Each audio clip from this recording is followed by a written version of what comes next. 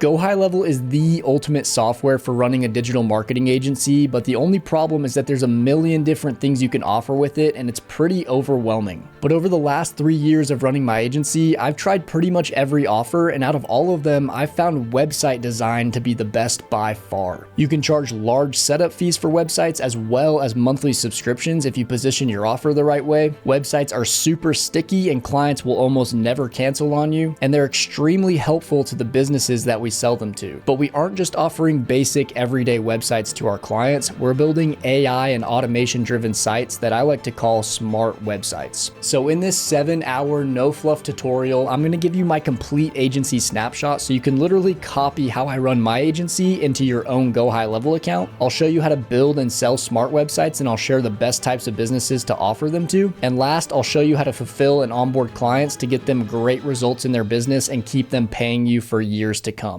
I want to introduce you to the 5-month battle plan. This is a simple breakdown of what you could expect in the next 5 months. Now, quick disclaimer, about 10% of people will actually hit these numbers by 5 months. Hopefully you're 1 in 10 people watching this that'll actually put in the work and succeed at this. The sad truth of it is though, 90% of new businesses fail, and that goes for agencies as well. That's a worldwide statistic for new businesses. Hopefully you're not 9 out of 10 people that are going to fail doing this. And the reason they fail is because they don't put the time in, they don't put the effort in, they don't actually sit down and try to learn these things and go through the course. But there have been people that have, hundreds of people that have hit this goal in 5 months, and some people who have exceeded it. There have also been people who maybe haven't quite hit the 5-month goal like it's laid out here on this chart, but maybe somebody that's just a little bit behind, but they're still growing, right? Even if you're making $5,000 a month by month 5 instead of the 11,000 that I show here, that's still great progress. And so it just kind of depends on the effort you put in. The more effort you put in, the more time you put into this, the more you'll get back out of it and the more money you'll make if that's the goal. In month 1, the breakdown is you'll just get one client. This is your 30-day free trial month, right? So you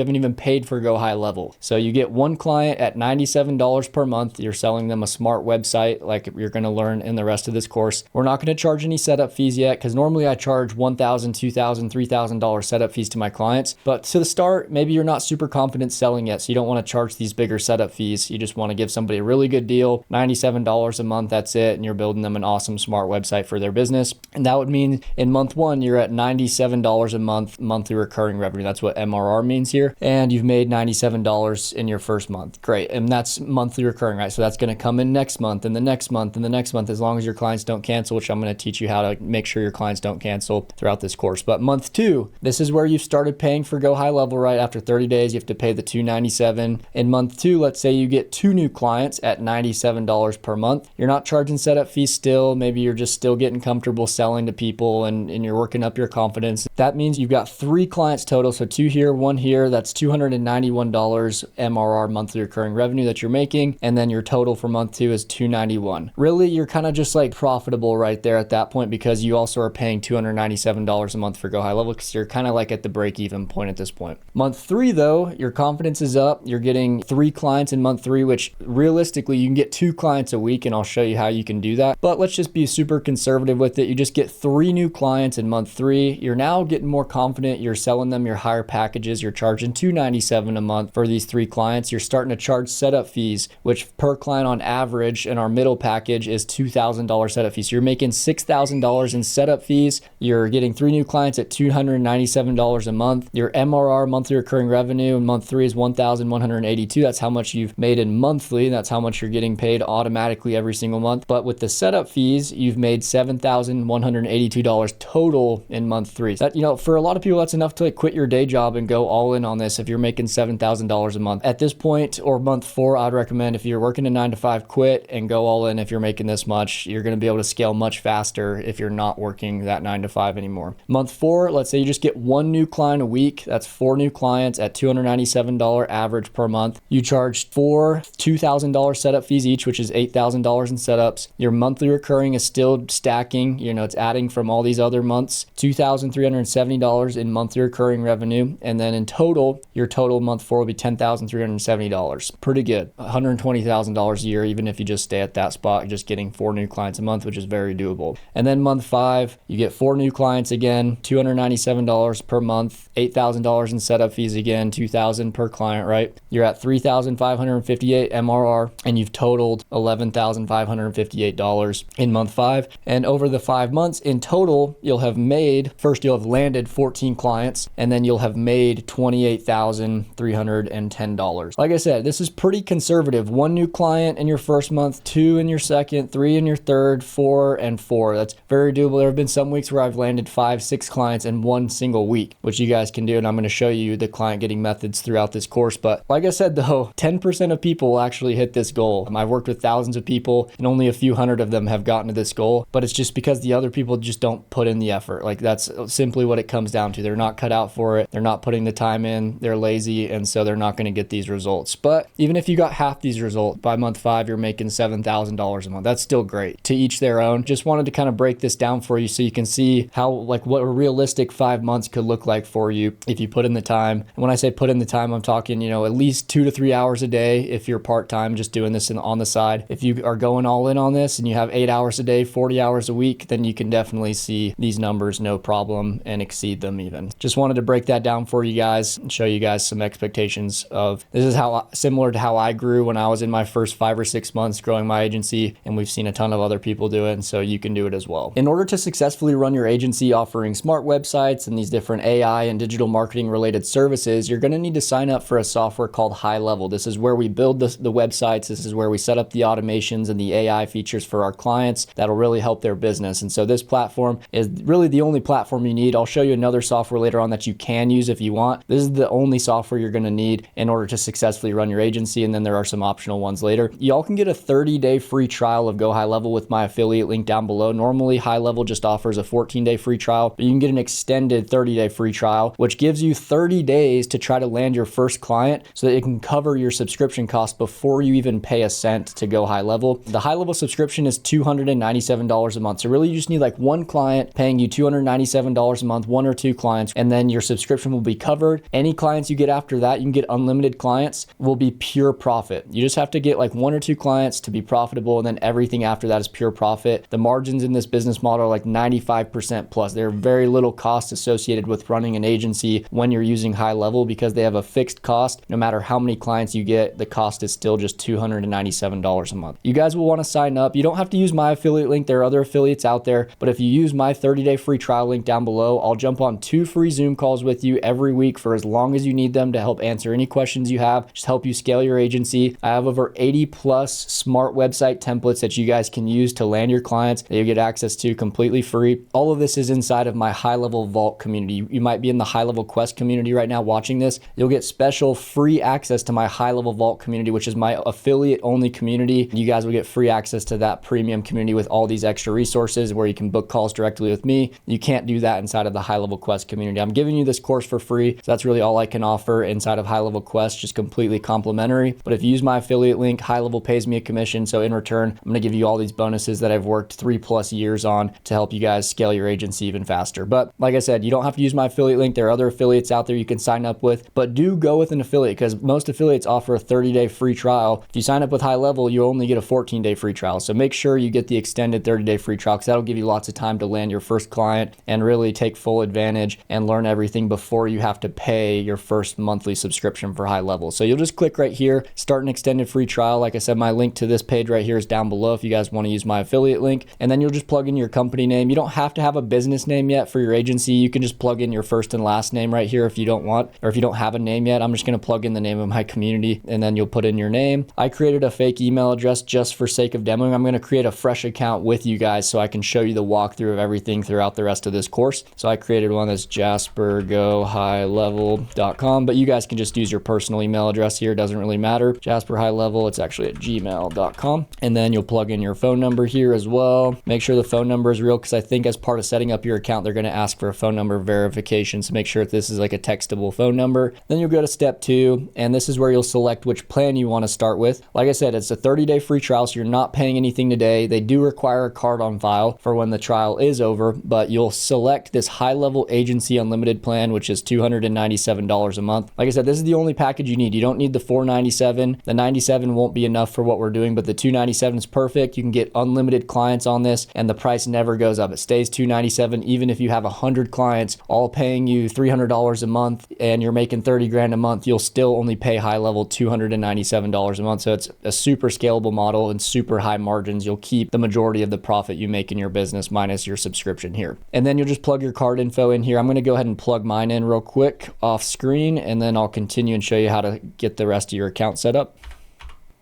So I just plugged my card info in, clicked complete order, and then it took you to this screen here if you guys are following along with this video. And then you'll just click here to get started. So we'll go ahead and click that green button. And this will bring you into your HighLevel account. And it's kind of have some things that it's going to ask you as part of your setup. So it says, welcome, Jasper, whatever your name is. Let's secure your account. Go ahead and create a password here. I'm going to go ahead and create one myself. I'll hit continue, and then it's going to say verify your email. So I'm going to open up my email really quick that I signed up with. If you refresh, should be there. Looks like welcome to HighLevel. It's going to be this email here. You can now complete your account setup by clicking here, or it's actually going to be this top one, this code. So it's going to ask you for an email code. I'm going to go back, plug that in here. And now it says let's confirm your phone number. So you will need a real email, real phone number. They just sent me a text here, so I'm going to go ahead and activate that. Let's do that again. Billing address, just plug in the address of your house, or if you have a business address, even better. I'm gonna go ahead and plug mine in here, and it's gonna be United States for me, based in Idaho. Don't come knocking on my door, please. 442. Plug all that information in. Do you have, how do you plan to use HighLevel? You can just say as a marketing agency providing services to clients, continue. Do you plan to resell HighLevel? Yes, I plan to resell. What industry are you in?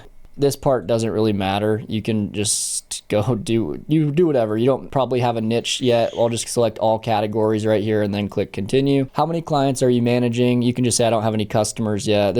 All this doesn't really matter. This is just data GoHighLevel is trying to gather from its users. What would you like to focus on first? Just click others, click continue, just click set up my sub account. All right, and then you can do an onboarding call with HighLevel support right here if you want. I'm gonna show you how to set up everything through these videos, so you don't have to worry about booking this call right here. They're gonna charge you 25 bucks anyway, so just don't do that. Just say not now, take me to my account, and then I've been doing this for 3 years. At this point, I know more than 99% of the HighLevel support reps that work for the company. And so I'll make sure to show you how to start an agency and set up everything for a successful agency. Whereas the HighLevel support reps, they're good for technical stuff, and you can always jump on calls with them by clicking up here, this question mark, and jumping on a Zoom call with them. But they're just going to help you with more of the technical stuff. I can help you with more of the business and agency related stuff and just making sure you're successful there. It says you don't have a necessary permission to feature this, perform the action listed on this launch pad. But we'll just go over to here. You guys have set up your account now, and we'll go to sub accounts. Looks like you should have a sub account right here. This is the sub account you will run your agency from. If you change your name later, the business name later, you can come here where it says HighLevel Quest, click on it, and you can change the name of your business. So right now I just put HighLevel Quest. If you change the name of your software, like my real software is called WebJuice. That's my agency name. And also I'll show you how to white label the software later, so you can put your logo on the software. So when people log in to the back end of their website, they'll see your software, your branding, your logo. I'll show you that through the videos in this course. But yeah, you can change your business name here. So if you've come up with a different name, change it here, click save down below. It'll change the name of the sub account. Instead of HighLevel Quest, it'll be WebJuice or whatever the name of your agency is. That's all I'm going to show you in this video. Signing up for HighLevel, getting your sub account set up and ready, and now the rest of it is going to be getting your business, your sub account set up, your agency ready to roll, your offers, getting pricing, all that stuff ready to go so you can start reaching out to businesses and selling these smart websites or these different AI services with GoHighLevel. When Helen, the most beautiful woman in the world, was taken by Prince Paris of Troy, her husband, King Menelaus of Sparta, called for help. The greatest heroes of Greece answered. Led by King Agamemnon, they gathered at the port of Aulis. There, warriors like Achilles, known for his strength, and the clever Odysseus prepared for battle. They prayed to the gods for help and made sacrifices to win their favor. Just like the ancient Greeks prepared for the Battle of Troy, in this section, we're going to be preparing our business for the battle of scaling our agencies. One of the first steps in setting up your agency is you need to come up with a name that you're proud of and that you love telling people about. Yeah, I own WebJuice Agency. You know, my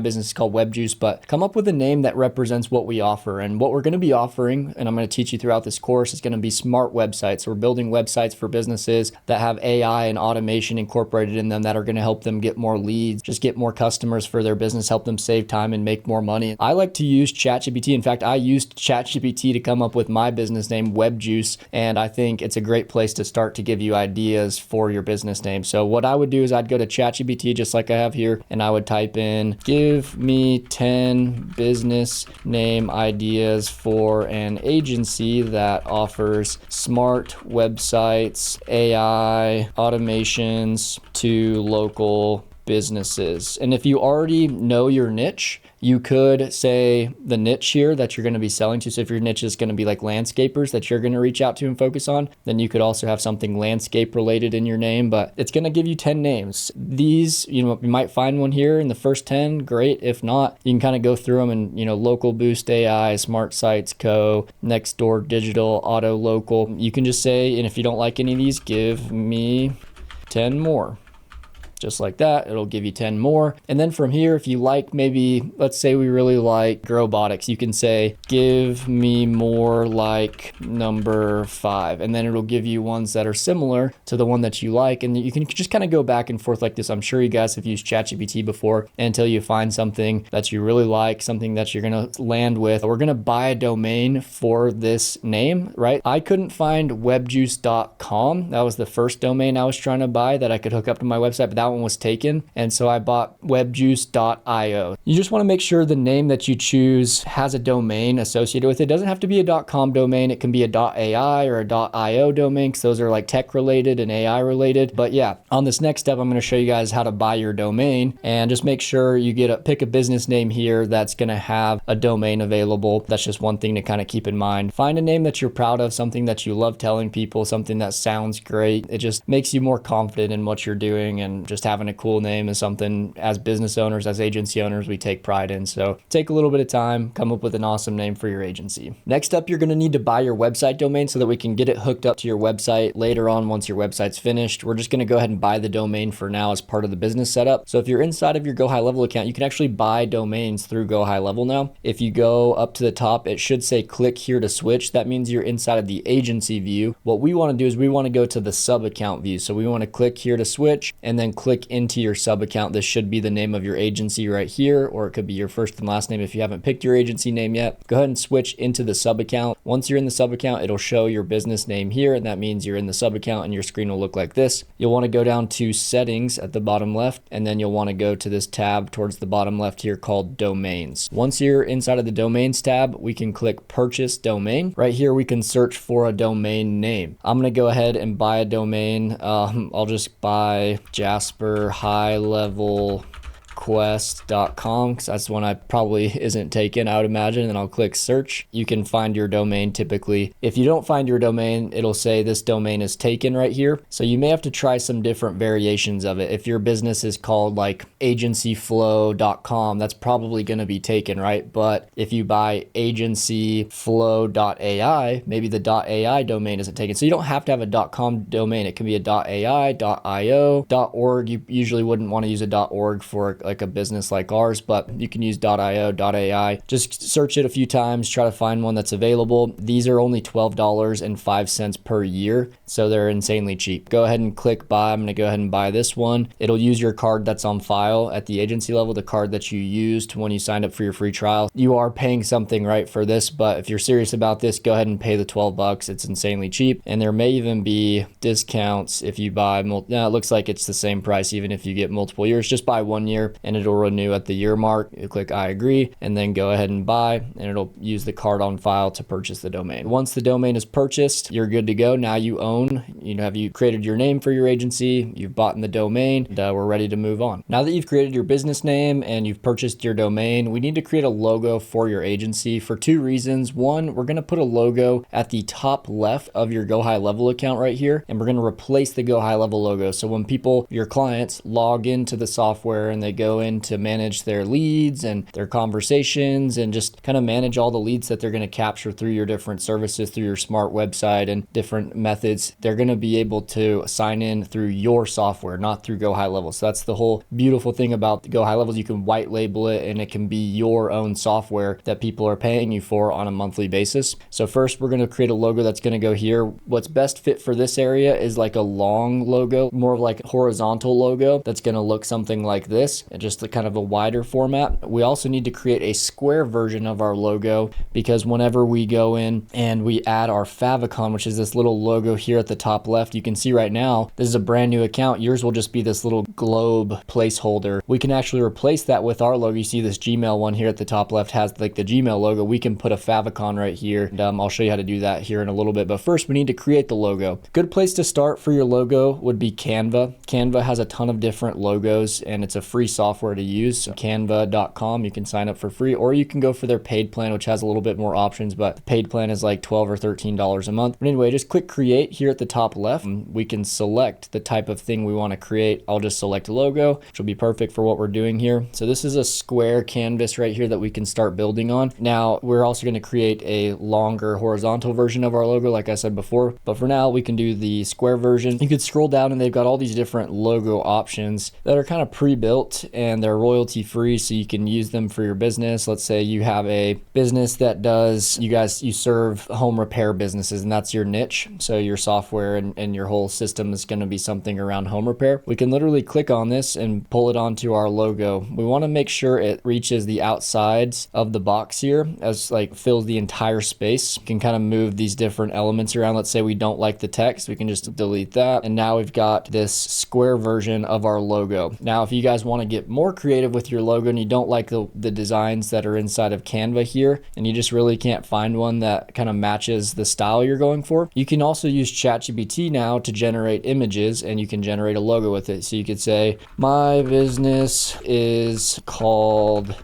Agency Flow and we offer smart websites to local businesses. Create a square, or just create a logo. You could do like 500 pixel by 500 pixel logo that would represent my brand and what we offer, something like that, right? You can click generate here, and AI takes a minute with ChatGPT to like generate these images, but you can kind of go just back and forth with ChatGPT until you get something that you like, and then we can save it and we can then bring it into Canva and we can add things to it in Canva. But we'll just wait for this image to get generated really quick here. But inside of Canva, if we go back to Canva, we can simply, like if this is our logo right here, we can simply just click share.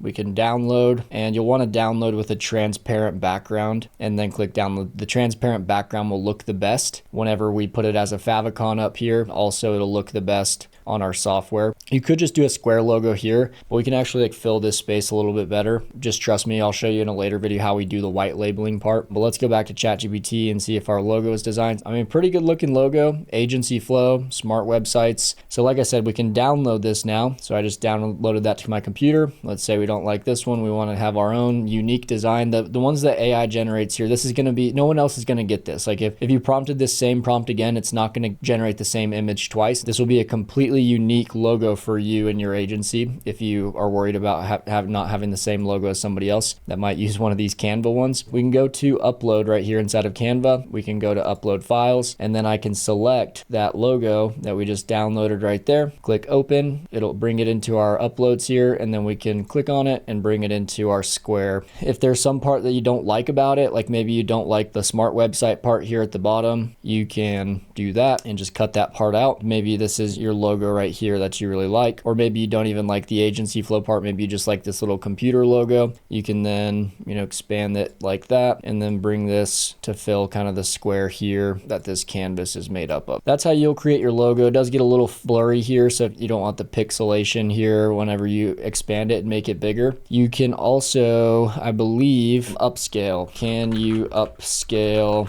the image above and make it higher resolution? to resolution, something like that. And then it should, I believe, regenerate our logo, just make it a higher scale quality. So when we bring it into Canva and we, upsize it, you won't get this like pixelation around the edges. It'll be like a sharper, cleaner logo. And so you just kind of have to play around with it like that. It'll just go through, create the same logo again, but a higher quality, higher resolution version, bring that into Canva, and you guys get the idea. You can export the logo, like I said, by clicking share. Just make sure it does fill up like as much of this square as possible, as big as possible, probably something like that, just pretty close to the edges. It's centered, nice and looks good, kind of centered top and bottom there. Just like that, I think would be fine. And then go ahead and click share, download transparent background, and then go ahead and download that. But let's go back to ChatGPT real quick. It's still upscaling the logo, but I'm like almost 100% sure that this will work. It should upscale images, no problem. ChatGPT can do like anything these days. Anyway, it'll upscale that, still taking a minute. And then you can bring in the higher quality version. I guess we'll just wait for this to go through so we can see what the higher quality version looks like. I just don't like the little pixelation whenever we expanded this one bigger. I would want to go with higher quality one for sure.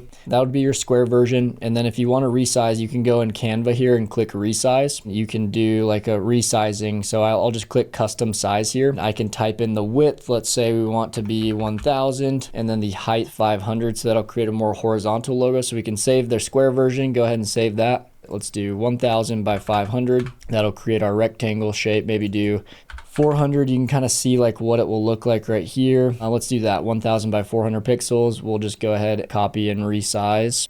So it'll create a copy of this. So it'll leave this one intact, but it'll create the copy and we can open the other design. And then it puts it in a nice longer box like this. And we can, if we like the rest of the logo and the like verbiage, like where it created this agency flow text here, we can just go ahead and do something like that and make sure it kind of fills up the entire box, expand it till it reaches the edges. This will make the logo look the best in HighLevel. I'll show you how to do that here in a little bit. Just something like that right there. Go ahead and save this version. So you could save this one, transparent background, and go ahead and download that one, and you can name this one like horizontal logo. So you want the square version, the horizontal version. Here is the second version. I guess this one's higher quality, so we can go ahead and download this one. Let's jump back into our first design here and let's see if the quality is much better.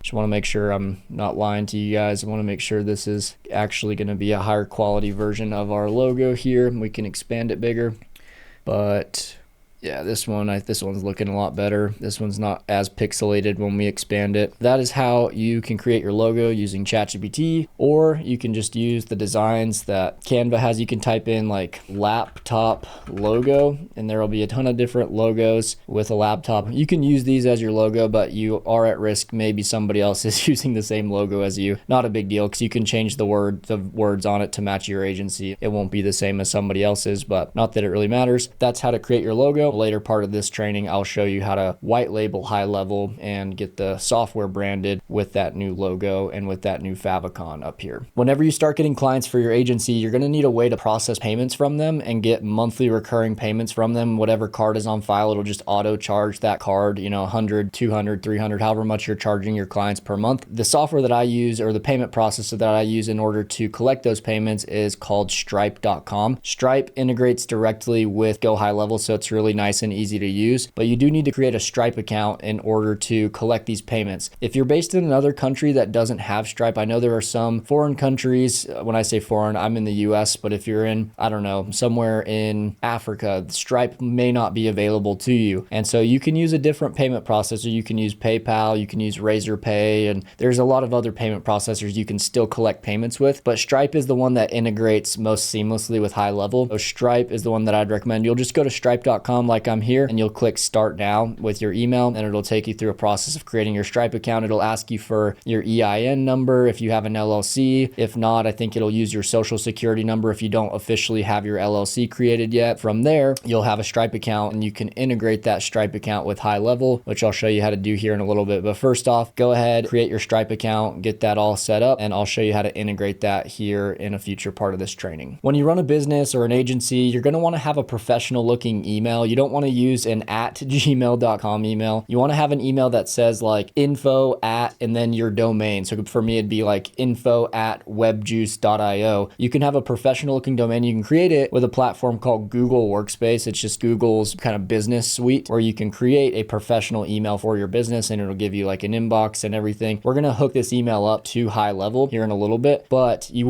are going to want to go ahead and create your Google Workspace account, and you'll just click get started right here. You'll go to workspace.google.com where I'm at right now. You'll click get started. It'll take you through a quick process. You can type out the email you want. It could be like your name at business.com, or it could be info at or support at. You can use whatever you want, and you can create multiple of them as well, but each email is $6 per month. And this is going to be a very small expense. It's totally worth it. You're going to need a professional email. You don't want to use a at gmail.com email when you're running a business. And so go ahead and create your Google Workspace email. Go through the steps here. It's really simple. If you don't know how to do it, just watch a tutorial video on it or something, but it should be pretty straightforward to get that set up. You have to pay the $6 a month in order to create that. That's just like the smallest subscription. Just go whatever the cheapest subscription is. You don't need any of their higher plans. Your email for your business will be set up and ready to go. If you're taking your agency really seriously, technically you should form an LLC for your business. You don't have to do this. So if you're not ready to like fully jump into this yet and you're just kind of wanting to test the waters, you're on the free trial of HighLevel, you want to see how this is first, then skip this part. You don't need to formally create an LLC for your business. But if you're based in the US, you're really serious about this, you can go ahead and form your LLC on a website called busy.com, where I'm at right now. It'll take you to a page that looks like this, and you can click get started. Throughout the setup process, it's going to try to upsell you on all these things. It's going to say pay an extra $50, $100 for us to do this. Skip all the upsells. You don't need to do any of the upsells. You just have to pay the filing fee for whatever state you're in, which typically is anywhere between $100 to $150 one-time fee to file your LLC, and that's it. There's no other fee associated with an LLC. All the fees they're going to try to charge you here are just like upsells that they'll do for you, but you really don't need them. I'm going to help you set up everything else in your business. You just need the document that shows you're an LLC, and you need an EIN number with your LLC, which they'll help you get as part of the setup as well. Just skip all the upsells though. Don't pay for those. You don't need them. Use busy.com. It's a great site for getting your LLC easily set up. And like I said, it'll just be like $100 to $150 to get set up. But like I said before, if you're not ready to like fully jump into this and you still have some doubts, then you can skip this part. You can still run your agency as a sole proprietor, because that's what you'll be if you don't have an LLC. Is you'll be categorized by the IRS and the government as a sole proprietor, but you can still do business. You can still collect payments without the LLC. LLCs are just good because that stands for limited liability companies. If somebody ever sues you or comes after you and your money, they can only sue your business. They can't go after your personal assets that are in like your personal bank account or like your car or your house that you own personally. They can only come after like any money or assets that you have inside of your business. So it just kind of keeps your personal life separate from your agency and your business. Go ahead and create your LLC if you're ready to fully dive into this. You can skip this part. If you're not ready for that, you can still collect payments, still create your Stripe account and all that without the LLC, and you can form it later on if that's how you want to do it. King Minos of Crete, driven by a desire to prove his favor with the gods, embarked on a quest to gather the golden apples from the garden of Hesperides. With determination, he navigated treacherous seas and confronted fierce guardians. Upon reaching the garden, he skillfully outwitted the dragon Ladon and plucked the coveted apples from their branches. Victorious, Minos returned to Crete, his prize a testament to his bravery and divine favor. The golden apples, symbols of immortality and power, cemented his legacy as a favored king of the gods. Just like Minos embarked on his quest in this story,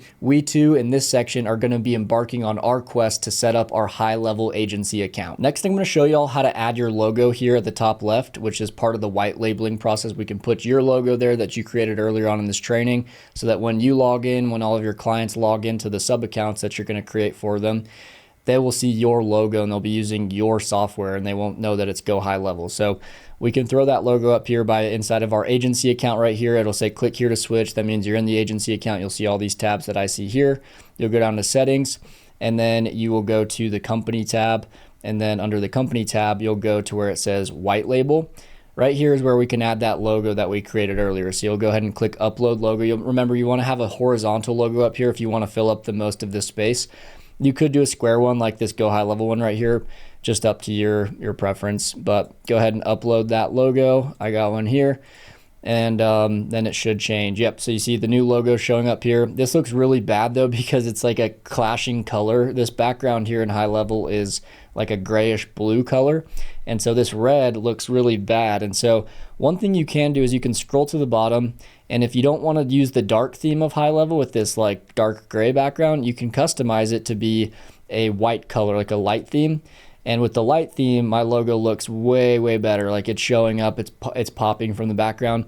Or another thing you could do is you could go back to Canva and you could change the color of your logo so that it looks better on this dark theme. But for now, I'll just switch mine over to light theme, because I think the light theme looks a lot better, and especially with this logo color being like this darker red color, it just pops a lot better on the white. And so just like that, your logo is on the software, and you'll just make sure to click at the bottom where it says save changes if you change the theme here. And now you've got the logo. Now we're just going to set up a few bits of your personal details here under my profile. Just make sure everything is filled out here. Make sure name, email, phone number, all of this, the platform language. If you are selling to people in a different country, you can change the language of everything here inside of HighLevel to different languages. They've got like 10 or so or 15 or so different languages, and they're adding more here in the coming months. So you can change the language of the platform if you're selling in different countries. You don't really need to do anything else here. Now under the company tab, we'll go ahead and make sure all of our company name is correct. Make sure this is your agency name here. You can go ahead and you can use whatever email you want, but it'd be best if you put a company email. So if you created that Google Workspace email earlier in this training that I showed you, you could go ahead and add that here as the company email.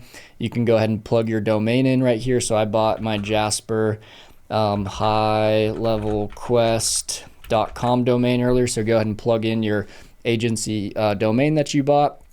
And then business category is required. So you'll go ahead and we can do marketing agency as our business category.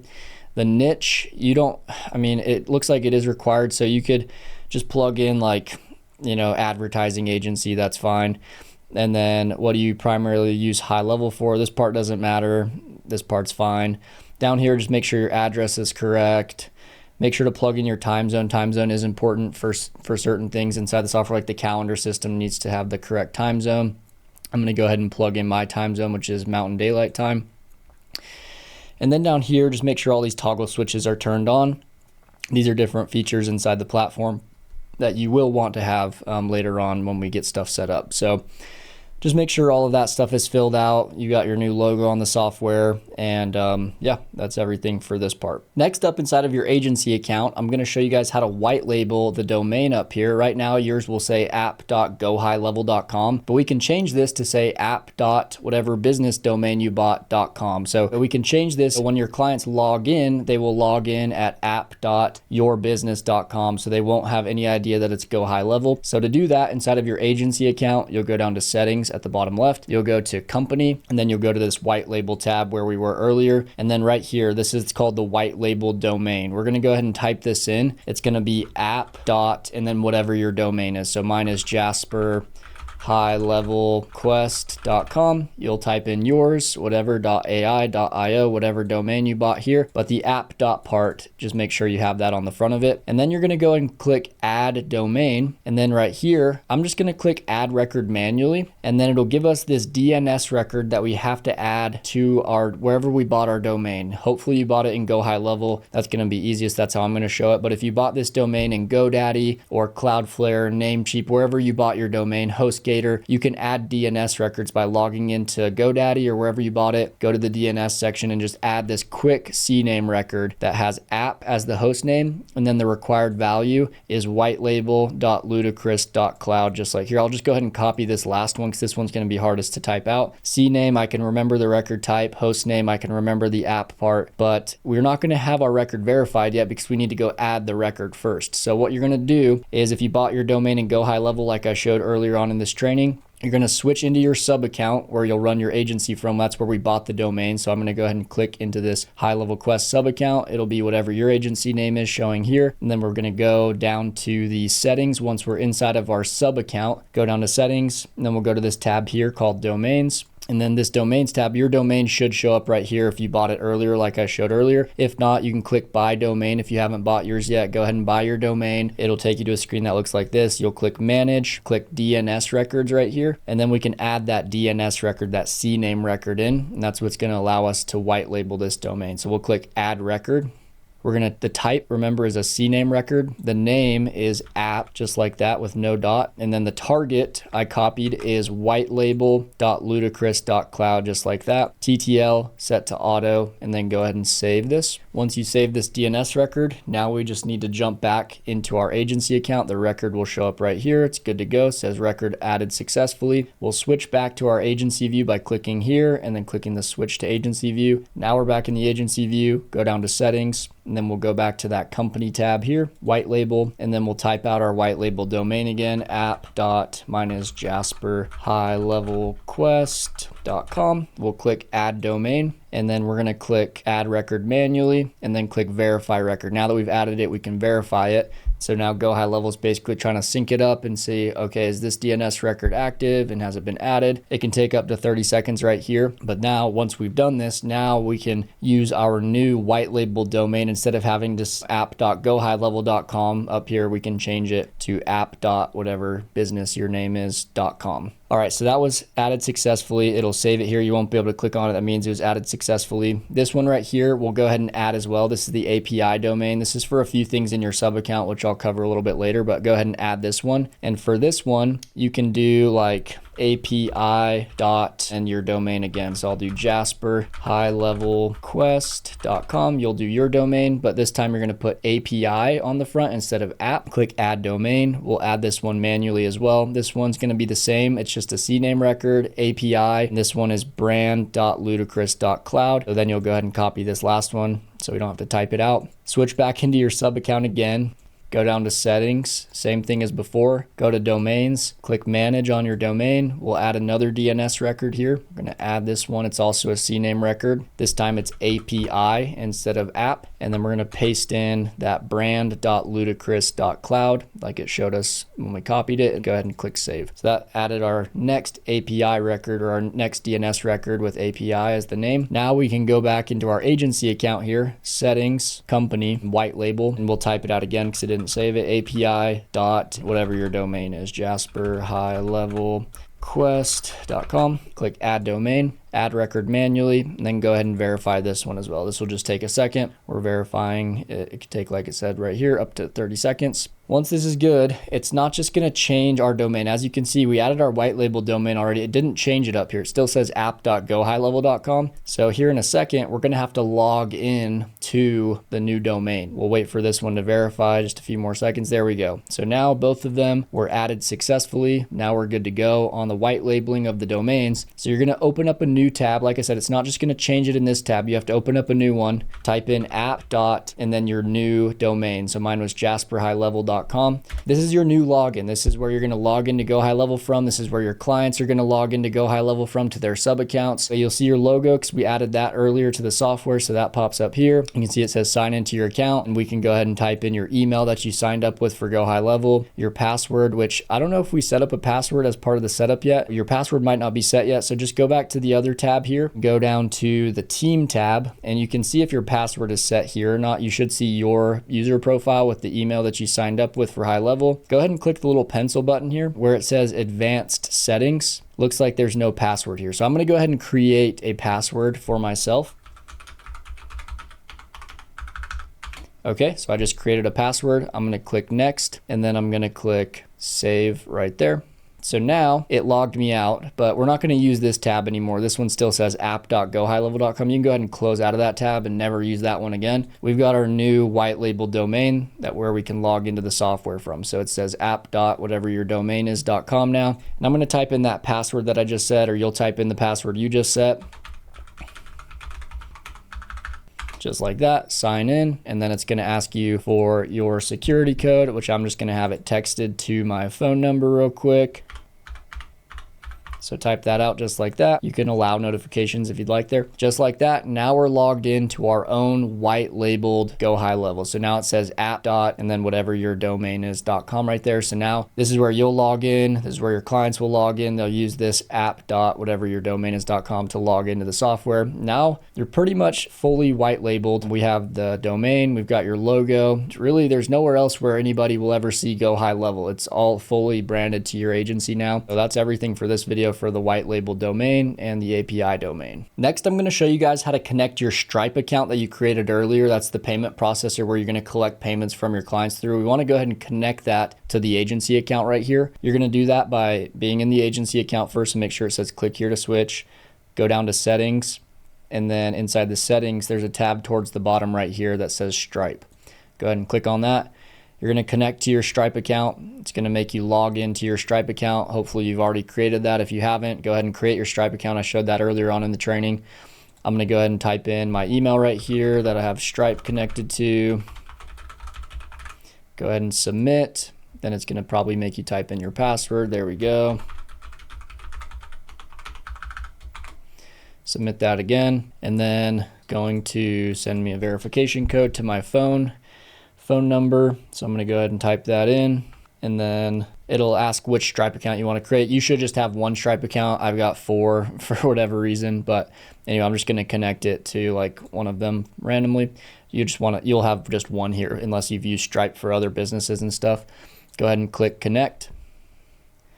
And then that should sync everything up to LeadConnect GoHighLevel, or LeadConnector is another name for GoHighLevel, and it'll say disconnect Stripe, and it'll show your business name right here that it's connected and verified, and that's how you connect Stripe. And this will help us for some later on setup stuff, so you want to make sure to go ahead and connect Stripe here, or else you'll have some troubles in the future parts of the different setup stuff that we're going to be doing. Next up, I'm going to show you guys how to create your agency email inside of HighLevel. GoHighLevel uses a system called LeadConnector email, and they have a kind of an interesting way you have to set up your email through the software. This is going to enable you to send like mass emails in bulk or do the automated emails. You can't do that with your Google Workspace email that we hooked up earlier. It has to be through a dedicated GoHighLevel specific email. And so we're going to go down in our agency account, go down to settings again, and then we're going to go to this tab that says email services. And inside of this email services tab, it's going to show a pop-up right here, and you're just going to click create dedicated domain, or you can click X off this and click this button right up at the top right there. Either way, we're going to go ahead and create this dedicated domain. Now this domain, I like to use info dot as my the sub part of the domain. So you're going to type in info dot and then whatever your domain is. So my domain is Jasper HighLevel Quest.com. So you're going to do it just like that. Make sure if your domain is .io or .ai on the end, make sure it says .io, .ai. That's fine too. But just make sure this part matches your domain exactly. But the info dot part is like the sub part of the domain. We're creating a dedicated domain specifically for our email sending inside of HighLevel. So go ahead and set that up there. And then we're going to click add and verify. We're going to have to add in 5, or I think there might be 6 different DNS records that we have to add in to verify this domain. We're going to click add records manually, and then it's going to give us these 6 different DNS records. We showed you how to add some in a couple sections previously. We're going to have to add these 5 right here. So to make this easy, I would go ahead and open up another tab and go ahead and open up your same GoHighLevel account, right? But just have 2 different tabs of it open. The second tab that we just opened, we need to go add our DNS records into our sub account where our domain is hosted. So go ahead and switch into your sub account. And then once you're in your sub account, we can go down to our domain section, which is under settings, and then under domains. And then right here, as you remember before, we can manage our DNS records by clicking DNS records. And we've got to add in those 5 DNS records. So we're going to start by clicking add the first one. Go back to our other tab so it's easy to see. The first record is called a TXT record. So we're going to go here. We're going to select TXT. The name is going to be this host part. The same thing, host name. We're just going to go ahead and copy it, paste that into the name. And then for the content part, this is the required value. So this is the content. Go ahead and click this copy button and then paste that in there. TTL Otto, go ahead and save that one. All right, now we're going to add another one. So go add another one. The next one down is another TXT record that says info. So go ahead and copy the info part. It's going to be TXT. The name is going to be info. And then the content, go back, copy this part. It's going to be a long strand of random letters and numbers. Paste that in here. Go ahead and save that one. The next one, go ahead and add another record, is going to be a CNAME record. It's going to be email.info. Go ahead and copy that. Make sure the type is CNAME for this one. And then the target, which is the same thing as this required value, is going to be mailgun.org. Copy that, paste that in, save that. Still got 2 more. Go ahead and click add record. This next one is going to be an MX record with info as the name. So we're going to select MX. Info is the name. Mail server is going to be this one right here, this last one. And then priority, we're going to select 10 and then click save. Then last one is also an MX record with info. So we're going to copy that, add another record. It's another MX record. The name is info. The mail server here is MXB, this one right here. Paste that into the mail server section, and then the priority again is going to be 10, and we're going to save that. So now we've just added all 5 of our DNS records that it's asking us for right here. So then we're going to jump back here, and now finally we've added them all. We can go ahead and click verify records. Sometimes this doesn't work on the first try. You're seeing here now, we just added these 1, 2, 3, 4, 5. Now it's given us a 6th record. I don't know why it doesn't give it to you before, but let's go back in and add this 6th record really quick. The name is going to be this dmark.info, so go ahead and copy that. Go back in. This one is going to be a txt record like it just said. The name is like so. I just copied it. And then the value is going to be this right here. Go ahead and copy all that. And then we'll go ahead and paste that into the content section, and then go ahead and save this one as well. I don't know why it didn't give us that one to start with, but now we just added in all the records. We're going to click verify domain one more time right here, and then boom, should be verified. If not, it might say your SSL is pending still. If it gives you SSL pending, you'll just have to go, back here and click verify domain again, and then it'll take you back here. If they don't all say verify, go ahead and try one more time, or you may have to go back and forth a few times is what I'm saying. Mine worked first try, so yours should as well if you followed the instructions that I just gave. But yeah, now your email is hooked up, info.whatever your domain is.com. This is your dedicated email. Now you can send email blasts of 10,000 emails at a time if you want, or you can do the automated emails. I'll show you how to build those automations later. But yeah, that's how to set up your dedicated email domain for your agency so that you can now do automated email sending and blast email sending inside of HighLevel. Next up, I'm going to show you guys how to configure the phone system inside of GoHighLevel. GoHighLevel uses a phone system called LeadConnector Phone. And this phone system needs to be set up because all the sub accounts that you create for your clients are going to use this phone system. You can buy different phone numbers in different local areas with it. You can buy phone numbers in different countries. It doesn't just have to be the United States. And then you can use those phone numbers to text people with.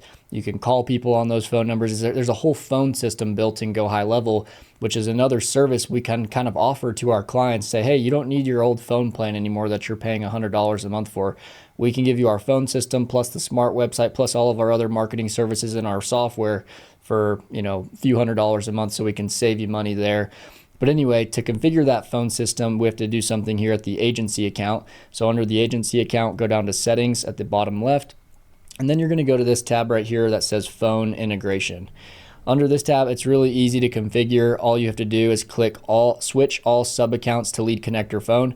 You're only going to have one sub account for right now because you probably don't have any clients yet, but this will switch all of your accounts going forward that you create, all the sub accounts for your clients, to this LeadConnector Phone system. And all the texts that you send and the calls that you make, they do cost money, but they'll be charged to your clients. So your clients will pay for their own texting and emailing credits, and they're insanely cheap. Each text message is like 0.007 cents, so not even 1 penny per text message segment. And every call is like 1 cent per minute. So they're not very expensive, but just go ahead and click I acknowledge right here, click confirm, and then this will hook up everything. And just make sure you click X out of this. This keeps popping up. And then just make sure any future sub accounts here, if you go under and you create a sub account for a client, just make sure they're hooked up to LeadConnector phone system. But what you just did should by default make sure every sub account that you make and create for a client is just automatically by default hooked up to the LeadConnector phone system. So you really don't have to worry about anything here.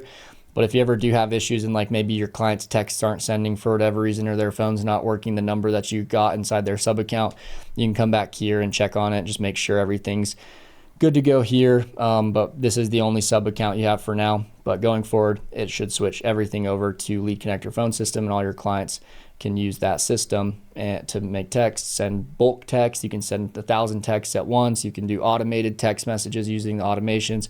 So anyway, make sure that's set up here at the agency level. The last part of setting up our agency account is we're going to add our favicon. I showed this to you guys a little bit earlier. It's this little logo that pops up right next to where your tab is open on your computer.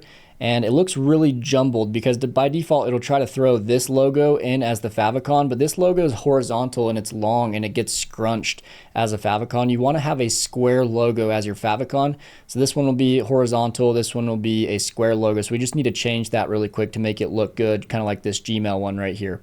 But anyway, to do that inside of your agency account, you're going to go down to settings, and then we're going to go down to our company tab right here.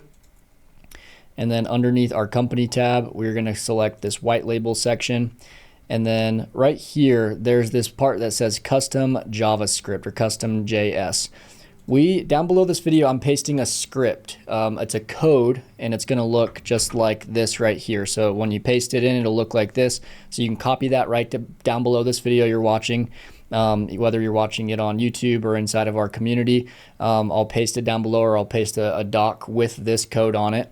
And what we need to do is we need to change this little part right here. We need to paste in our logo link right here, and then that'll change our favicon. So I'm going to go ahead and click save. Just save this in for now.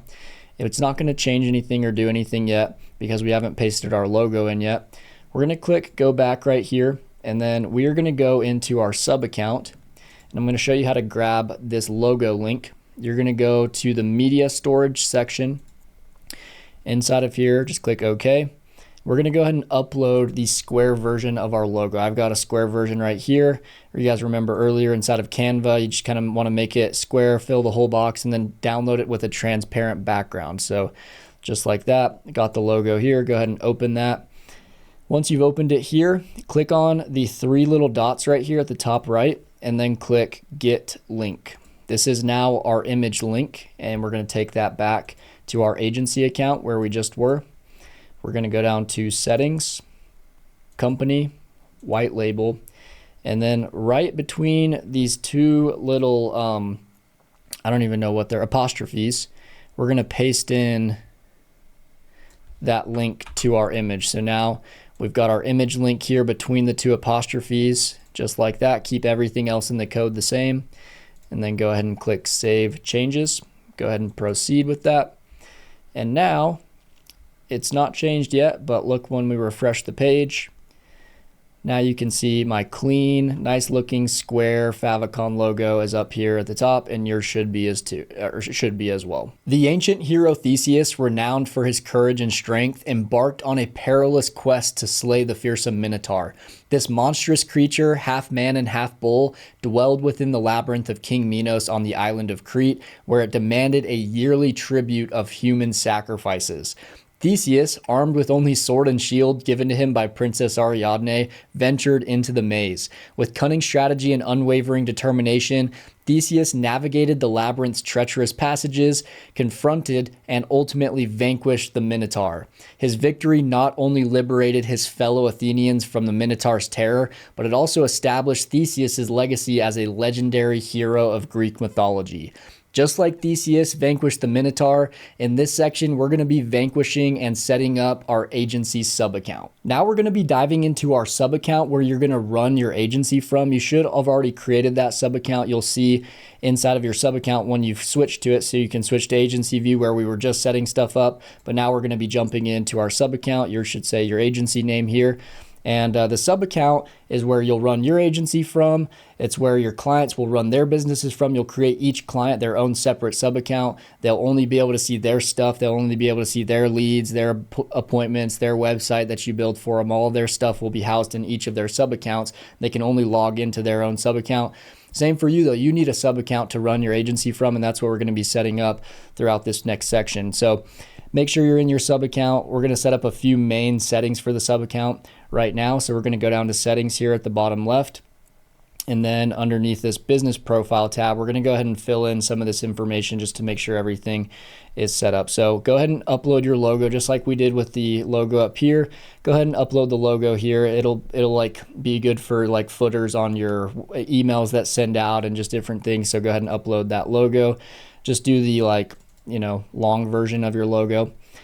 And then make sure this is your friendly business name, whatever your agency is going to go by. Make sure to plug that in there. If you have a different legal business name, like if my business was like HighLevel Quest LLC, if it was an LLC specifically, and I did that earlier, make sure to put the LLC on the name for the legal business name.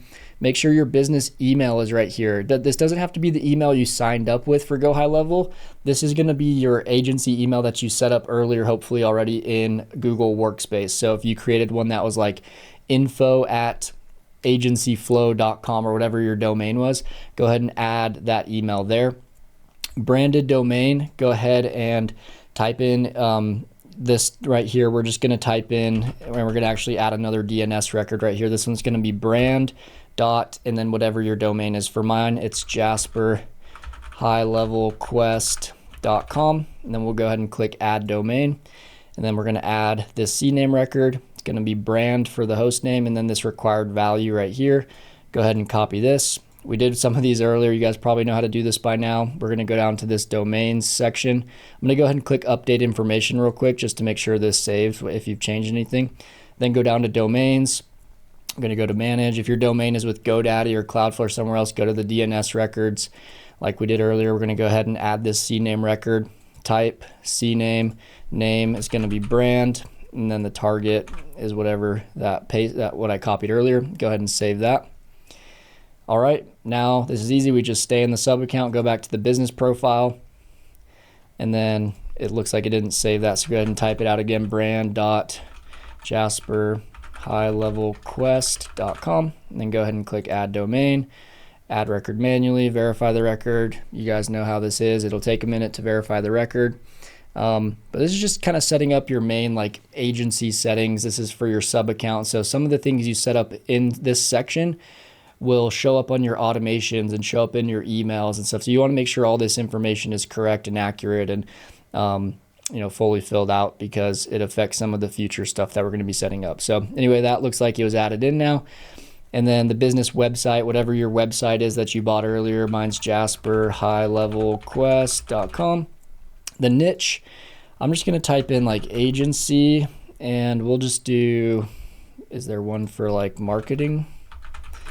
Yeah, we'll just do marketing agency because that's technically what we are.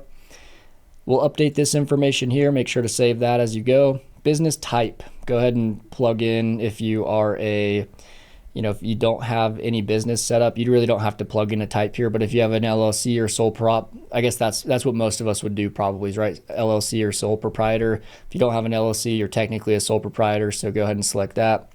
Business industry.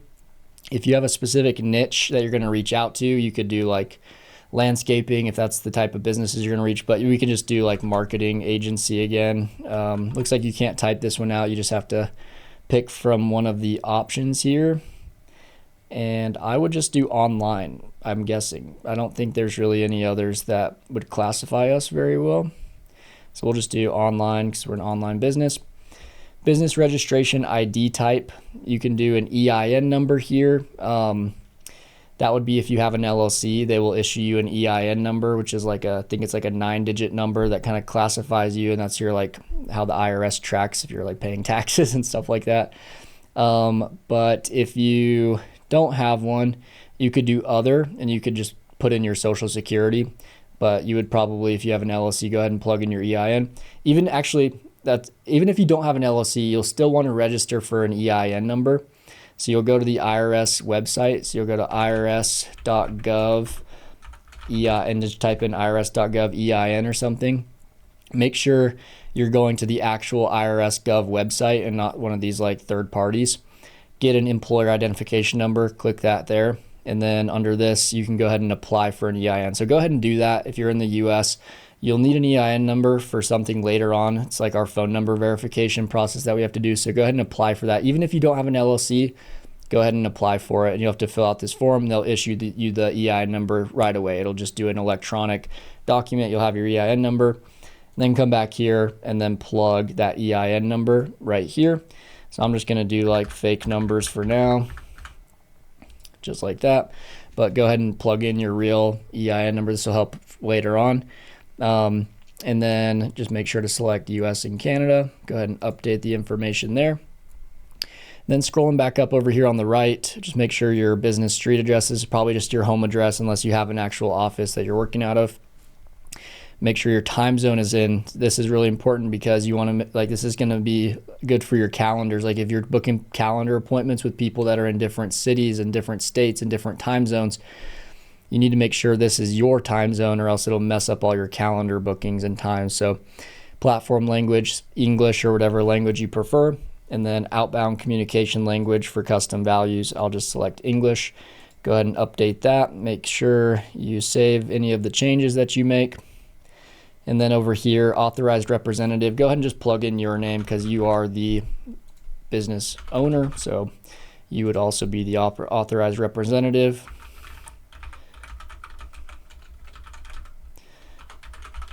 This is the email that I signed up with. You could use your business email right here.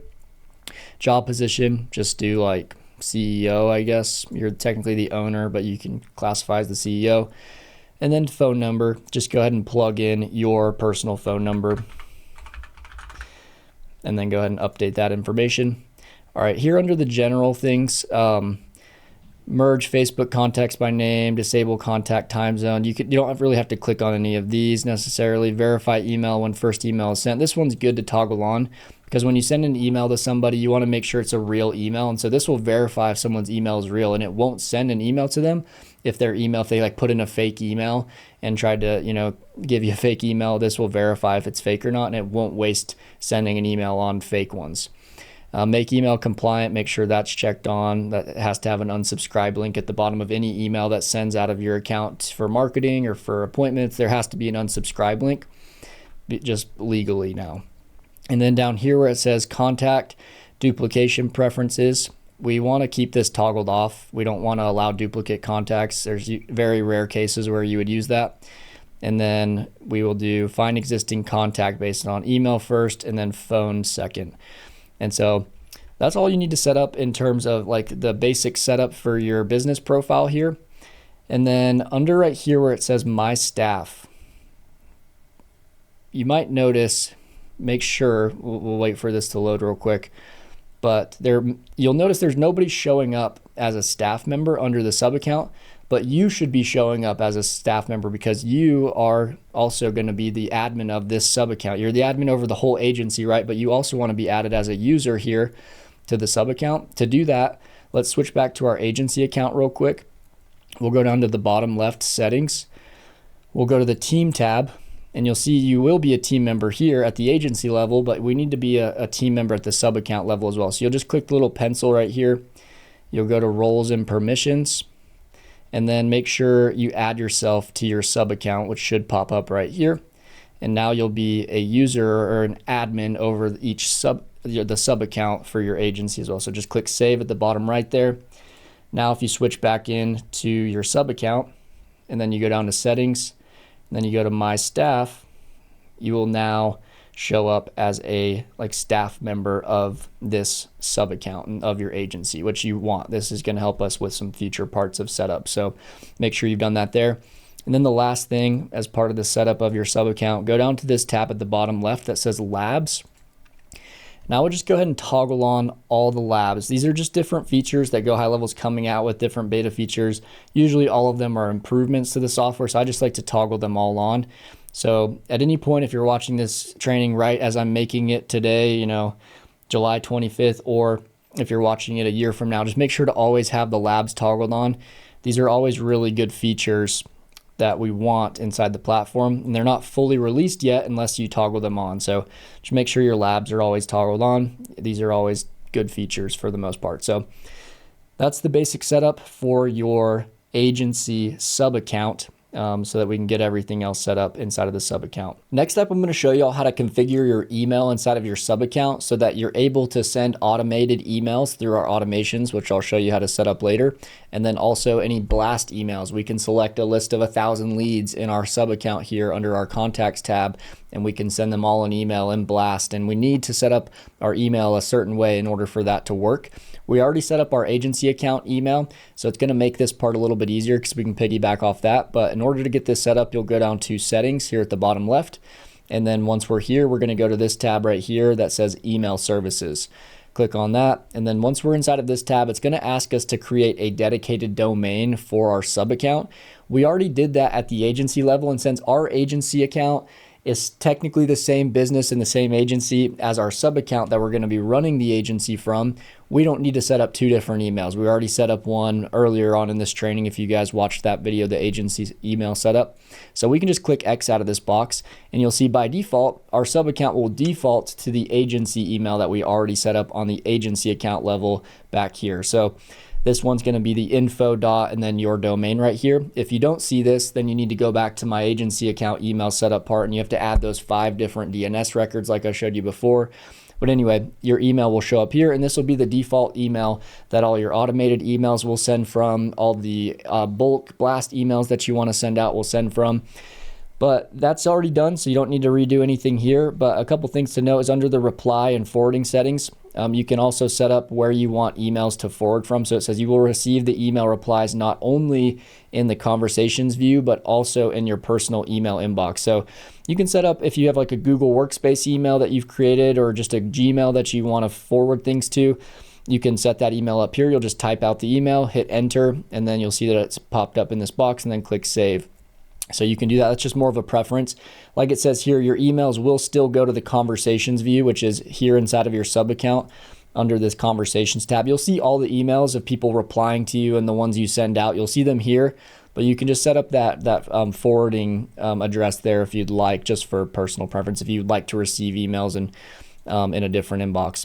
Now, another thing too is you can do the reply address. If you want to set up a different reply address, let's say you send out a blast email to 1,000 people. If they click reply to the email, you can have a different reply address. So let's say your Google Workspace email that you've built, or just a personal business email or a personal email even. You can set the replies that where people reply back to this HighLevel email to go to a different email if you'd like. Just a preference. So type that email out here if you want, click enter, and then save.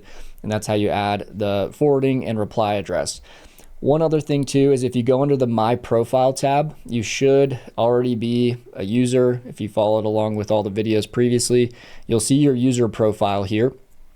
And then if you scroll down here, you can also set up Gmail or Outlook two-way email sync. So if you send an email, it'll show up in from GoHighLevel. It'll also show up in your Gmail inbox. And if you receive an email through GoHighLevel email that we set up, it'll also show up in your Gmail inbox. So same thing with Outlook. So you can also click here, connect. It'll ask you to log into your Gmail. You can connect it and do it that way as well. This is just another good one to have, just so emails pop up in multiple places, just so you don't miss any of your emails. Whether you look in your Gmail inbox here or in your GoHighLevel Conversations tab, you'll see the emails in both spots. So that's how to set up your email system in GoHighLevel. GoHighLevel has an interesting email system. It's called LeadConnector email, and you have to set up your emails this way using these like dedicated domains right here. And every client that you get, let's say you get a landscaper, you'll create them their own sub account, so they'll see their own sub account, and you'll have to create a dedicated email for each of them because you don't want your email for them to be using your email basically, because that's what it will default to when you first create their sub account. And so we're going to go and I'll show you in a later video how to set up your client's email. We have to add in all those DNS records again, but it's worth it because if they do something stupid in their sub account, sending a bunch of emails to people they shouldn't have emailed and blacklist their domain, it's not going to affect your domain here. So I'll show you how to do that in a little bit later video, but that's how to set up the email system in GoHighLevel. Next up, I'm going to show you all how to connect your Stripe account to your sub account. We already connected Stripe at the agency level, as you remember, inside of our agency account setup. We went under settings, and then there's this Stripe tab right here, and then we connected our Stripe. If you've already watched the previous videos in this training, training, then you've already done that. But we also need to connect Stripe at our sub account level, because we can connect any payment processor we want to the sub account, and we have to do that here under our sub account. So go ahead and switch into your sub account. You'll go down to the payments tab, and then under the payments tab, you'll click integrations at the top right here, and then we will click Stripe, which is the payment processor we'll be using to collect payments from our clients. So we need to integrate it here at the sub account as well. So we'll go ahead and click connect right here, connect with Stripe, and then you'll go ahead and log into your Stripe like we did before. So let me go ahead and type out my email here, go ahead and submit that, and you'll have to type out your password and probably type in your two-factor authentication. Once you've done that though, it'll connect, and so I'm gonna go ahead and log in real quick and do that. So I'll skip through this part. All right, so once you've logged in and connected your Stripe, it'll look like this. It'll take you to this screen, and then you can go ahead and toggle this on. It says register domain for Apple Pay and Link, which are two other kind of like processors that connect with Stripe, and so we want to give people those options. We'll go ahead and confirm that just to make payment processing easier for our clients, and then we're all good. So it'll show disconnect, which means we're all good and connected. We click back here, it'll show manage instead of connect. So now your Stripe is fully connected in the sub account, and in a future video I'll show you guys how we can create our different packages and products that'll connect to our Stripe account. That's how we're gonna, have people pay us, is through a monthly recurring product for a certain dollar amount that we're gonna charge, which I'll show you here in a little bit. Next up, I'm gonna show you guys how to import my smart website agency snapshot right into your own account. Everything that I've built out inside of my own agency, the automations, the funnel that I use, the calendar system, just everything that I've built for my agency, you guys can have for free, and you can import it right into your account through this snapshot. Snapshots are awesome in the GoHighLevel world. It's basically just everything you've built inside of a sub account. You can take a snapshot of it or a copy of it, and you can plug it into any other sub account you want. So I'm just giving you guys this snapshot for free just to help you all be successful in your agency, and just as a thanks for watching this video as well. Anyway, in order to import the snapshot, I've linked it down below this video. Y'all can copy the link inside of the same window where you're logged into your GoHighLevel account. You'll just click the new tab, right? Open up a new tab, paste in my snapshot link, and then click enter. And it'll take you to a page that looks like this, but you don't need to start a 14-day free trial of GoHighLevel. You guys have already signed up for the 30-day free trial. You'll just click member login up here at the top right, and then you'll go ahead and you'll log into your GoHighLevel account. I don't know why it makes you do this, but this is just the process of getting the snapshot. So go ahead and log in with your username and password. I'll do that real quick. It should take you to a screen that looks like this. It'll say, do you want to import this snapshot? And then you'll just click yes, import now. Go ahead and close out of the other tab, and now you've got a new GoHighLevel tab, same thing as before. All right, now you should see my snapshot right here. It's called Smart Website Agency Snapshot Free. So this is the one that you guys are going to import into your sub account to help you run your agency more efficiently and just have everything set up for you. There's a few things you need to tweak, which I'll show you how to do here in a second. So now that you've got the snapshot imported into the agency level, so right now we're inside the agency account, we need to get it into the sub account. And so we're going to go to this tab here that says sub accounts. You're going to find your sub account, and you're going to click on it, just the name of it right here. And then we're going to go up to the top right where it says actions, and we're going to click load snapshot. And then it's going to ask you to pick the snapshot you want to load into that sub account. And so we're going to select this one that says imported, and it's going to say Smart Website Agency Snapshot Free. That's the one I just gave y'all. So go ahead and select that, and then click proceed. And then we're going to select everything. You want everything from my snapshot, so don't skip anything. Just make sure it's all selected. Go down, scroll down, click proceed. And then right here, you are going to click this little plus sign just to see if there's any conflict there. It should say no conflicts found. And then we're going to go ahead and click proceed one more time, and then type out confirm, and then proceed again. This can sometimes take a minute. It is a lot of stuff that I'm giving you. I'm giving you a funnel, giving you like, I don't know, 7 or 8 different automations that you'll use to run your agency with. I'm giving you the AI chatbot that I've set up, the AI voice assistant. So all of this is cloning currently into your account, and it'll say the snapshot is being pushed, and you will be notified when completed. You'll get an email notification once it's all complete. But it's usually pretty quick. So if we switch into our sub account now, hopefully everything's been ported in. Like I said, it could take a few minutes for you to get everything, but I'm switching into my sub account now. And then we can go and we can look to see if the items from my snapshot are there. The first one is going to be a calendar right here. So just go to calendar and then calendar settings, and you guys should see if it's loaded all the way correctly.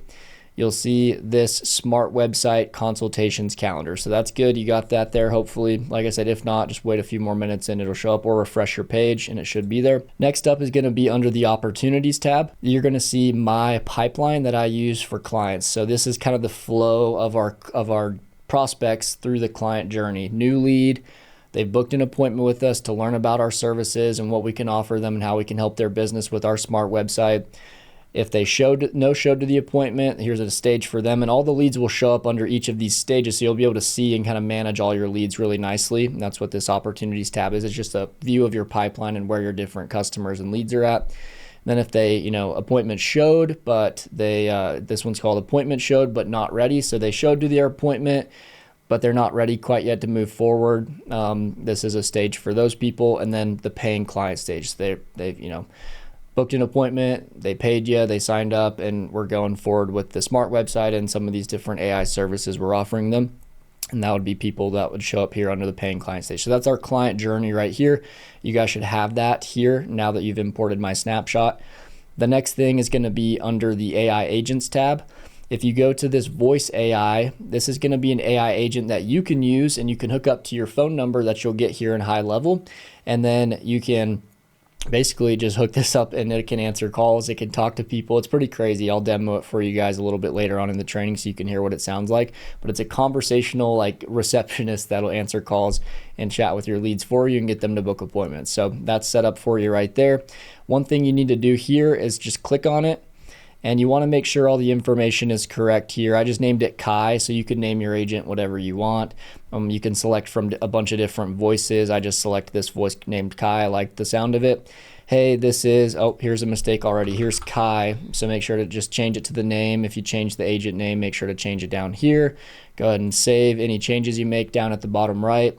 Next, we'll go to this agent goals tab. I think somewhere here, there's going to be somewhere where, you need to change. This one says you are Bob. Make sure to change that to Kai or whatever you name your AI agent to be.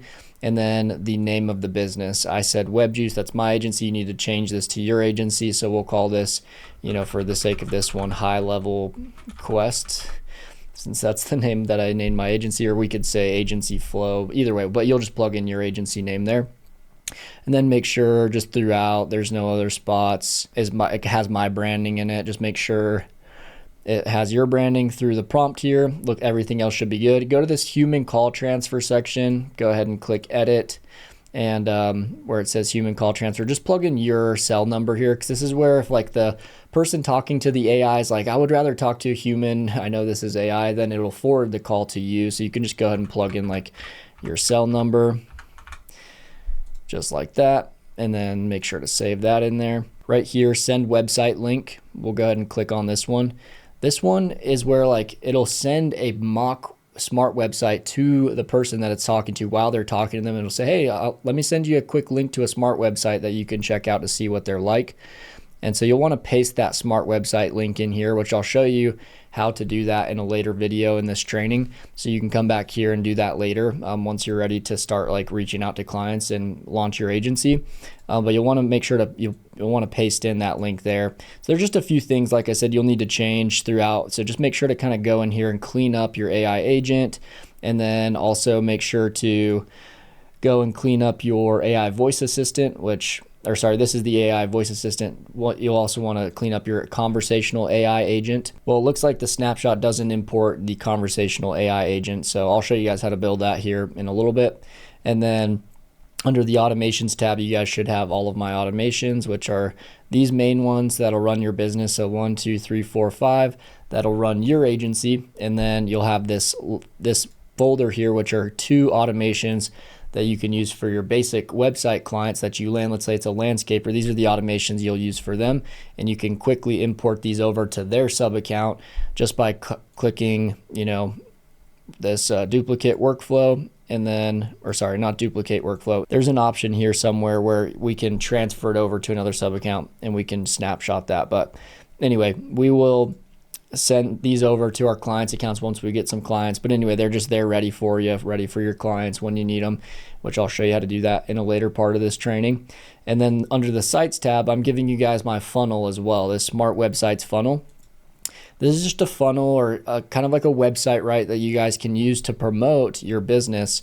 And it looks like this. So this is the layout of it. Smarter website for a smarter business. You guys can customize this, which I'll show you all how to do. Also in this training, I'll show you how to customize and build these smart websites and make them look the way that you want. You can put your logo at the top. Has this survey on it that says, see if you qualify for a smart website.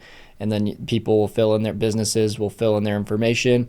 Once they fill in this survey, it'll then take them to step 2 of our smart website funnel, which is our pricing page. So just something to kind of professionally represent our business. We've got our homepage that explains what we offer. We've got the pricing page where people can go ahead and click one of these plans and get started with our different packages here. And then after that, it'll take them to the checkout page, which will look something like this. We're going to still need to hook up your products to this page, which I'll show you all how to do. But we can hook up a product here where people can select the different products, and we don't have any right here yet, so they can't purchase yet, but I'll show you how to set that up. And then this thank you page right here after they purchase our products, just a formal, hey, thanks for trusting HighLevel Quest. So this will plug in the name of your agency right here by default. So whatever your agency is, you should be seeing the name of it right there. And then, it'll show the total price that they just paid. And then we've got a legal page. This legal page is just for legal purposes. We need it in order to get our phone number verified, because we can't send texts as a business unless we have a terms and conditions page and a privacy policy page that's showing like how we're going to be using people's phone numbers. And that's just a new law required in the US and Canada. So it's already pre-built for y'all, and y'all have this privacy policy and terms and conditions page built out. And that's going to come in handy when we have to go through the A2P phone number verification. So anyway, y'all have my snapshot here with everything in it. That's a brief overview of everything that you get inside the snapshot. And this is all you really need in order to run your agency. And I'll show you how all these kind of piece together to help run that agency.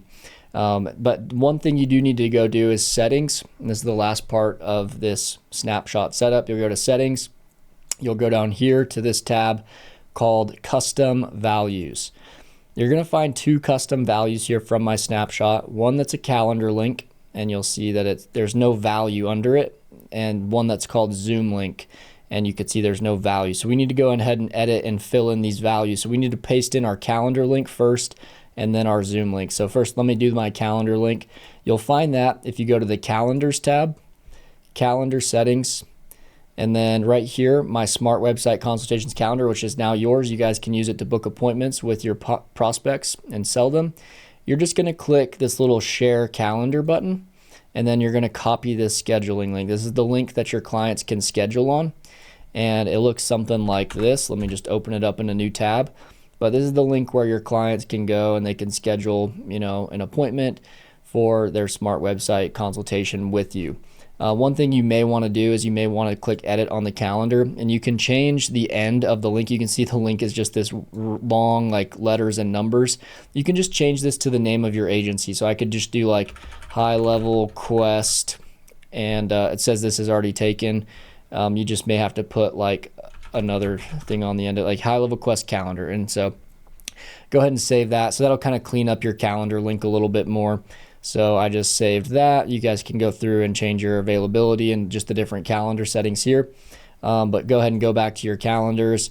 Now is when you should probably copy the link, because now it'll look a lot cleaner. So instead of having a bunch of random letters and numbers on the end, we now have a kind of a cleaner calendar link. So I'll go ahead and copy this one.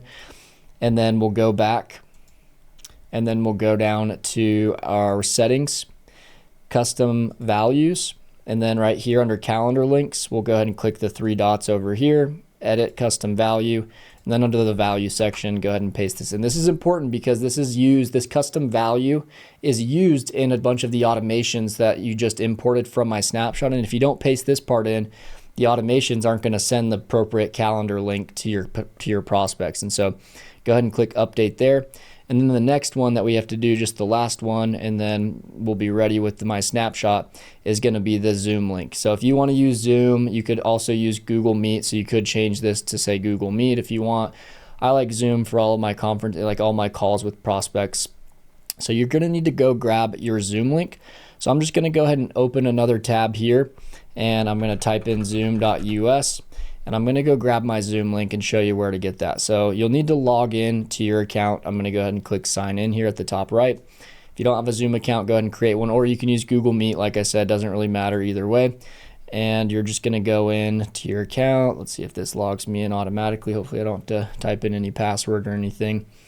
And then once you're inside of your Zoom account, you'll go to this tab over on the left called Profile. Google Meet has a similar thing. You can create a meeting link that's permanent, and you can use the same link for all your calls.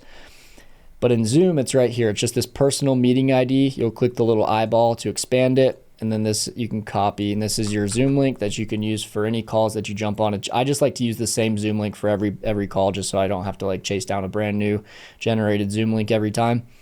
Copy that. And then go over to Zoom link. If it's Google Calendar or sorry, Google Meet, you can just change this to say Google Meet link, and then just paste in either the Zoom link, the Google Meet link, or whatever other video conferencing software you want to use for your calls. And then go ahead and click update. All right, and now all of this link for our calendar and our Zoom will send out properly in all of our automations that you guys just copied from my snapshot here. And so like for our, appointment, let's see, website appointment conference, this is somebody who's booked an appointment with us. We need to be able to, in the automation, send them our Zoom link. And now, in the automation here, your Zoom link will populate because in our email that we send to them saying, hey, thanks for booking, we have that custom value for the Zoom link right here. And if you don't paste in that Zoom link in the custom value, then it's not going to propagate.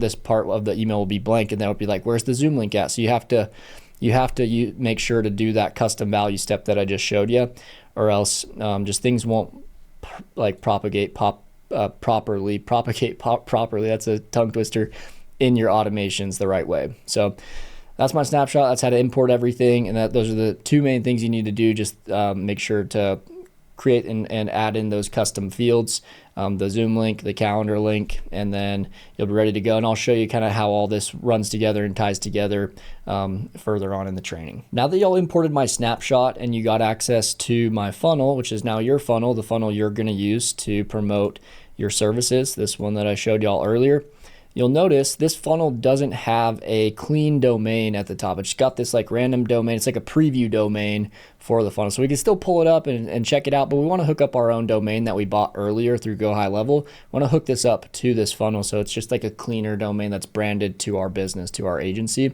So in order to do that, we're going to go down to our settings here at the bottom left. We're going to go to this tab called Domains towards the bottom left again. And then we're going to go click Connect a Domain at the top right. And then where it says Funnel, Website, Store, Blog, Webinar, we're going to click Connect right here. And then we're just going to type out the domain. So you should have bought the domain earlier, which is going to be this domain right here. You can use, even if you bought the domain on like GoDaddy, Cloudflare, Namecheap, HostGator, you can do the same process with any of those. We just have to create two different DNS records in order to make this hookup happen to our funnel. So go ahead and copy your domain here or wherever you bought it. Just type in the domain. So go back to connect a domain, connect. We're going to type it in right here. Then we're going to go ahead and click continue. And then it also says also add www. You're going to go ahead and click continue. And what this might do, if you have a GoHighLevel domain, you bought it in GoHighLevel, this hookup is really easy. And we'll just click add records and it'll add the records for us. It's adding a CNAME record and an A record. Now, if you have another domain provider, like you bought your domain with GoDaddy, Cloudflare, Namecheap, those ones will ask you at this point to log in to your Cloudflare or your GoDaddy account, and it'll ask you to integrate GoDaddy, and then it will add the records on behalf of GoHighLevel into your GoDaddy account for you. So you don't even have to add them manually a lot of times. It says there was a problem, couldn't find a CNAME record. We're just going to click add records again. Sometimes it takes a minute to add the records in, and so this will take sometimes just like 30 seconds or so. You may have to just click it a few times in order to get through, but we will get there.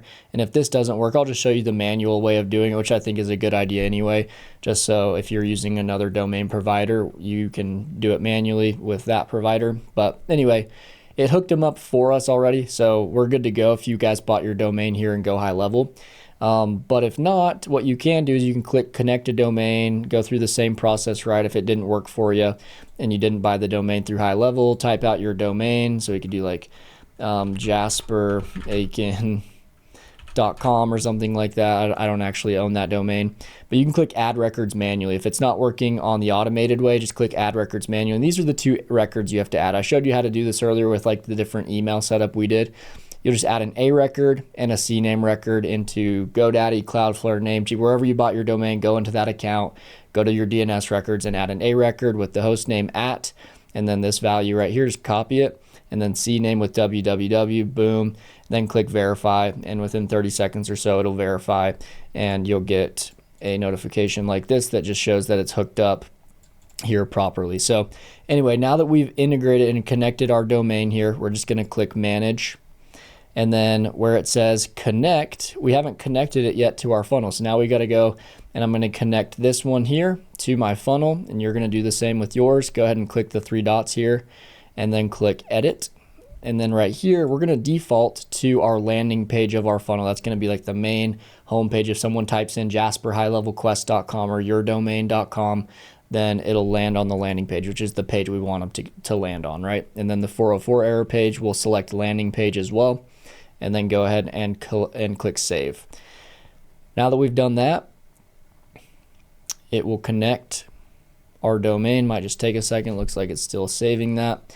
And then go ahead and connect this one as well, the www version, because if someone types it in with the www or without one, we want them to land on our landing page either way. So we'll go ahead and click edit here as well. Select landing page, and then go ahead and save. And then if we go and if we set it up properly, just like I showed you, if you open up a new tab and then you type in your domain, so mine's Jasper HighLevelQuest.com, it should pop up just like you see here with the funnel. And then you guys can edit this. I'll show you how to edit funnels and websites later on. But yeah, you guys will now see your domain here at the top. So it's like a cleaner branded domain. We can also type it in with we should be able to, www.jasper highlevel.com. Is that my domain? Or no, it's Jasper HighLevelQuest.com, right? And so you can type it in either way, like I was saying, with the www, without, it'll take them to the same place, and it should go through your funnel steps appropriately. One thing really quick to look at on your funnel is just to make sure each page goes to the correct place. So if you click edit on the home page or the landing page of your funnel, I'm just going to open up the funnel builder really quick, and this is where you can throw on your logo and your branding and stuff. It's a pretty simple to use website builder. It's very drag and drop. You can click on any element and edit it. But anyway, we'll click on this survey here because that's the only button on this main page is like to submit the survey. That's the only option. We want to keep them right in our funnel only to fill out this survey. That's the only option. And then over here where it says redirect action, just make sure this says go to next step, which that'll take them after they submit the survey to the next step of our funnel, which if you click at the top here, you can see the next step is the pricing page. So then it will redirect them to the pricing page, and then they'll be here. Whenever they click get started, just make sure any of these buttons, because the buttons are what's going to take them to the next step.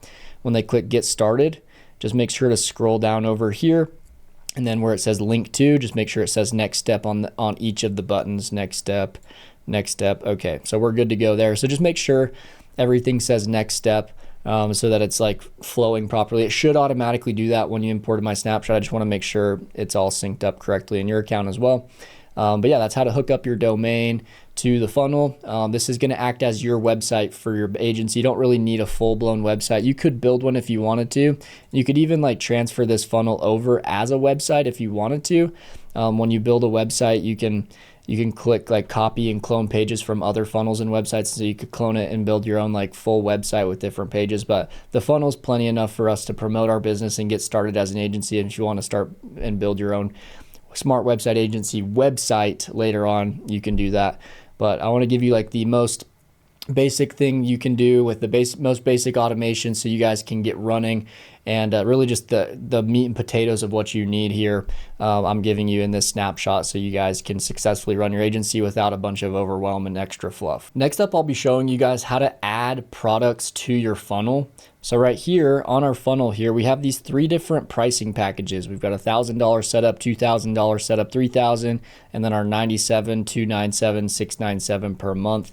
These are the different packages we're going to be charging our clients for. We want to make sure on the next step of our funnel though, whenever people are like, I want to get started with the starter plan for 1,000 setup and $97 a month, they can click get started, which will redirect them to this checkout page here. But as you notice, under where it says payments, it says no products available. So we need to go ahead and create those products, which are attached to your Stripe account, which is the payment processor that you've already hooked up, hopefully, if you've watched this training. And then they'll be able to see the products right here. So really quick, we'll jump into our sub account under payments tab. First off, I showed this earlier, but just make sure again, you go to integrations and make sure your Stripe account is connected. If it's not, you won't be able to create these products. So make sure it says manage next to Stripe. If it says connect, make sure to go ahead and connect your Stripe account, or you can connect PayPal or one of these other payment processors if you prefer, but Stripe is usually the easiest for all of us. So make sure that's connected. It'll say manage if it's connected, so we're good there. Then we'll go to this tab right here that says products, and so we'll go ahead and create our first product. Our first product is going to be, if I go back to our funnel page where we have our different packages, it's going to be our starter plan. So we're going to name this one starter plan, and we're going to call it starter plan setup fee. We're going to charge our clients the full setup fee, but we're not going to charge them the first monthly fee until about 30 days after. We're going to give them like a 30-day trial of the monthly part, but we do want to charge them the setup fee on day one. And so that's just to get their project started and get, you know, some money so that we can move forward with their website and start building their smart website out. So we want to have starter plan setup fee so they know like, okay, we're just paying the setup fee today. The $97 per month part won't come till later. So starter plan setup fee. You could write a description with it if you want. You don't have to. I'm going to go down, skip this part. So it is going to be recurring. The amount is going to be $97 per month. We're going to add in the monthly part to it, but we can add that setup fee right here, which is $1,000 for that starter plan. And then for the trial period, we're going to give them 30 days. So it will charge them the setup fee today, the $1,000, but 30 days from now is when it will charge the $97. So that's how we're going to hook it up and just tell your client, hey, we'll only take $1,000 today, and then 30 days from now, the monthly $97 will start and it'll be pulled from their card automatically. So that's how you set it up. Number of payments you can leave blank because hopefully they'll pay us forever as long as they keep their website running. And then the compare at price part, you don't really need that unless you're giving them some sort of discount or something, but we'll leave that off.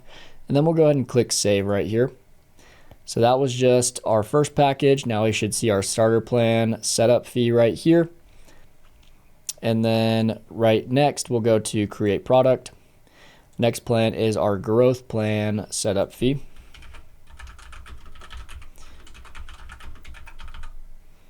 And then right here, we'll scroll back down. We'll do a recurring. This one is $297 a month. It's billed monthly. We'll give them a 30-day trial of that, but we will charge them the $2,000 setup fee for this one. And then we'll go ahead and save that product.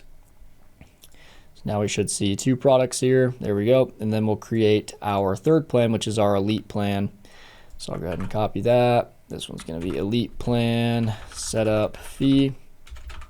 We just want to make sure they know it's a setup fee, right? Just that's all they're paying today. The monthly part comes later. So elite plan, scroll back down. It's going to be a recurring product. This one is going to be $697 per month because we're giving them so much more in this package. We're giving them our full, AI voice agent, chatbot, ongoing SEO, like we're the whole 9 yards. That's why this one's so much more expensive, because we're doing ongoing SEO, which most agencies charge thousands of dollars a month for ongoing SEO. We charge $697 because we can use a cool AI tool that I'll show you on later in the training to manage most of the SEO for them, get them really good results. But anyway, that's going to be our package there. Monthly trial period, 30 days. Setup fee for this one is $3,000 because we're building them like a 10-page plus website, and then I'll show you guys how to build those on later. But that's going to be everything for our products. Just like that. 97, 297, 697, and then we can go and add these to our funnel now. So if we go back to the Sites tab, we go to our funnel, we click Smart Website Funnel, and then we go to our checkout page, because the checkout page is where they're going to be selecting the package or whatever service they want from our 3 different pricing packages. So that's the page we're going to add it on. So make sure to click there and then go up here where it says products. Then we can go ahead and add our products. We're going to add in our starter plan first, which is our cheapest one. So just select the drop down. There's only one option, and then well, starter plan here, and then right here, just starter plan setup fee, and then go ahead and click save. So now that one's showing up there. The next one is going to be our growth plan, $297 per month, $2,000 setup fee. Go ahead and save that. And then go ahead and add one more product, which is going to be our elite plan, price $697 per month, and then go ahead and save that. So now we've got our 3 different products added to our funnel. So if we go back here, I'm just going to refresh my funnel really quick. Should be good. Now if we click get started on our funnel, our products should show up right here. There we go. So now they're showing up. So starter, growth, elite, and it is important in the order that you add them because that's how they'll show up here. So since we added starter first, it's at the top. And that's kind of like a nice, neat layout. So the person can select if they want the growth plan, the elite plan, the starter plan. And then it says right here, just a little disclaimer, $1,000 setup fee with 30-day trial and $97 per month after the trial period. So all they're paying today is the $1,000, so that's what will populate there. They'll plug in their card. They can use, Klarna, Amazon Pay, Cash App, a couple different options there. Agree, and then complete their order, and that'll charge them. Then your money will go to your Stripe account first, and then from your Stripe account gets paid out to whatever bank account you've hooked up to your Stripe account, and that's how it all works. So that's how you add these different packages to your funnel. And then when they click complete order, that'll take them to the thank you page of the funnel, which is this page right here. But you don't want to have to pay for it and test it, but you guys can trust me, that'll just go to the thank you page. And so yeah, that's how to add products to your funnel so your clients can pay for you or pay for your services at the end of the sales call when they're ready to move forward. Next up, I'm going to show y'all how to set up your phone number inside of your sub account. You'll need a phone number in order to hook up your AI voice assistant to. Some of our automations send text messages to our prospects and our clients, and so the text messages won't send until we've gone through and bought a phone number in our sub account, and we have to do a registration for our phone number. If you're based in the US and Canada, it's called A2P. Just a quick form you've got to fill out about your business, and then your number gets approved, and then you can start sending text messages. But the automations, the automated text, and if you try to text a client manually inside of HighLevel, it won't work until you've gone through this phone number setup process. So if you go under your sub account, go to settings, and then go over to the tab on the left right here that says phone numbers. This is where you can go and you can buy a phone number. So we can go ahead and buy our phone number. We then have to get it registered though in order to be able to text with it. And so go ahead and click add number. And if yours doesn't allow you to add a number, then you've probably missed something from our agency phone number setup part, because you have to hook up that first. So make sure to go back in this training to the agency phone number setting setup. And then right here, you'll just click add phone number. And then you can select a area code by clicking filter, so you can buy a local number in your area. So for me, my area code is 208 here in the state of Idaho where I'm located.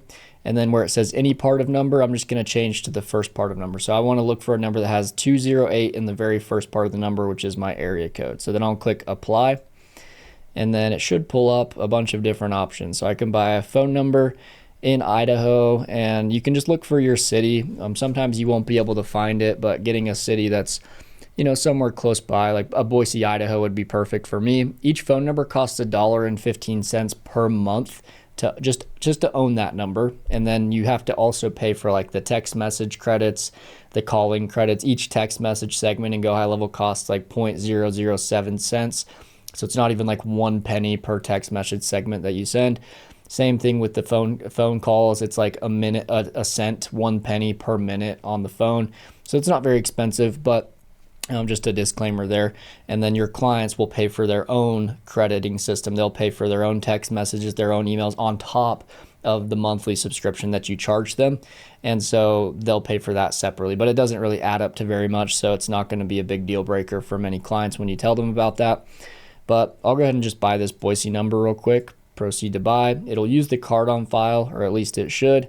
Looks like I have to go through, I saved my ID with begin verifying. So I guess I've got to fill in, you know, what country my ID is from. Go ahead and click select. This is like a newer process that GoHighLevel's just introduced. I have to send in or submit my driver's license. I can click, you know, the picture thing here if you've got a camera, or I can click continue to another device, and then I can click send email. And then I'll have to go ahead and go on my phone, and I'll have to take a picture of my driver's license or my ID, or whatever country you're based in. You'll want to take a picture of that. If you buy a phone number in another country, I don't think you have to go through this process. I think this is just US and Canadian businesses will have to go through this ID verification process, but I believe other countries have a different process. You don't have to do, like, you don't have to go through. So if you buy a US number, that's why it's making me do this, because I just bought a Idaho, which is a state in the United States number. But if you're in another country, it should skip this part for you. But anyway, I'm going to send that email to my phone really quick, and I'm going to go ahead and upload my driver's license and continue through the process. But I'll go ahead and click send email, or I'll just do my personal email because that'll be easier to access on my phone. And then you'll go ahead and send that over. And I'm gonna check my phone real quick to make sure that I got that message or that email. And the email will come from Persona, which is this system that HighLevel uses to check this, and it'll say verify identity. I'm clicking the button. I'm gonna select driver's license again, and then I'm gonna click my camera, click allow. And then I'm gonna take a picture of my ID, of my driver's license here, which I've got here in my phone. So let me pull that out real quick. Take a picture of it. So you're going to do all this, you know, just like I'm doing, especially if you're based in the US, you have to do this. So I've got like my driver's license here, just taking a picture so you guys can kind of see what I'm doing here. It's asking for the front of my ID first. Got that. Use this photo. Now it's going to ask for the back of my ID. I'm guessing, maybe not. It says it's processing my ID. It says may take a few minutes. Hopefully it's not going to take a few minutes just for... Now it's saying, let's make sure you're you. It says, now I have to like film myself while I'm doing this. It's like got a little thing here where it's like get started. I'll go ahead and click get started. And then it says center yourself on the screen. I'm going to allow my camera access. And then you got to kind of turn your head, take a photo. And then it just verifies that you're actually a real person. That GoHighLevel didn't used to make you do this. They're kind of getting strict. They don't want businesses buying a phone number and then sending a bunch of spammy messages that are illegal. They're just making businesses kind of go through this process. Now it says, congratulations, you're done. You guys can see back on my computer screen again. And then we can continue with this setup. So I'll just go ahead and click not now. Done. And then I'll go ahead and proceed to buy the phone number. Sorry about that. That was a little bit of a process, but that's what you guys are going to have to do as well. And then right here, it's saying register for A2P. So this is the registration process so that we can send text messages. We have to go through this or else our text won't send. First, before I go and jump into here, I want to show you guys something that you'll need to make sure that is in place before we get started. So you'll go to the sites. Remember earlier, I told y'all this funnel from my snapshot has a terms and conditions and a private, it's this legal page right here. And this legal page is gonna have like everything in place that you guys need. It's already pre-filled out. Y'all don't really need to change anything on this because it's just a generic one that'll work for any business. But what you do need to do is you need to make sure to go to your landing page, which has this survey on it. And you're actually not going to go to the funnel. You're going to go to survey, then survey builder. And this is where we can edit our surveys. So the surveys are edited separately in their own section of GoHighLevel. And at the very bottom here, you need to make sure that this part, this checkbox says, I agree to the terms and conditions provided by, and then instead of WebJuice LLC, change that to, it's going to be your business name. So I'm going to do, like for this case, Jasper HighLevel Quest LLC. If you have an LLC, right? If you don't, just do the name of your business right there without the LLC on the end if you haven't registered an LLC yet. And then I agree to receive text messages from this business. Next, what you need to do is you need to make sure this terms and conditions, little blue text here, you want to highlight it. You want to click the little link button, or sorry, this link button right here. And then make sure your legal page from your funnel is linked right here. So I'm going to go to mine. It's going to be legal-page 67. I'm going to actually change that real quick. So I'm going to jump back out of here real fast. I'll save what I've done so far in the survey. And then to change that, I don't want those random numbers and letters on the end of my service page, like these random numbers. I just want it to say -legal page. And so we can do that in the funnel here. Go to Smart Website Funnel. and then click on your legal page, and then where it says publishing at the top, we can just take those numbers off the end of it. Like that, click update step, and now it'll be like a cleaner, just legal page without the numbers on the end. So now, well, for whatever reason, I must be, let's see here, if we refresh this, let me type in my domain with the /legal dash page, see what happens there.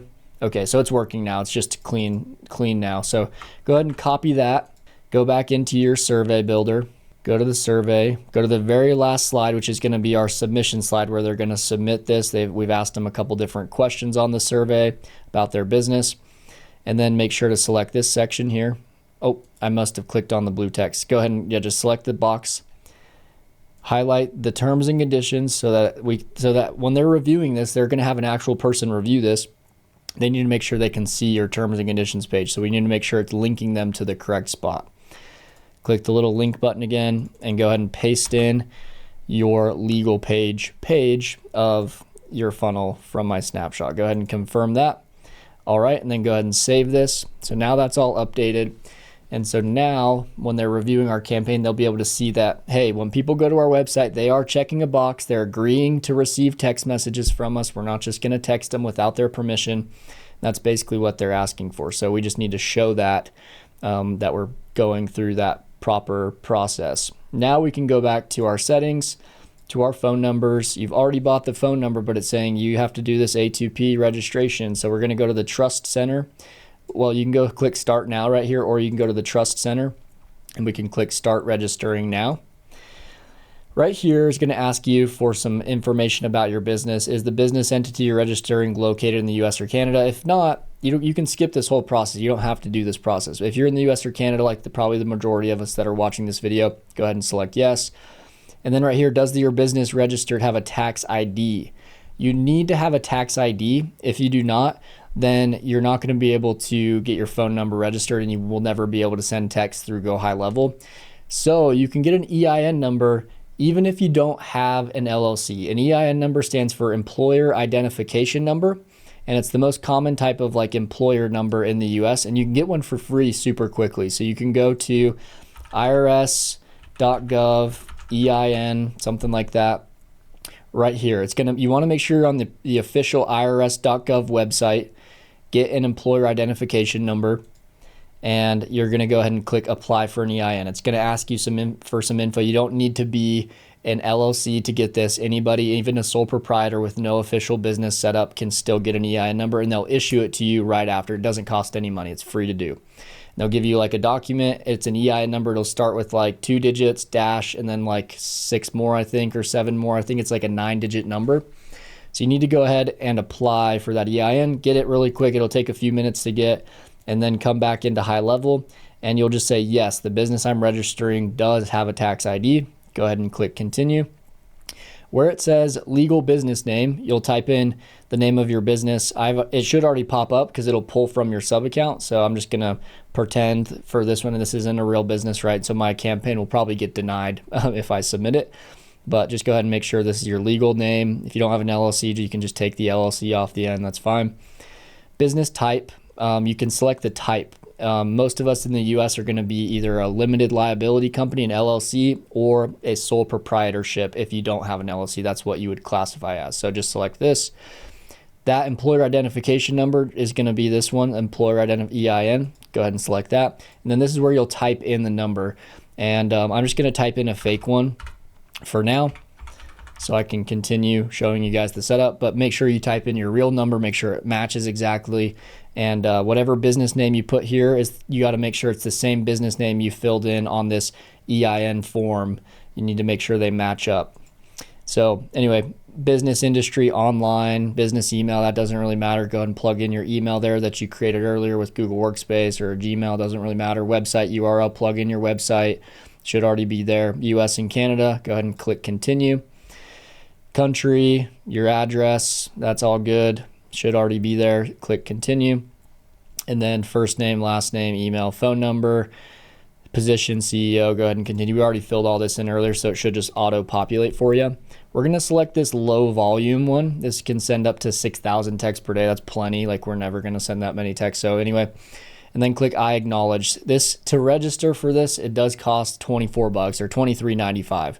And there's really no monthly fees. It says additional campaign fees up to $12 per month will apply, but that's just if you're doing like shady stuff and sending like cold text, which is illegal. You can't really send cold text to people who haven't opted in. But there's never been a monthly charge to myself or any of my clients. It's just this one-time $24 charge.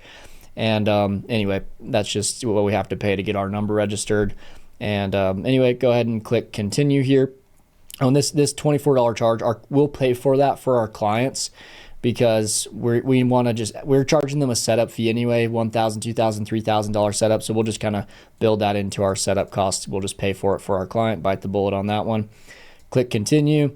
All right, now we have to give some different descriptions of how we're going to be using this phone number. Select low volume mixed right here where it says use case description. It says example. We can select where it says see example. We can just copy this right here. Go ahead and paste it in. This campaign sends appointment information. Well, actually, sorry, don't use that one, because our funnel, they're going to see like what our funnel looks like. And we don't have a calendar anywhere on this funnel. So we need to make sure we're telling them the correct thing. So where it says see example, this campaign will be used to reach out to clients who have opted in to receive messages, who have signed up for updates. So we could just do this bottom one. This one's plenty good. This campaign will be used by, and where it says company name, we're going to plug in the name of your agency. So my agency is WebJuice LLC. To reach out to clients who have opted in to receive messages, and just say through the survey on our website, which is going to be this survey right here. Because at the end, remember, they have the opt-in checkbox. We just need to kind of explain where that checkbox is so they can easily find it. Sample message number 2 here, or use case description, and then sample message. We have to give them an example of what a text might look like from our business, what we might send to somebody. So we can just say, we can just use this bottom one right here. Hello, this is, and then put your name in right here from, and then just plug in your agency name. I'll just do WebJuice LLC. I'm following up with you about our meeting yesterday. Would you have time to discuss this today? Reply stop to cancel. That's fine. Just make sure that part's on the end. They need to see that you're giving somebody a way to opt out if they don't want to receive any more texts from you. Just make sure it includes the lead name, your name, business name. So hello, we need to put the lead name in here. So pretend like the lead's name is John. So that's an example that we might send to somebody. Another sample example would be, let's say, we can just do this appointment one or something like that. This should be fine. Hey, Brian, this is Jasper from, so you're just putting in your name there and then your business name, whatever that is. I can see you weren't able to make it for our appointment. Would you like to reschedule? And then we can leave off this link on the end here since we don't have really a calendar link. We could plug our calendar link in there if we wanted to, but then reply stop to unsubscribe. We just need to make sure, let's put this one as unsubscribe as well, just so they both match up. I spelled that wrong. Go ahead and copy that one, paste that there. Okay, so now they've got 2 sample messages of something we might send to a customer with our phone number. And then right here, just keep these 2 boxes checked. And if you're not a loan or lender or loan officer, you don't need to select this one unless you are a lender or a loan officer or mortgage company. All right, then we go to the next page. How do leads and contacts consent to receive messages? We just need to tell them how they're opting in, which, remember, when they go through this survey here, they fill in their name, they go what business type, landscaping, what's your business name, ABC Landscaping, do you currently have a website? Let's just say no, phone number, email, and then I agree. So this is the checkbox. So we're basically just telling them, I'm going to go ahead and copy this link to this page, and I'm going to go ahead and copy this right here, paste that in. It says end users opt in by visiting, and then our website, which I think I just need to go recopy again since end users opt in by visiting your website and filling in, I can take this part off the end because that should work as well still. and filling in their details on our survey. Users check a box to receive notifications and promotional messages to provide their consent. Additionally, end users can also text, and you can just say like our number to subscribe, just like that. So just something like that. End users opt in by going to our website, which you guys have already hooked up your domain here. We set up this checkbox and everything. And then at the opt-out message part, it says must contain business name and opt-out. We'll just click see example, copy this one. You have successfully opted in to receive notifications and promotional SMS from, and then just change this to your agency name, WebJuice LLC. Please reply stop if you need to opt out in the future. And then you can go ahead and submit that. Like I said, it'll charge you the $24 when you submit it. It'll usually take about a day, maybe 24 to 48 hours on average before you'll get a accepted email. You'll get an email with all the updates on this. So you'll look for an email. It'll say your A2P campaign has been accepted. Once it's accepted, then you can go to where it says manage numbers, and then you'll see the default number. You can go here and you'll be able to select,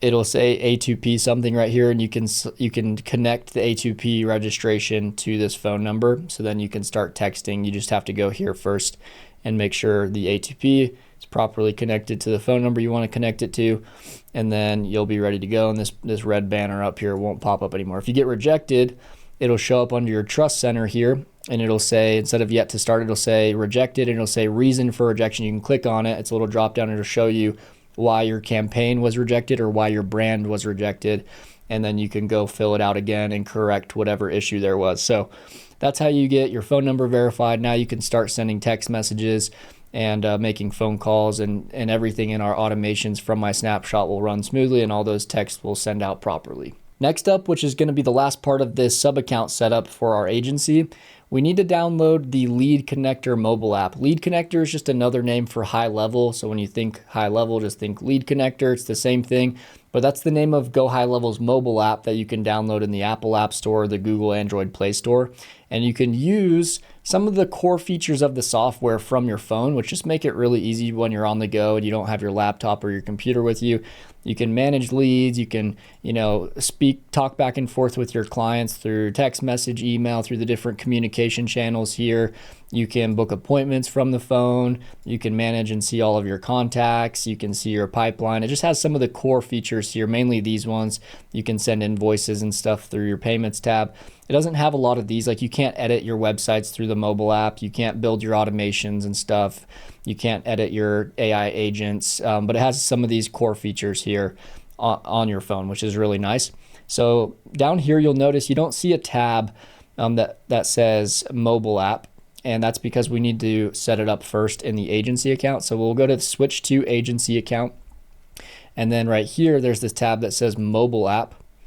And then under this tab, we can deploy the mobile app into the sub account. So when we're logged in, we can, sign up for the LeadConnector mobile app. When any of our clients log into their sub account, there's going to be a tab in their sub account that looks just like this, where they can download the mobile app really easily. So we're just going to select this middle one right here, LeadConnector, generic brand. This one's fine. This is the one all my clients use. And then we'll go ahead and click Save Preferences right here. Or wait, sorry, we need to click this toggle switch to where it says Show Download Link to My Clients. Toggle that on, click Save Preferences. And now, if we switch into our sub account again, we'll see that tab on the left. Now we see mobile app down here. So we'll click on it now from here. And then for us, we can literally just go to the App Store. If you are on, iPhone or Android, just go to the App Store and you can type in LeadConnector and you'll find it. It's just like it looks like a little, kind of like a little square cube, and it says LeadConnector, and that's the one you can download. Or you can just copy the link here, send it to yourself on your phone and download it there. Or you can select team members, which you should already be a team member here. Select your name and then go ahead and send an invite. That'll send you an email directly to your email, and it says success. Oh, got the pop-up. It says the invite was sent, and I believe I sent that to this email here. So if I refresh, should come through, and it may go to your spam folder, so you might want to check spam just in case. Yeah, here it is. It went to spam. It's just because my email is brand new. When you create a brand new email in HighLevel, at first your emails will go to spam, so we'll just click on it, report not spam. That'll send it back to my inbox, I believe, or let's go to all mail. Here we go. And then it says the app is designed to revolutionize the way. It has like just a little custom message. We can go download it, and I can pull this up on my phone and download it. Anyway, go ahead and download the mobile app on your phone. You'll go and you'll use the same login, same username and password that you use for your GoHighLevel desktop version. And you'll be able to switch into your sub account and see all your, like I said, leads, conversations, and all your clients will be able to see their sub account as well. And they'll be able to manage their own leads and appointments. It's just my clients love the mobile app. In fact, most of them barely log into the desktop version of the software. They just use their phone and use the mobile app to manage all their leads and clients and that kind of thing. So these are the main things here. You can kind of give your clients a quick preview when you're trying to close them. You say, hey, you could do everything from your phone. All the leads you capture through our smart website that we build for you, you can manage here. I'll cover this a little bit later on in the training too, but you can manage your conversations and see all your combos with your leads. You can see the appointments that you've booked. You can see your invoicing, and you can send invoices directly from your phone to your clients that they can pay for. We can see all the Google reviews that you've gotten, that kind of thing, lead management. And yeah, so those are just kind of the 5 core tabs inside of the mobile app. And it's super easy to use, and it's way easier to learn for your clients than them logging in here and learning all of this stuff. So push your clients to the mobile app. It just makes it really easy for them. And that's how you'll download the mobile app, and you can use it too for your own agency. So that's how it works. During the prolonged siege of Troy, the Greek army, unable to penetrate the city's defense, devised a cunning plan to infiltrate its walls. They constructed a giant wooden horse and concealed a select group of warriors inside of its belly. Presenting the horse as a parting gift, the Greeks then retreated, leaving the horse at the city gates. Deceived by the apparent victory, the Trojans brought the horse within their walls as a symbol of triumph. Under the cover of darkness, the hidden Greek soldiers emerged from out of the horse, opened the city gates, and ushered their waiting comrades into the unsuspecting city. This ingenious strategy, famously known as the Trojan horse, ultimately led to the downfall of Troy and secured victory for the Greek forces.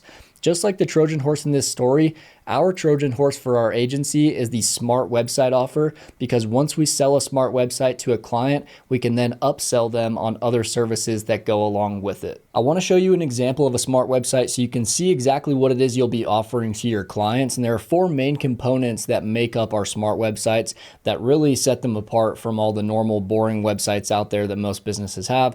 And a lot of businesses just don't have a website at all. So this will be way better than what they're working with. But anyway, the first key principle is just the look of the website. We want to give our clients a website that looks good, something that they're proud of, something that represents their brand well. And along with the look, we want to have a website that's going to be high converting, something that's actually going to capture leads. And the way that you design the website can help significantly with lead capture. So anyway, just something that looks great. As you can see here, these look awesome. GoHighLevel has a lot of templates you can use that look really good.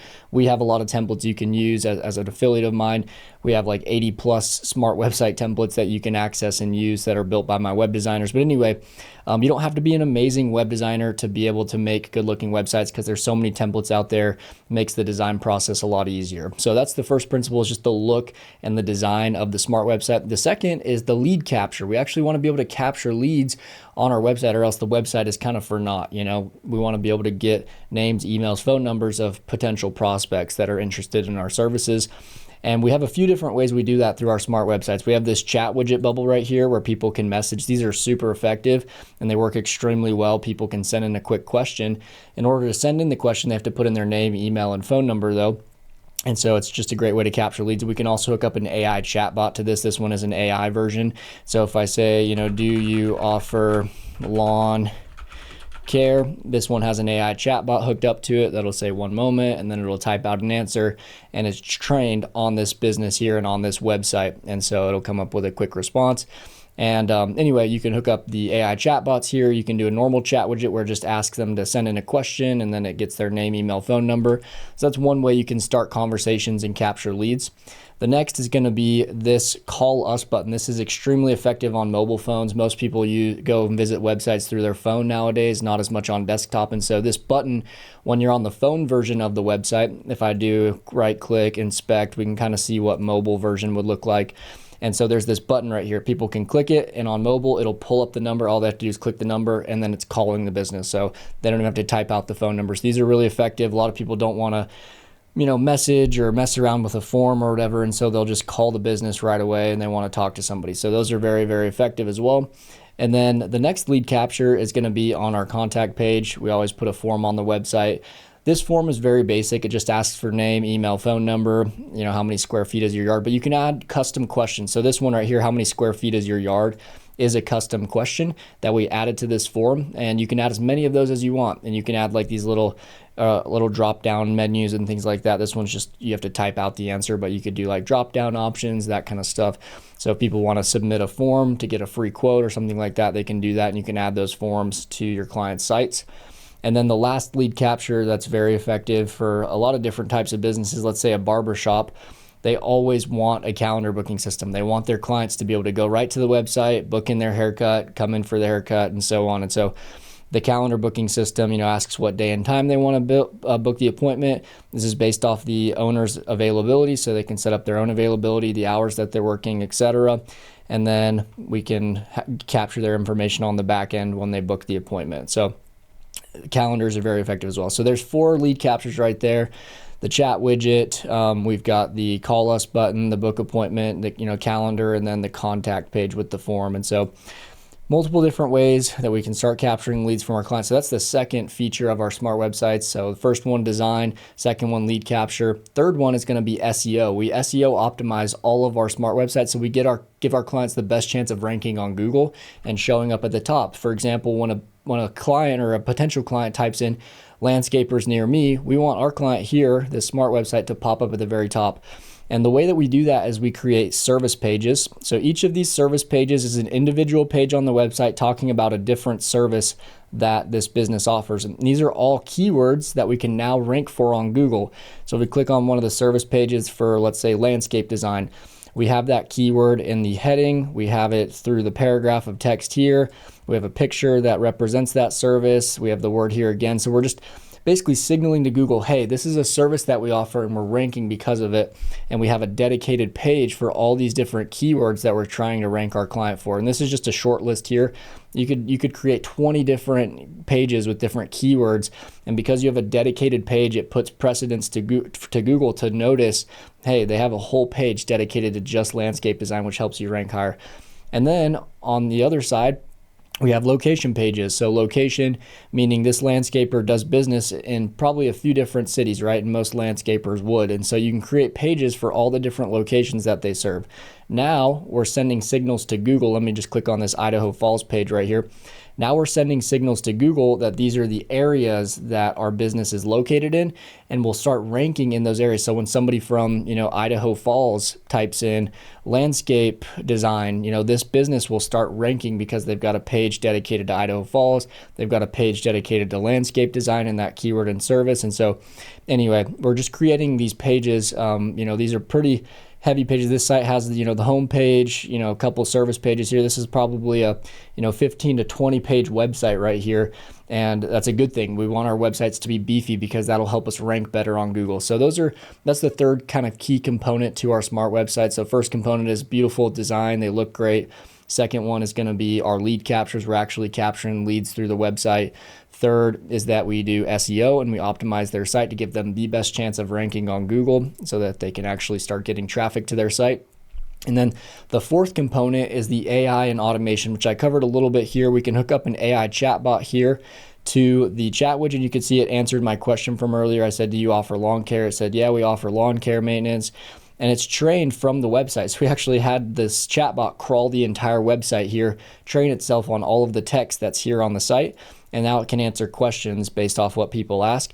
And through the conversation, you can prompt it to like ask questions, like ask for their name, email, phone number, so it can gather lead information and store that lead as a contact in the system, as somebody you can follow up with later. And so the chatbot's really cool. In real time, it'll message back and forth with leads. And then the second AI feature that we can hook up to the smart website is going to be our AI voice assistant. So when somebody calls this phone number, we can hook up a voice assistant for this landscaping business. Let's call her Jane, and Jane will pick up the phone whenever people call. It's an AI voice assistant, so it's human, it's actually conversational, and it'll say, hey, this is Jane with Reliable Landscaping and Irrigation. How can we help you today? And this person can chat with Jane, which is really just an AI agent, and they'll be chatting back and forth. Jane will gather their contact info. Jane can even book appointments with people that call in and book them right on the calendar through conversation over the phone. And so anyway, these AI agents are super powerful. A lot of businesses are transferring over to them because they don't want to pay a receptionist $15 an hour to answer calls when they can set up an AI agent for way cheaper that can work 24/7. It never takes sick days. If multiple people call this number at the same time, Jane can be talking to 2 different people on 2 different lines at the same time. The AI agents are super powerful and a big interest to businesses nowadays. And so those are the 2 AI features. And then all of our lead captures have automation hooked up to them as well. So kind of aside from the AI stuff, we can just hook up simple automations when somebody, fills out this form right here. We can have an automation that'll text the lead and say, hey, thanks for filling out the form on our website. We'll be with you shortly. And then it can follow up with them later. And this is all automated through text and emails that send out to these leads.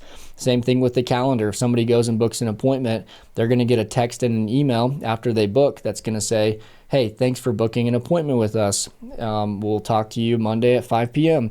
And then, an hour before the appointment happens, it'll send a reminder text and a reminder email. Hey, thanks for hey, just a quick reminder that our appointment is in an hour. Just wanted to make sure that we're still good for that. And so anyway, and then we can also automate Google reviews off of these calendars as well. So let's say this was a barber shop. Someone books their haircut. They go in for their haircut 2 hours after the appointment.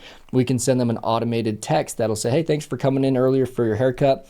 We'd be honored if you'd leave us a Google review. It really helps out our business. So you can automate the full process for a lot of these businesses straight through their smart website, which is really what makes it a smart website. We're incorporating AI, automation, we're incorporating beautiful design, we're actually getting them ranked through our SEO. And so those are the 4 main components that make up the smart website.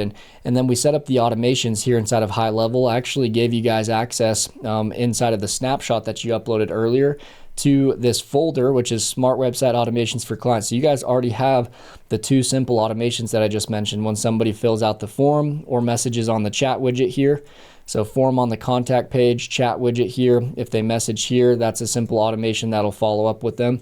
And the automations look like this. I know we haven't dove into them very much, but they look similar to this, right? Just texts, emails, and it just follows up with the leads automatically. You set it up once and it runs forever. And then this one's for the appointment, right? If someone books on this calendar here, it's going to send, reminder texts, emails, confirmation text, confirmation email, reminders 2 hours before, and then the Google review request 3 hours after the appointment happens. So anyway, those are the main components that make up our smart website. I just wanted to introduce you to kind of what you're going to be offering. These are awesome websites. People are really interested in them. And later in this course, I'm going to show you kind of the pricing that you're going to charge for these. And anyway, this is a good introduction to what you're going to be offering to clients. It's a super sticky service. Clients never cancel on websites. And so the smart website offer is the ultimate hook, the ultimate Trojan horse. As we said earlier, it's getting our foot in the door, and then we can offer different upsell services along with the website. Picking the niches that you're going to be reaching out to can be tricky, especially if you don't have any experience working in any specific field.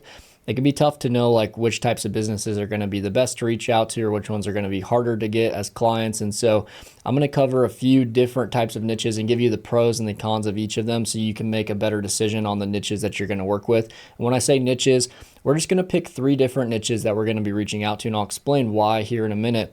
But you don't want to work with like way too many niches. If you're working with 10, 20 different niches, it just becomes hard to work with all of them because you don't have like replicable services that you're offering. You're working with a brand new niche every time, and you can't really automate your onboarding process with clients and really streamline things because you might be working with a brand new niche that you've never worked with before. But if you pick 3 of them, you can create really smooth onboarding processes because you know how these businesses work. You work with them every time. And so anyway, I'll explain why this is important here in a second. But the first type of niche that I'll cover, the broad general niche, are called same-day appointment businesses. And it says easy to automate right here, which I'll explain why. These are your spas, your barbershops, med spas, wellness centers, pet grooming, vets, tutoring centers, salons, photographers, car detailers, cleaning companies, golf course, massage therapy, mobile phone repair, and boat tours. These are typically, they're things you go in, you book an appointment, let's say for your haircut at a barbershop. You go in, you get your haircut done in 30 minutes to an hour, and you're off the same day. So that's what we mean by same day appointments. You go in, usually the service is performed same day, and you're leaving with that service performed within a few hours to, maybe a day. And so these are typically your lower ticket services. So like, if you go into a spa, you're probably not going to spend more than a few $100s, and that would be a pretty expensive spa. And the same goes for a lot of these, right? You're not going to spend more than a few $100s. And so that's the first, con is these businesses aren't really making that much money per client. Maybe if they're fully booked, they're still making good money, right? If they get 50 people in a day to come in and get a haircut at a barbershop, they're still making great money, but they're not making great money per client. And so if you can say, hey, we can help you get 1 extra client a month, they're going to be like, that's not really worth it. 1 extra client a month is like 20 extra bucks for our business if it's a barber, So anyway, that's they're lower ticket. So it's just harder to justify a higher cost. But these businesses can really benefit from our smart website because we can create a booking system for them. Just like I showed y'all before, a calendar system that we can throw on their website that will pretty much automate their entire business. So let me explain. When somebody goes to their website, for example, they book their haircut. Let's say it's a barber shop here. They book their haircut. Whenever they book the appointment, they're going to get that automated text message and email from us that we're going to set up for them in GoHighLevel. So they're going to get the text saying, hey, thanks for booking your haircut for Monday at 3 p.m. We'll see you then. And then Monday rolls around, a few hours before their haircut, they're getting another text. Hey, just a quick reminder about your haircut in a couple hours. We'll see you soon. Let us know if you need to cancel, or reply cancel if you need to cancel. And that can automatically cancel the appointment. We could set up an automation for that. And then haircut happens, right? They come in, they get their haircut for an hour. They leave. A few hours later, we can automate the Google review request that sends and says, hey, thanks for coming in earlier. We'd be honored if you leave us a Google review. So that's literally these entire business, like for these lower ticket same day appointments, is like booking. Client comes in, gets the job done. We can even set up payment processing on their calendar system where these clients have to pay for their haircut before they even book it, or as part of booking, they have to put in their card and pay for it. So we're automating the entire business here. These are really simple businesses to automate, and we can streamline all the process for their clients. So all these, barbers have to do is cut hair. They're not worrying about people showing up or people canceling. All of that's being automated through GoHighLevel, through the automations that we set up for them. And so that's why I say they're easy to automate. Whereas, let's say, I'll go to the next slide actually. Our high ticket businesses are a bit tougher to automate because a landscaper, for example, down here, isn't going to have a smooth flow. They might, some jobs they do might take 2 weeks. Some jobs they do might take a day.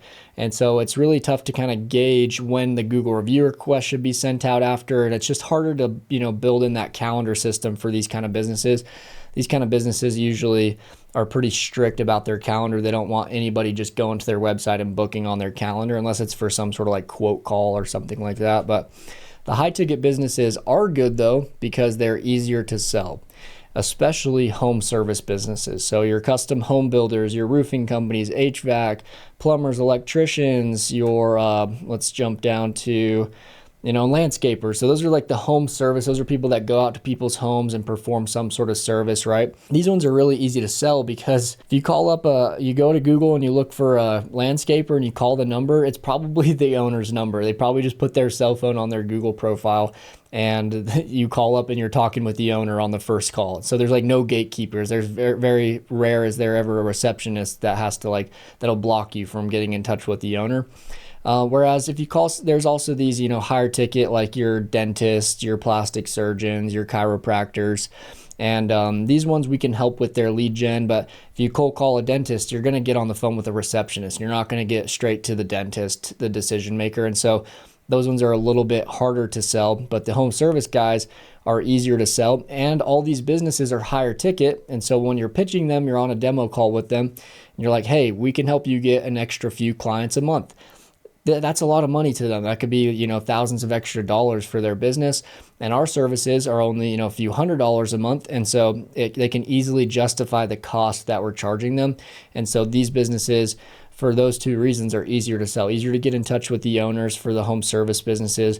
But even for the dentists or the plastic surgeons that have receptionists, they're still easier to sell once you get them on those demo calls, because they make a lot of money, and they're doctors. They make good money, so our prices aren't going to scare them away maybe as much as some of these lower ticket appointments. So there's pros and cons to each. These ones are easier to automate, but they're going to be harder to sell because they don't have maybe make as much money, and they might already have a calendar booking system like a lot of these businesses do.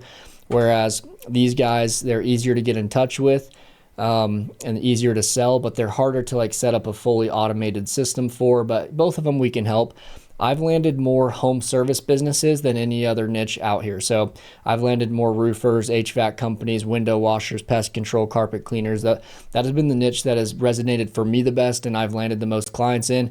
But that's also who I've reached out to more than any other niche. And so it's worked really well. But we have people in the community here that are crushing it in all these different niches, same day appointments. We have some people that are doing really well with car detailers. And so just kind of depends. I would, go for a niche or 3 niches. So we're going to pick 3 different niches like it shows here on the screen. I would go with a niche that you're comfortable with, maybe a niche that you've worked with in the past, maybe a niche that you think will have people that are like you, that are the owners. So for me, there's a lot of home service guys that are my same age or maybe a little bit older, but they're usually dudes. I can resonate with guys more than I can with females because I'm also a guy. And so pick a business that resonates most with you, and just a business that you're interested in and would really love to help. And then we're going to pick 3 related niches within that realm. So an example is if you like the niche landscapers, the other niches you could pick along with landscapers could be pool builders and contractors. These are 3 businesses that are very related. Landscapers will know pool builders, and pool builders and landscapers will know contractors, and vice versa. And what this does is it creates a good referral network. You might be asking, why would you pick 3 niches? Why not just go with one and just focus on landscapers? Because you can get really good referrals if you pick multiple different businesses. Whereas if you just went with landscapers and you ask your landscaping client, hey, do you know any other landscapers in the area that could use our services? They're not going to want to refer you over to their competitors. They're just people, they want to keep things secret if they're working well, which our smart websites are going to help them a lot. They'll want to keep it a secret from their competing landscaping businesses in their area. But a pool builder isn't in direct competition with a landscaper typically. So if you say, hey, Mr. Landscaper, we've really loved working with you. We love the website we put together for you or whatever, right? Then you can say, we also work with pool builders and contractors. Do you happen to know any pool builders or contractors in the area that you've worked with that you think could use our services? And would you mind introducing us to them? And then what they'll do is they'll say, yeah, I actually know John. He's a pool builder and he owns the company. Let me get you in touch with him. I've worked with him quite a few times over the years on different projects. And then contractors as well. So anyway, it creates a cool referral network. And these are free clients, right? You didn't have to work for them. You don't have to cold call for them or DM or whatever. It's literally just given to you by your current client base. You're just asking for referrals and they're happy to give them as long as you do a good job for them. And then, an example for if you're going with like the lower ticket niches, like the same day appointments, you could pick barber shops, spas, and hair salons. Hair salons will know barbershop owners, spas will know barbershop owners, they'll just know each other. And so you'll be able to get good referrals. And so That's why it's really important, in my opinion. I think you should go with like, 3 niches. You could go with 2 if you really wanted to kind of like downsize and you don't want to work with too many different types of businesses. But it's also easy to just kind of set up smart website templates for each of these. We can have a template for landscaping, pool building, and contractors. And when we call up or reach out to our clients, hey, we built you a new smart website, we'd love to show it to you.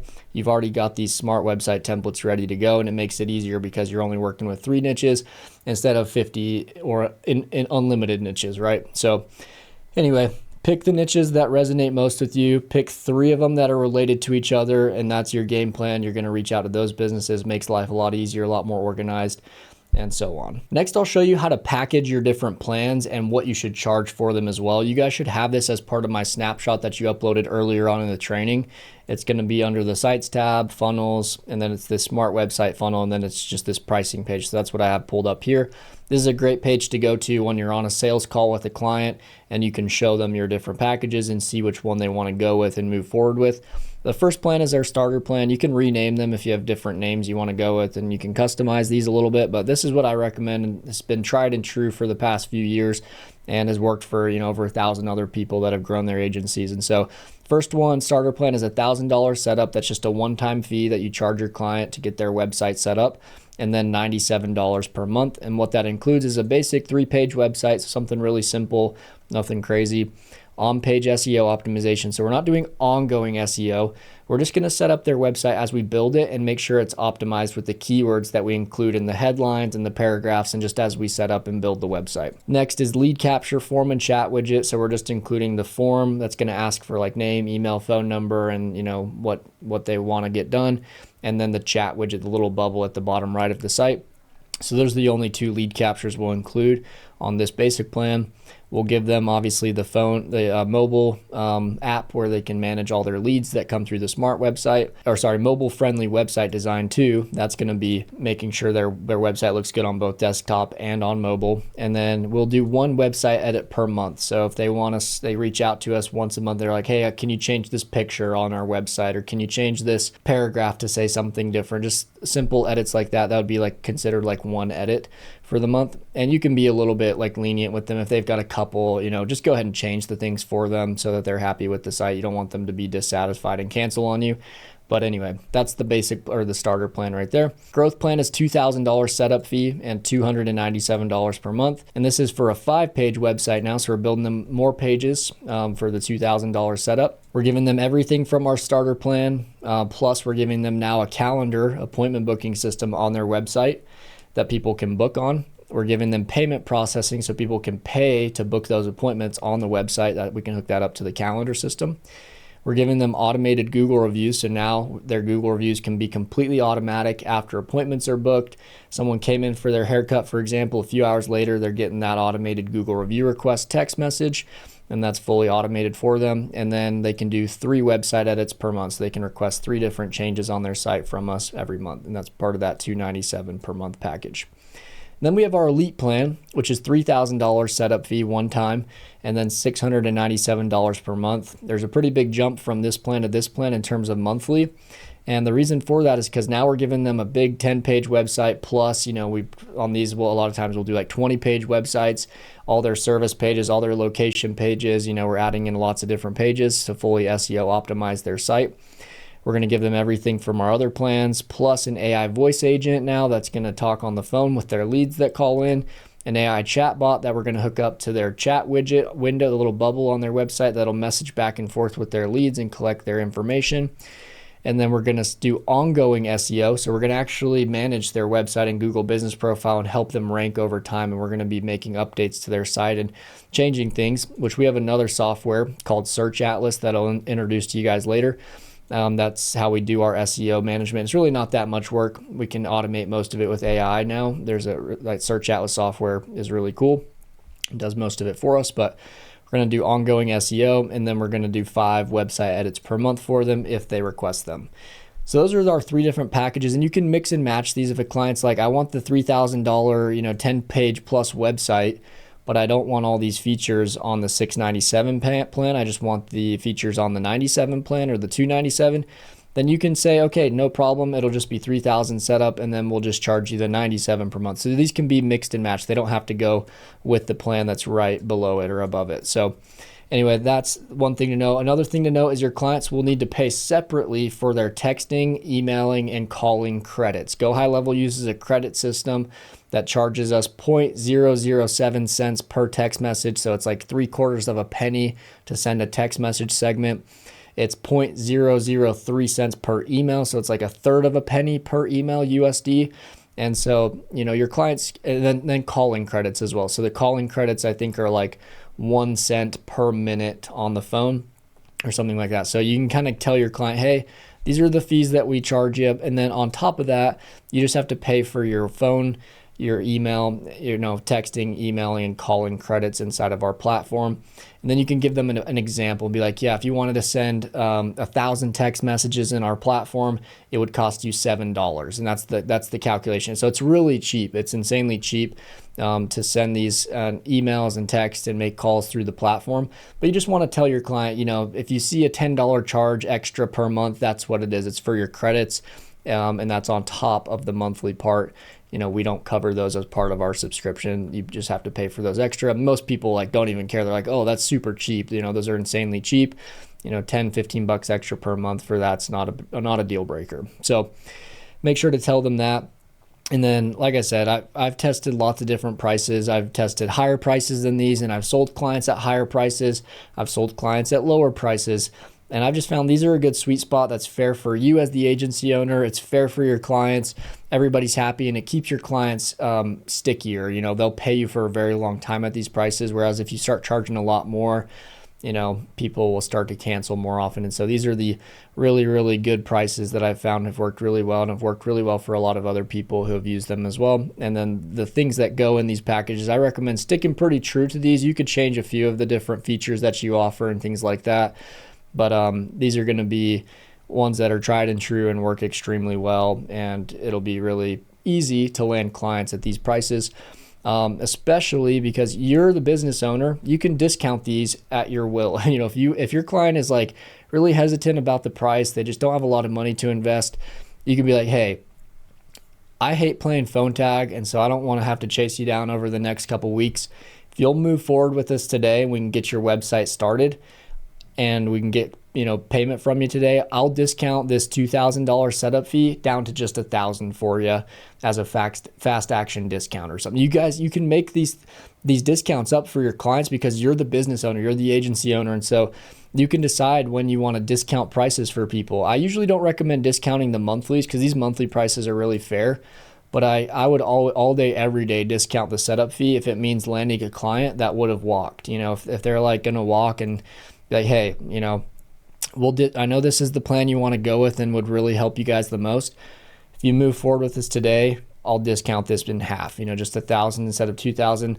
They'll have that price anchor in their head because they're seeing your normal prices here, but then they're getting such a good discount. You're dropping it by so much.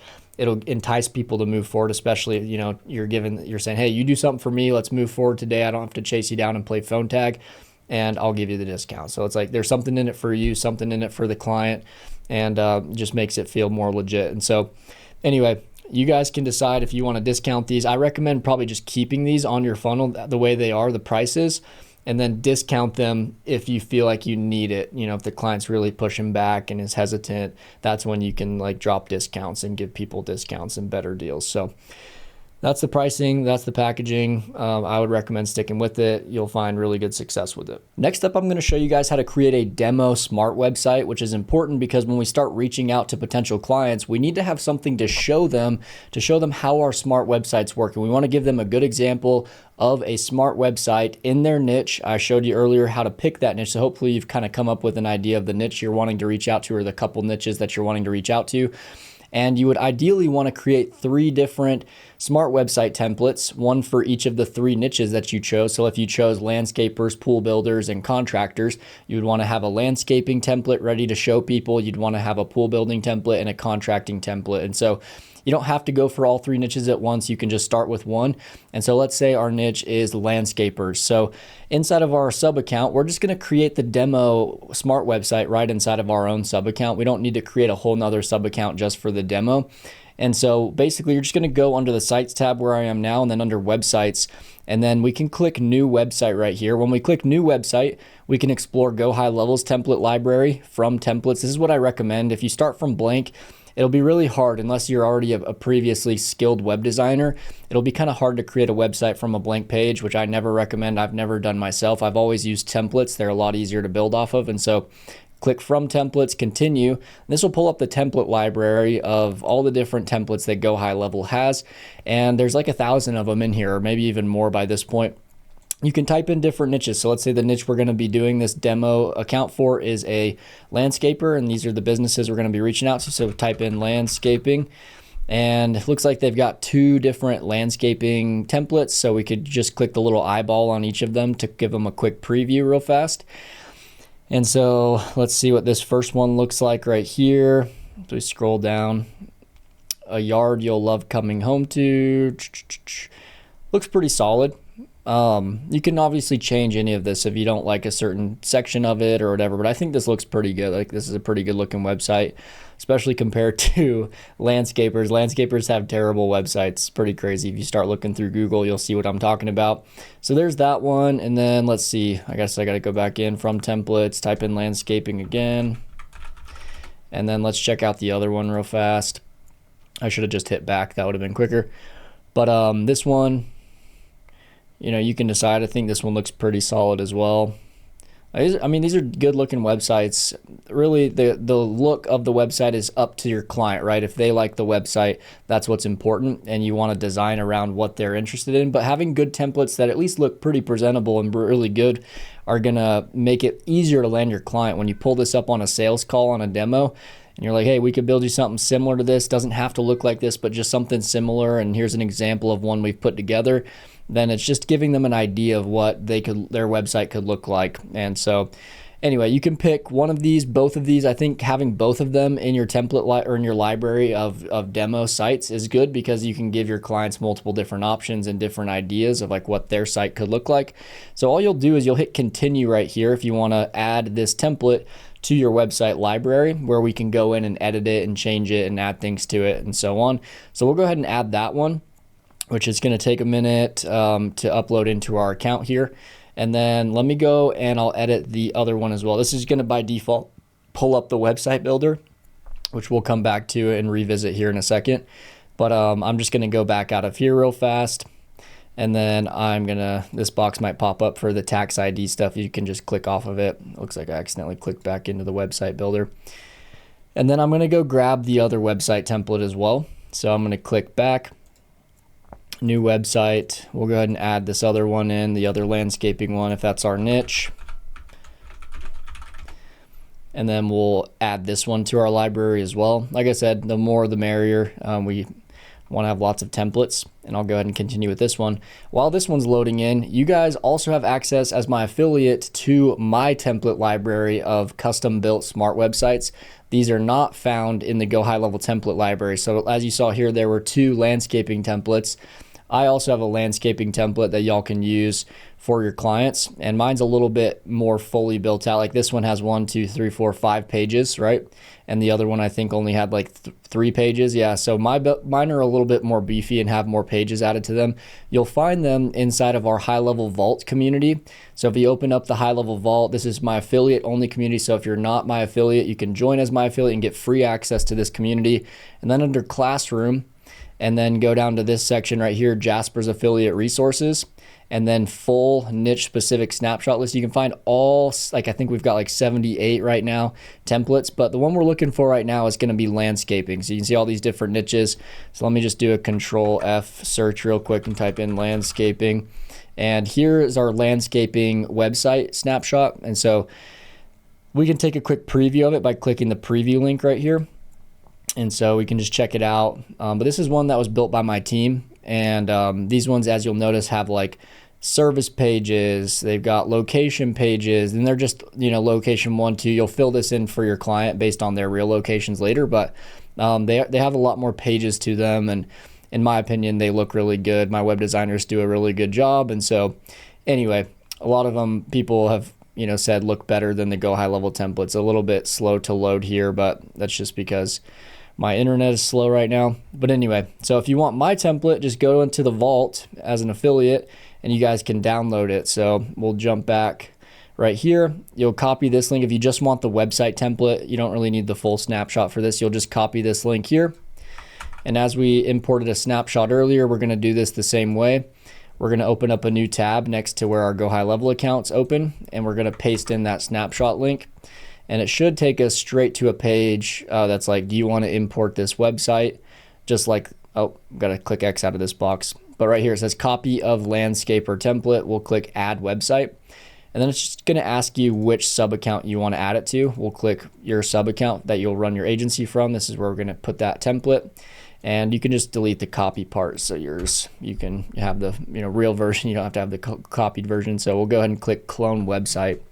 And now what this will do is it'll clone this website template that my designers built right into your account. You guys can claim it as your own now. It's your website, and you guys can reach out to prospects and clients, and you can show them and say this is your website that you built. You guys have full access to claim these as your own. So it might just take you to a blank page like this, but if you click back over into your GoHighLevel account in the websites tab and click refresh, you'll see that it should start loading, and the template should be starting to load in.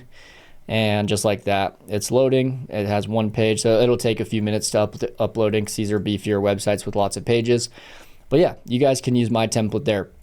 Once you've created the template or have the templates kind of set up ready to show people, then you'll want to hook up a few things on these templates, right? Because we want to hook up our chat widget, our form, our calendar. We want to show them the full capability of these smart websites.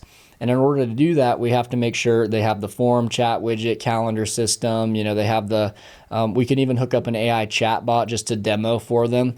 And then we could hook up an AI voice assistant as well and show them how that works as well. So let me go ahead and refresh this. It should, be close to loaded in now. This one might take a few minutes, but I'll just build it off of my snapshot template right here. It looks like 4 pages.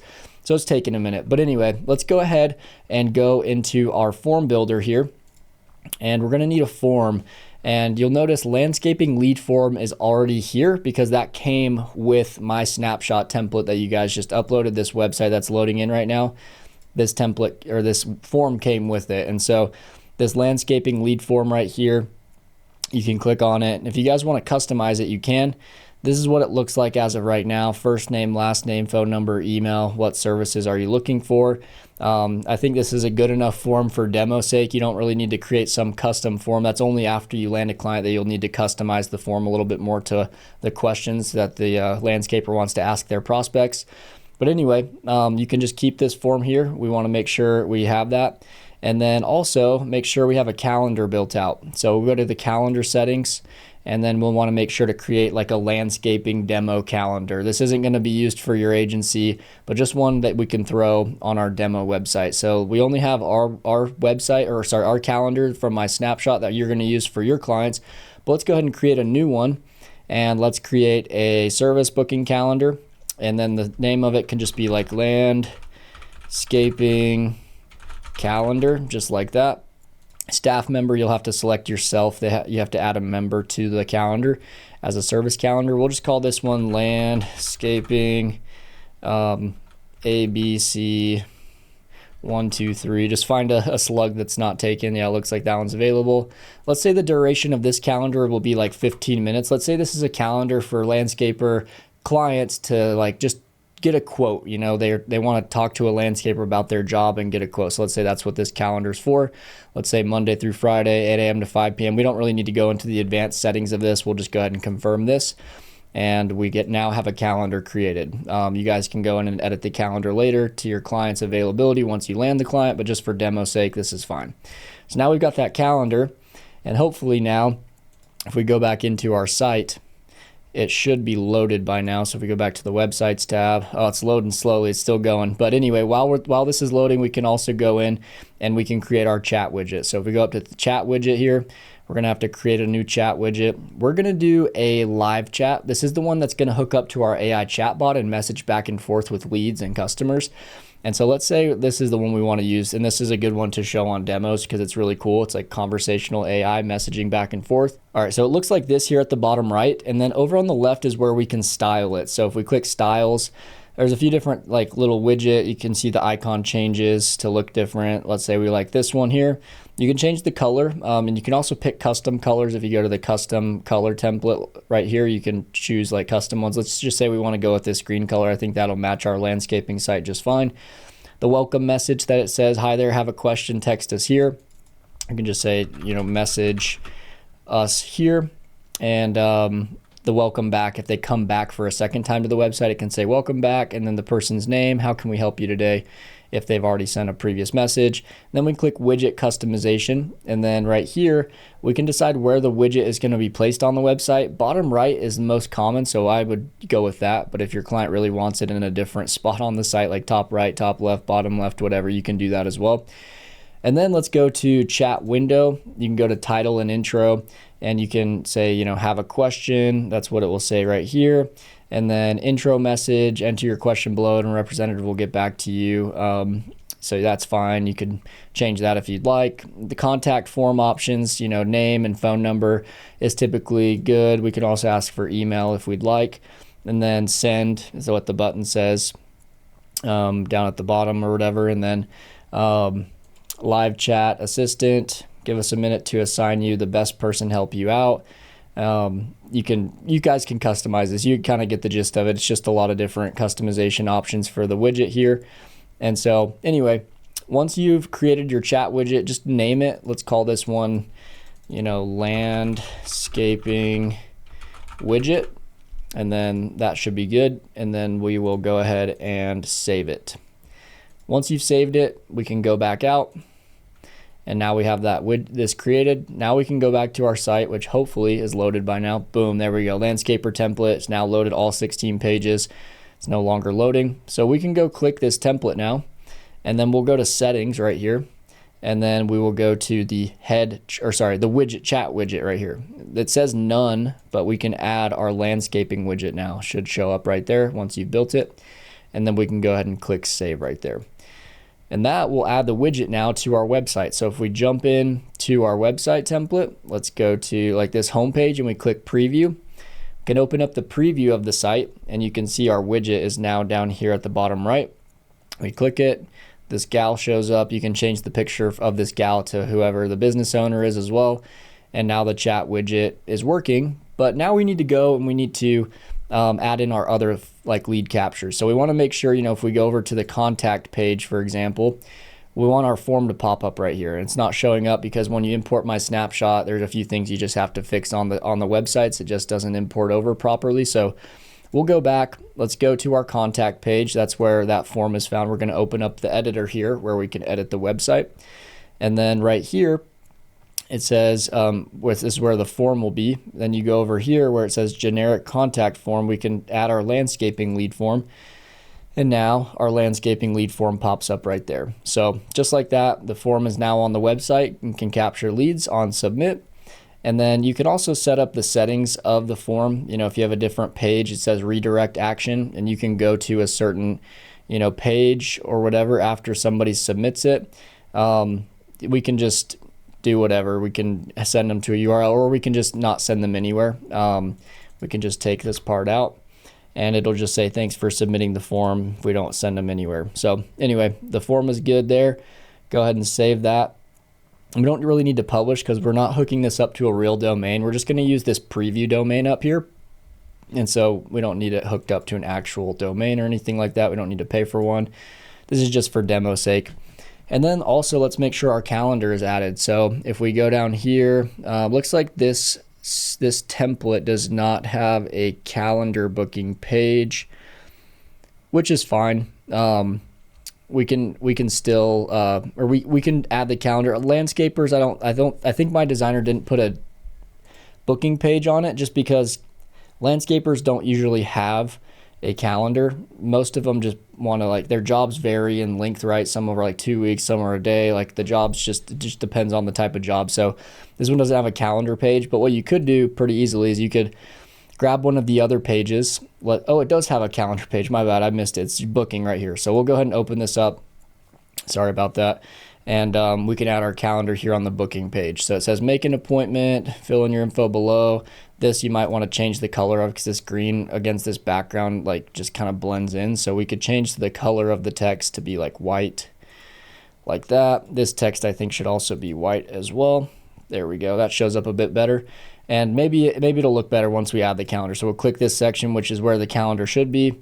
And then we can select our landscaping calendar.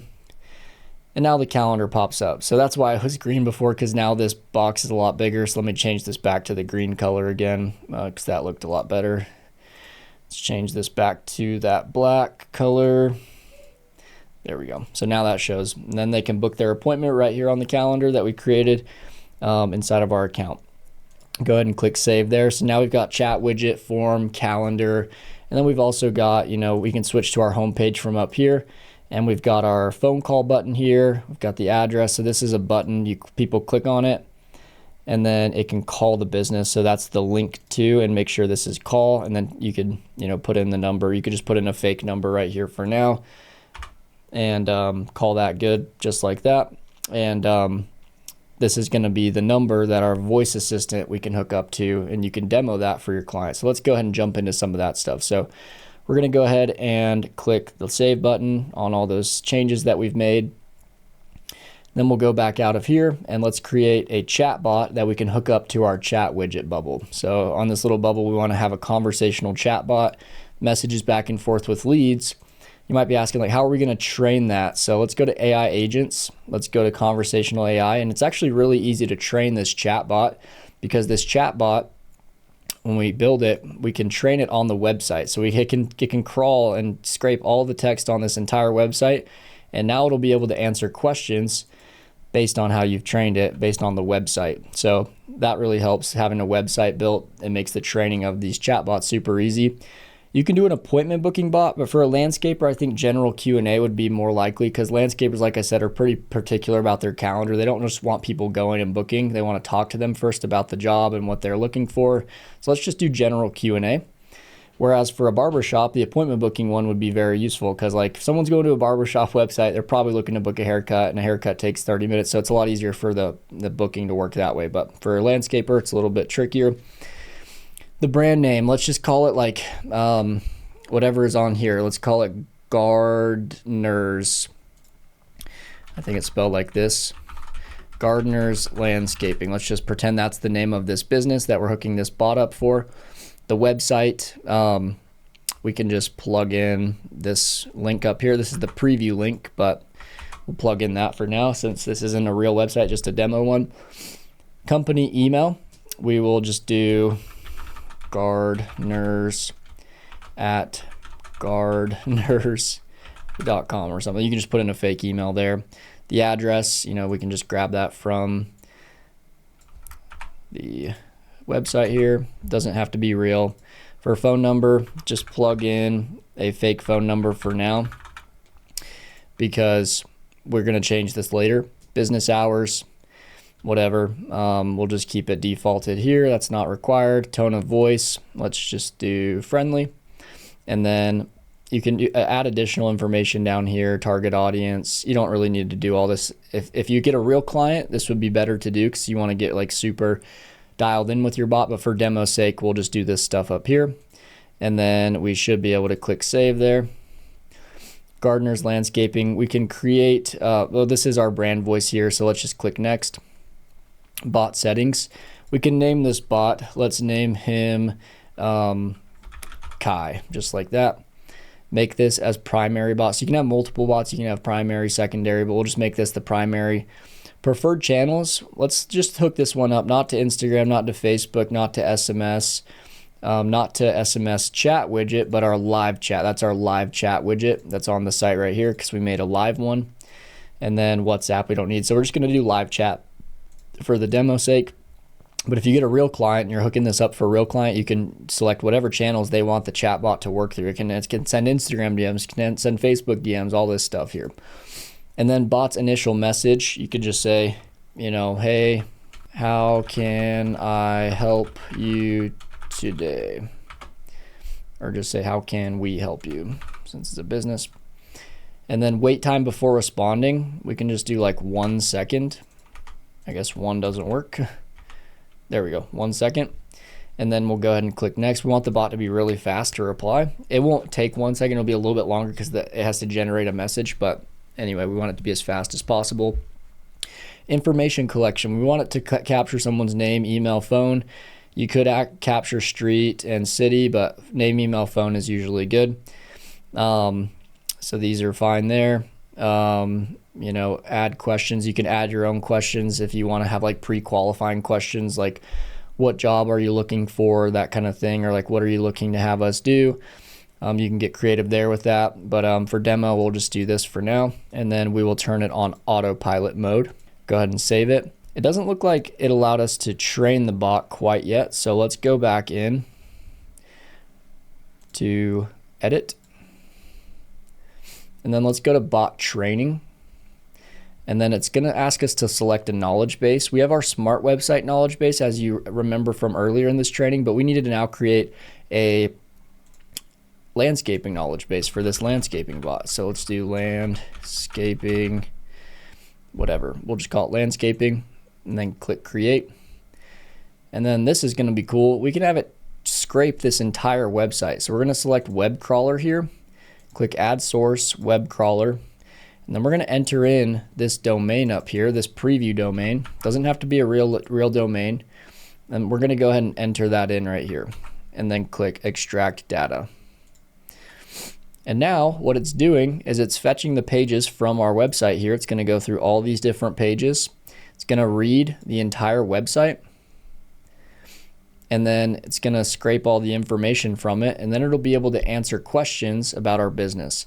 I actually had it scrape the contact page or one of these other pages, so let me go back and let me cancel this one. I'm going to go have it scrape the home page just so it knows like the home page is the primary page. So make sure you're on the home page. That's the page that'll have most of the information. It will scrape all of them, but I sent him first to like the booking page or whatever, I think. So just want to make sure it's working properly. But anyway, now it's fetching the pages. So it's training. This is all going inside of our landscaping knowledge base. And then we can go back to our bot and we can say apply the landscaping knowledge base, and then it will be trained on this entire website right here. Whatever website template you're using, it'll know like all these services that they offer. They offer garden and design installation, lawn care and maintenance, hardscaping solutions. So if somebody asks, hey, do you offer hardscaping? The bot will, chat widget down here will be able to say yes. And this is all stuff they can find on the website too, right? They could scroll and find it themselves, but it's just easier for people to chat here, and just makes it super convenient for them. Great way to get conversations started with new leads. So this is going to take a minute, but once this is done, we can go ahead and go back out of here. We can go ahead and apply the knowledge base. So we'll click go back, AI agents, conversational AI, Kai, which is our bot. We'll go ahead and edit Kai, and then we'll go to training. And then let's just go ahead and apply the landscaping knowledge base. It's not fully loaded yet. The website hadn't been fully, crawled, I don't think. Looks like 2 links, so maybe it's finished now. We'll go ahead and save that. But it'll update, as it continues to crawl and finish up crawling the website. And now we have a trained bot that we can demo to our potential clients that are landscapers or whatever niche you're doing this for. So if we go back, you're showing your client the website, showing them how it looks. They're like, awesome, this looks great. Then you can be like, also, we can add a chat widget to your website, this one right here, and it'll message back and forth with your leads and clients. So let me go ahead and test it out. I think it's all done. And say, do you offer hardscaping? And send that in. It says, give us a minute to assist you, the best person to help you out. And then it's typing the message. So this is the chat bot working, sending a message back, and it's usually really quick. Within a few seconds, she says, yes, we offer hardscaping solutions like patios, walkways, retaining walls that blend beautifully with your landscape. By the way, could I get your name to get things started? See, so now it's starting to gather that contact information that we told it to. So now it's getting names. So I'll be like, Okay, Jasper. So I'm sharing my screen with my prospect right now on a Zoom call, and I'm showing them this live, and they're like, dang, this is awesome. My name's Jasper. And as it asks my name, it's going to store this in HighLevel, and it's going to create a contact for me as Jasper. So it's going to create a contact. I already have my contact here, but if I wasn't here, it would start creating a contact for me.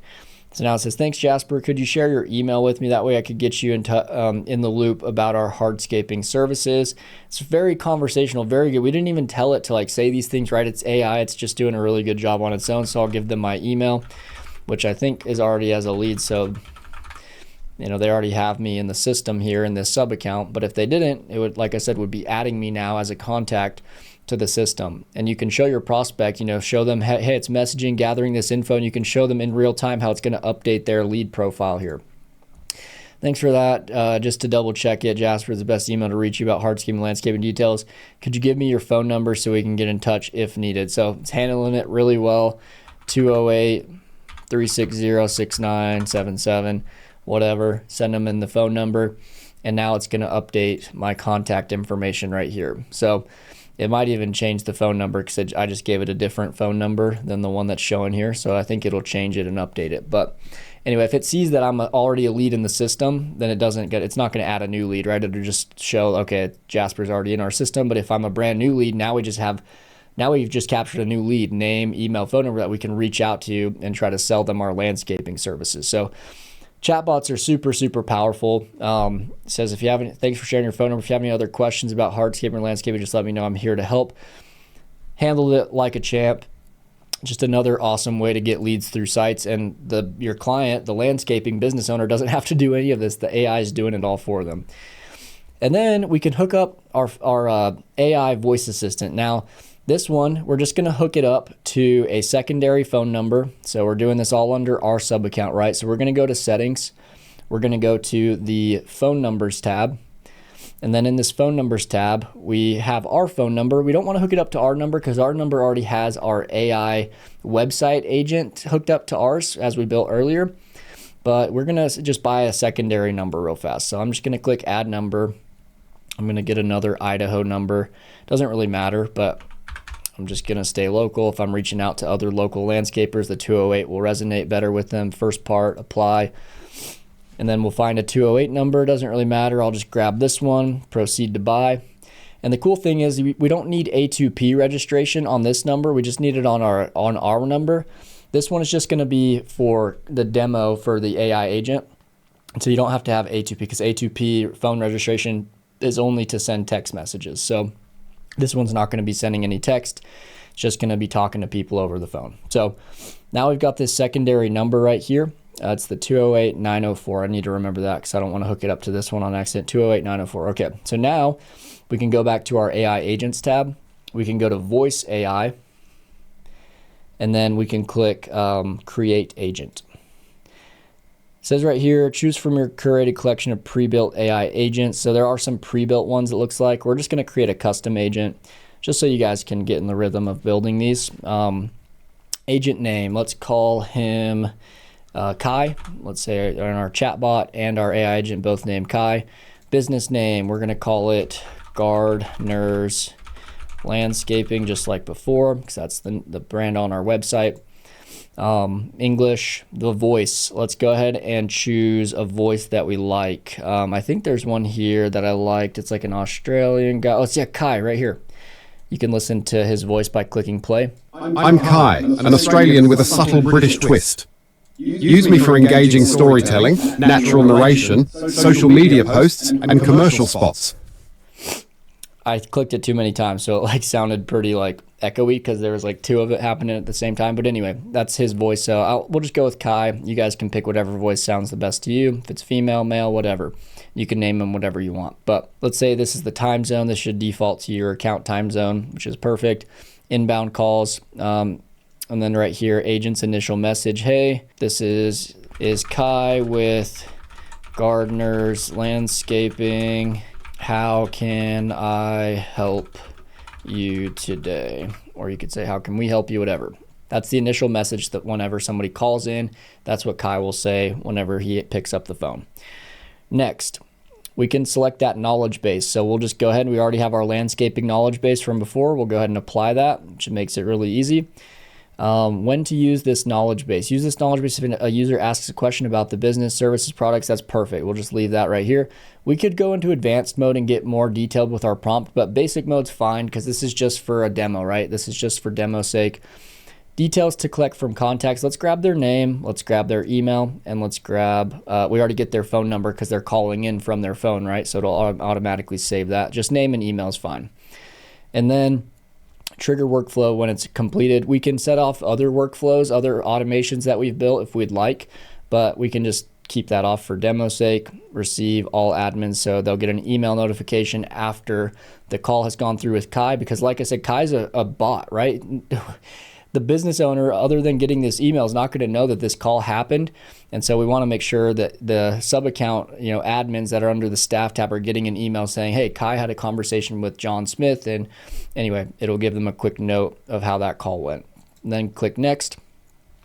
And then we're going to select the 208-904 number that we just bought. That's the number we'll hook it up to. It says enable AI agent as a backup to the phone number pool. We want it to be the first line of defense. We don't want to have it as a backup. You could hook it up as a backup to where, like, if the landscaping business owner can't pick up his phone, then it goes to the AI agent. But let's just set it straight to the AI agent every time. And especially for our demo, we want to show them how that works.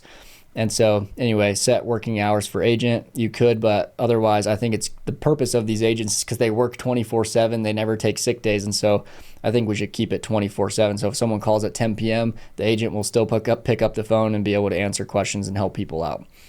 So anyway, I'm going to plug my number in here and test it out and show you guys how this works. So I'm going to have it call me real fast. And let's go ahead and do this. Oh, it should start with a plus. So I got to put the plus sign here and 1. There we go. So now, any second now, my phone should ring. Phone call coming in right now. Going to hit answer.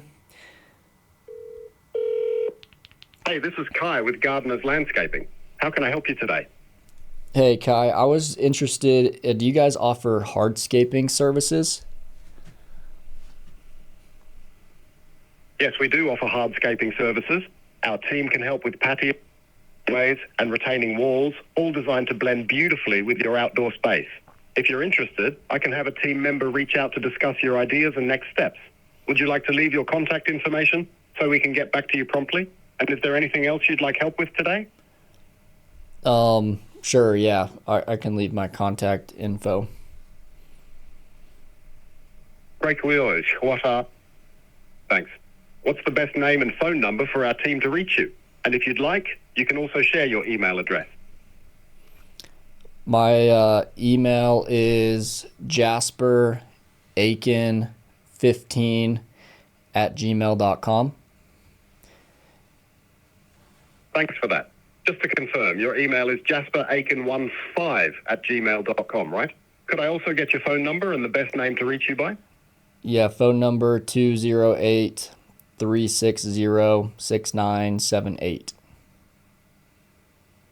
Got it, 208-360-6978. And should I list your name as Jasper Aiken? Yes. Perfect, Jasper. A team member will reach out soon to talk about hardscaping options and answer any questions. Is there anything else you need help with right now? Nope. So anyway, that's how it works. And basically, it's just going to ask you for lead information. It's going to answer any questions you have, and basically going to grab your info so someone else can reach back out. That's the Q&A one. We could set this up to book appointments if we wanted to. But anyway, that's the gist of the AI agent. As you can see, it's not always perfect. It's not always going to, it might, like if you have a lot of background noise like I do here, if it hears somebody in the background, then it might think you're talking, and so it'll like stop talking mid-sentence because it thinks you're talking. And so anyway, but it does really well. I mean, considering how AI is pretty new, like these AI agents are awesome and they're always improving and getting better. And so you can hook up this AI agent to your client's site, put your phone number up here, this phone number that we just bought with GoHighLevel, or this one right here. Use that as the business line now for this business, and it'll pick up all the calls. And then if your business, your client wants to like talk to people more often, they can just turn this on and save that, or you can turn it on for them. And now if the landscaping owner is available, he can talk to people first. But if he's not available, busy on a job, his AI agent will pick up and still try to gather contact info from people. So AI agents are awesome. And just make sure to change that phone number to this phone number right here. So I'll go ahead and do that real fast. So we'll go to my phone numbers tab. I'm just going to go ahead and copy this number here because now we're setting up our website demo. We'll go back into our website, our landscaper template that we're going to be showing our prospects.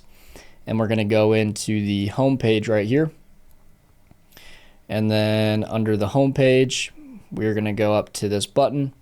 And then we can change what this button says. So we can change the phone number here to be the phone number that our AI agent's hooked up to.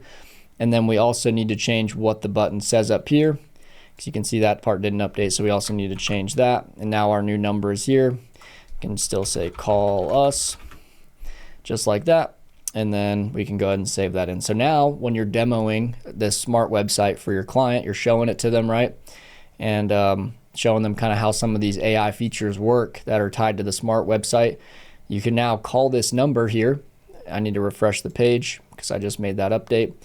And call this number, or have your client that you're talking to or your potential client call the number and talk to the bot themselves and just show them how cool it is, and then show them this. And really that's all you need to set up for the demo site. You could hook up an automation right here that fills out or submits after this form. So I'll show you how to do that really quick so you can show them, hey, after people fill out a form on your site, you'll get a text, they'll get a text, which I've already hooked up for you. You guys got it in my snapshot already. If you go back, you go to automations, you guys will have this folder right here that says Smart Website Automations for Clients. These are for your clients and for this demo site that we're building. And so go ahead and click here. They're on draft right now, but all we need to do for the form and the chat widget one, we already hooked up the AI chatbot to this, so we don't really need an automation for this one because this one's just straight up AI messaging back and forth. So we can take the chat widget part off if we're doing the AI one. But the contact form, this is it right here. We just need to go in and we need to select the form is the landscaping lead form. So we just need to tell the automation that. That's why there's this little error right here. So now that error goes away. And then right here for the create/update opportunity, this will move them. We can just delete this step altogether because this is only if you have a pipeline set up for landscaping. We only have our website pipeline set up, so we'll just go ahead and delete this step. That's just more for changing the pipeline stages under the opportunities tab. But the rest of it will work. The SMS will send out, just saw your message on our website, someone will be with you shortly. The email will send out just like normal. And then it'll wait 2 hours. If they reply, yes, awesome, it'll send them another email, another text message. And so the automation will be there, ready to send off. Just go ahead and publish that, save that. And then for the calendar automation, if you want to show them, how the booking page works, when the people go to like this book appointment page and they book an appointment, we want to kind of show our prospect how the text and the email send out to say like, hey, thanks for booking an appointment with us. So we can also publish this one as well. Publish it. We can delete this step right here. Trigger appointment. We're just going to do event type normal. Appointment status is confirmed. And then this one is going to be, let's see, appointment status is confirmed, created by, modified by, here it is, in calendar. We're going to select in calendar and then our landscaping calendar. So go ahead and save that. Now that will work and trigger off of this landscaping calendar. It'll send a confirmation email, text message. 2 hours before the appointment, it'll send another one. But anyway, your prospect won't be there waiting 2 hours before the appointment, but they'll get at least this first email and this second, these two messages, this text and this email, just to kind of give them an idea of how this stuff works. And so you can say, hey, check your phone, and you'll see that you got a text and an email, and they'll be like, oh yeah, I did get the text and the email. So you're just kind of giving them a taste of our smart website. And that's really all you need to do. Have those, we'll go ahead and save this automation. And now our demo site is ready to go. And we have 2 other demo sites, right? So we can show them this one as the main one, this landscaper one here. And then we have these 2 others that we can show them. We don't need to like demo the other 2, but just kind of show them, hey, here's another example of another one that we've built.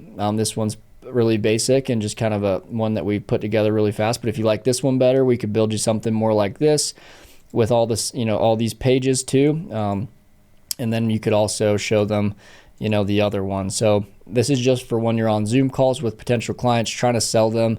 You're giving them these different example sites to show. You really only need one that's like fully built out with our automation, with our chat widget, form, calendar, phone number, AI chatbot, all that stuff. And then 2 others just to give them ideas and maybe just different design options. But yeah, that's how to create a demo smart website to show to your potential prospects, and these will help you land clients a lot easier. Next, I'm going to show y'all how to generate leads and find prospects that'll be interested in our smart website and different agency services. And you can see I have a really short list here, but I'm going to go over these in depth so you guys know exactly how to do these and get the best results from them. The first one is networking, and I'm going to show you a really effective way to network in your local area. Every local area in the US and in a lot of other countries as well have what's called a chamber of commerce. It's just a group that you can join and you can go to different events, and they are always doing different business meetups. And there's a lot of business owners that go to these chamber of commerce meetings, and that's who we're looking for. Our ideal candidates are going to be business owners, right? And so I went and I typed in and found the website for my local area, which is Rexburg, Idaho. And I just typed in Rexburg Chamber of Commerce, found their website. If you go to their website, like I said, you can do this in almost any city in the entire country of the United States and in other countries as well. You'll find the community calendar, and most of them will have one on their website. And then you can go find different events. So this is the August calendar. I'm filming this video August 6th. And so, they're doing different meetups. So let's see if we can find one right here. Built networking event. This one is going to be an event where business owners will go and meet. This one was just yesterday, so I missed it already. But anyway, just a time for people to go network. And these are typically all business owners that are going to these. If we keep going though, August networking night, there's another one from 5 p.m. to 7 p.m., which is tomorrow night. And so anyway, we can go to these meetings, meet other business owners, actually shake hands, get face-to-face with other people. And whenever you talk to these people, you can just be like, hey, what do you do for work? What do you do? What's your business? And they'll just start telling you. And naturally, people will ask you, what do you do for business? And you could say, hey, we build smart websites. We actually help businesses with awesome websites, and we help them rank higher on Google so they can get more customers. And then what most people will say to that is, I have no idea how to do marketing. Like, I've tried it, I'm too old for it or whatever. And they are just naturally curious about marketing because that's something that they know can help their business. They just don't know how to do it. And so like 9 times out of 10 people will just say like, I would love to chat with you to see how we can, help our marketing. And you can set up meetings from these and have calls with people and try to sell them on your services. And, anyway, another one, August Business Skills and Networking Forum, for an hour and a half here. So anyway, they do a lot of these every month, and some towns might do less, some towns might do more. It looks like there's like 3 different ones this month here, or 4 right here. This one's in September, I guess. So anyway, they're doing multiple of these a month. I've gone to a few of these in my local area, and I've landed clients from them every single time. You don't land clients when you're there, right? But you set up meetings to follow up with them, and you just build a good connection with them. They trust you. You got to shake their hand. They got to meet you face to face, and really, really effective way to get people lined up as clients for your agency, for your smart websites.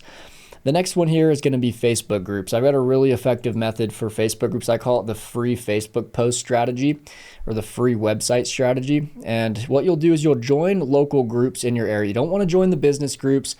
That's a big mistake. The business groups don't allow marketing. They don't want people trying to sell stuff. But if you join just the local groups like this one right here, Life in Idaho Falls, this is one that's close to my area.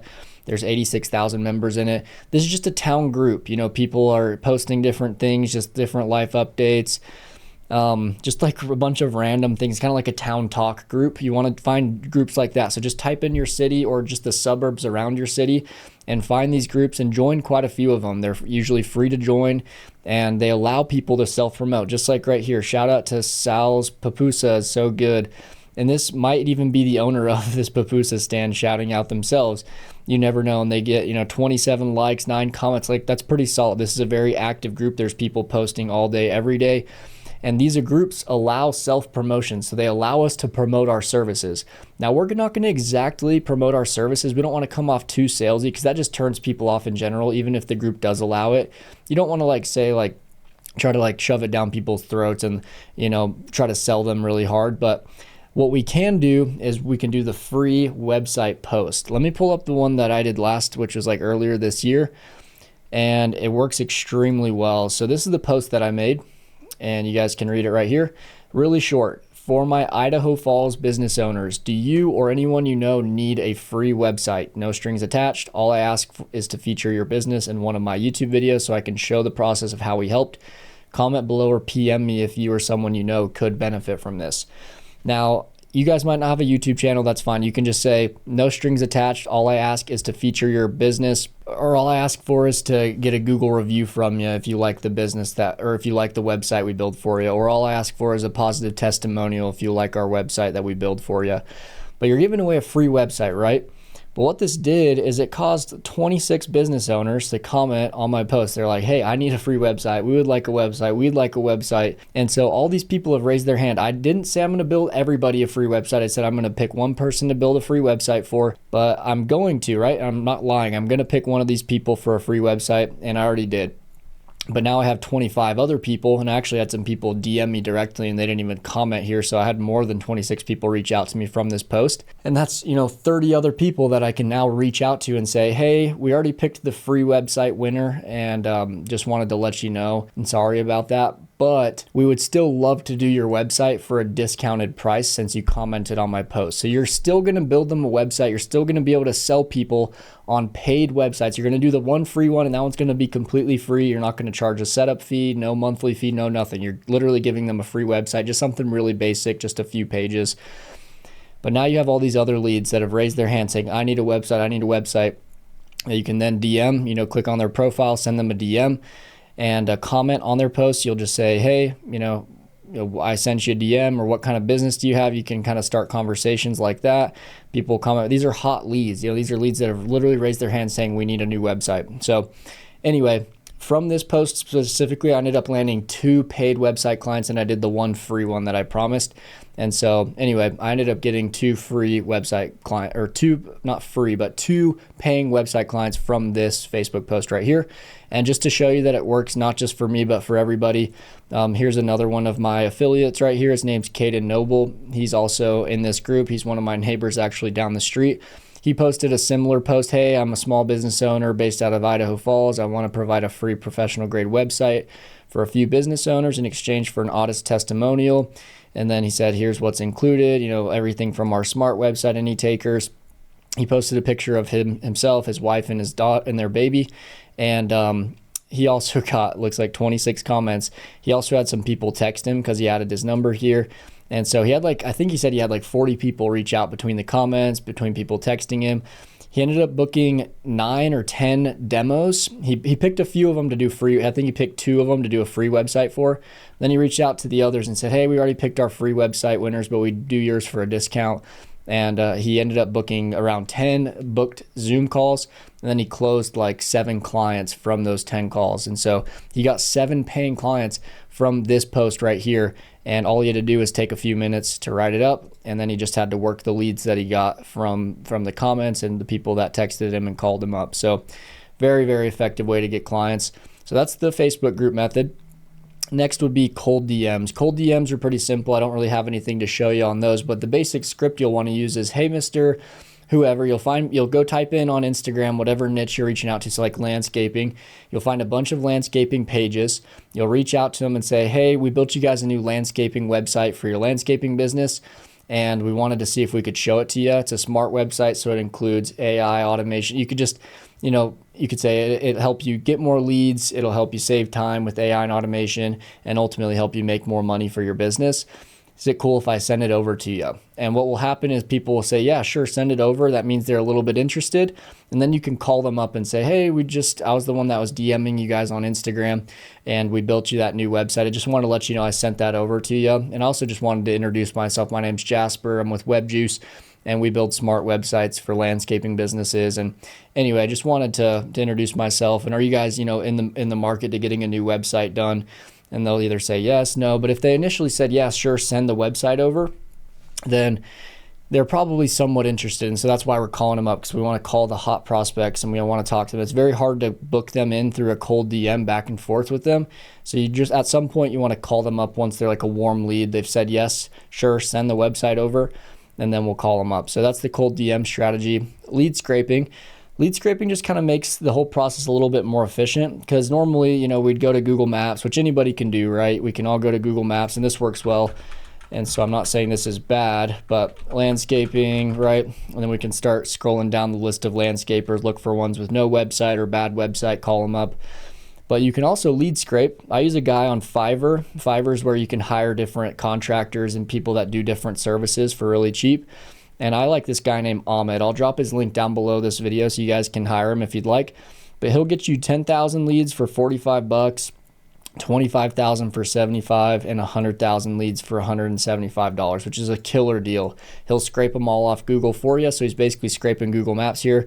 He's getting you all their names, a lot of their emails, their phone numbers, addresses, how many Google reviews they have. It just gives you a nice clean spreadsheet, a nice Excel file that you can call, and you don't have to go use Google Maps and like forget where you left off. Like you can just kind of mark a little like highlight where you left off that day, and the next day you know exactly where to pick back up and keep calling businesses. So anyway, lead scraping works really well, especially combined with cold calling, which is our next step. Cold calling is also extremely effective. I know not many people like to cold call. I hate cold calling myself, but it works very, very well. And I'll show you the numbers behind that. But first, let me show you the script that we use for cold calling. This is tried and proven. I formed this script with a guy that worked for $1 billion tech company. He's made over 10,000 cold calls over the last 5 years, and he's like a cold calling pro. And he helped me form this script based off the script that they use at his tech company. And so basically it's just, hey, prospect name, when they pick up, they'll say, hey, this is John with ABC Landscaping. How can I help you? You say, hey, John, this is Jasper from WebJuice. How are you? So you'll say what your name is, who you're with. And then they'll say good, or who is this, or why are you calling? And then you'll say, the reason I'm calling is because I built y'all a new smart website for your landscaping business and wanted to see if I could show it to y'all. Are you the one in charge of the marketing stuff, or is that someone else? And then line 3, perfect. We work with other landscapers like yours to help them get more customers through our smart websites. Would you be available to check out the website we built for you really quick over Zoom? I can shoot you over a link. And then if not, you can ask to see if they can do it later today or tomorrow. If you can book them in right then and there, just say, hey, can you jump on real quick? I can send you a Zoom link right now. Then you'll be able to like get them on a call right away on a Zoom, show them the smart website, and potentially close them within like one call. You don't have to set up a separate call. Just like, I'm busy right now. You could say, no worries, would later today or sometime tomorrow work better for you? And then you book them in for later that day or the next day. You don't want to book much further out than that. If you book them too far out, then the likelihood of them canceling goes up a lot. So try to book them in really within a short amount of time. And then awesome, be on the lookout for the Zoom link to your phone number and email. Send that over right now. And the purpose of the Zoom meeting is just to show you the smart website and see if it would benefit you guys and continue the conversation if it's a good fit. If not, we can part ways. Is that cool with you? So you're just kind of like lowering the pressure for them. Hey, I'm not going to try to sell you something you don't need. Just see if it's a good fit. If not, we can part ways. Very low pressure, make them feel more comfortable so they don't get scared to show up the next day or whatever. And then last, cool. Looking forward to chatting with you. That have a great day. So just something pretty short like this. This works really well. This has been tried and tested, and this tech company that's $1 billion tech company has tested this, and they have hundreds of cold callers that are using this exact script in their $1 billion company. So it must be working. And then I've tried it as well for this offer, and it works extremely well. So here are the numbers behind it though. The conversion rates might not be as great as you were hoping, but it's a numbers game. Cold calling, you just have to do a lot of it. And it's a tried and proven method. It'll get clients 100%. So for how to get 2 sales per week, basically you need to make 100 cold calls a day, which will take you about 5 hours, 20 calls an hour. You need calls answered, going to be about 20%. It's crazy, but business owners don't answer their phone very often. That's just how it is in most niches. You may get a higher percentage in some niches, worse in others, but 20% is pretty average. So out of those 100 calls you made, you're only talking to 20 people. And then out of those 20 people you're talking to, you're only booking about 2 of them out of the 20. So like 1 out of every 10 you can book in for a follow-up appointment to show them the smart website. And then under showed, actually only 50% of them will show up, which is pretty tough. It sucks, but that's the way it is. one of them's going to ghost you and not talk to you anymore ever again. But that's just how cold calling is. And then out of the one that does show up, you can close. If you can close out about like 40% or 30%, then out of 100 calls made, you'll have closed like 0.4 clients. So not even one client yet. You'll have closed like a third of a client essentially.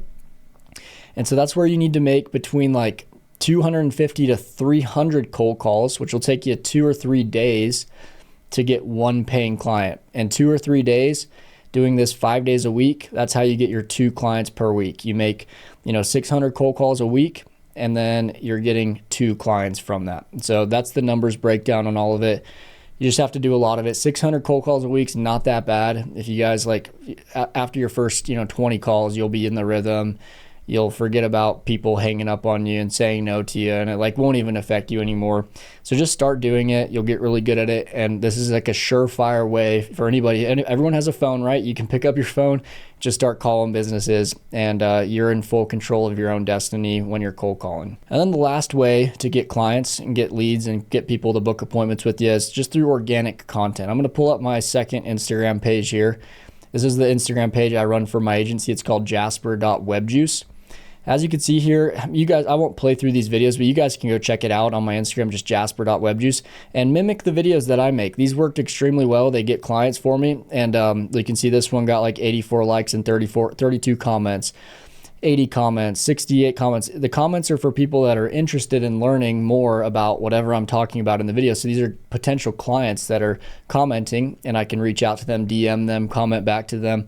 512 comments. This one got pretty viral here. 75 comments. These are all like, you post a video, it takes you an hour to film a video and post it like this. It's just like a 60-second talking head video.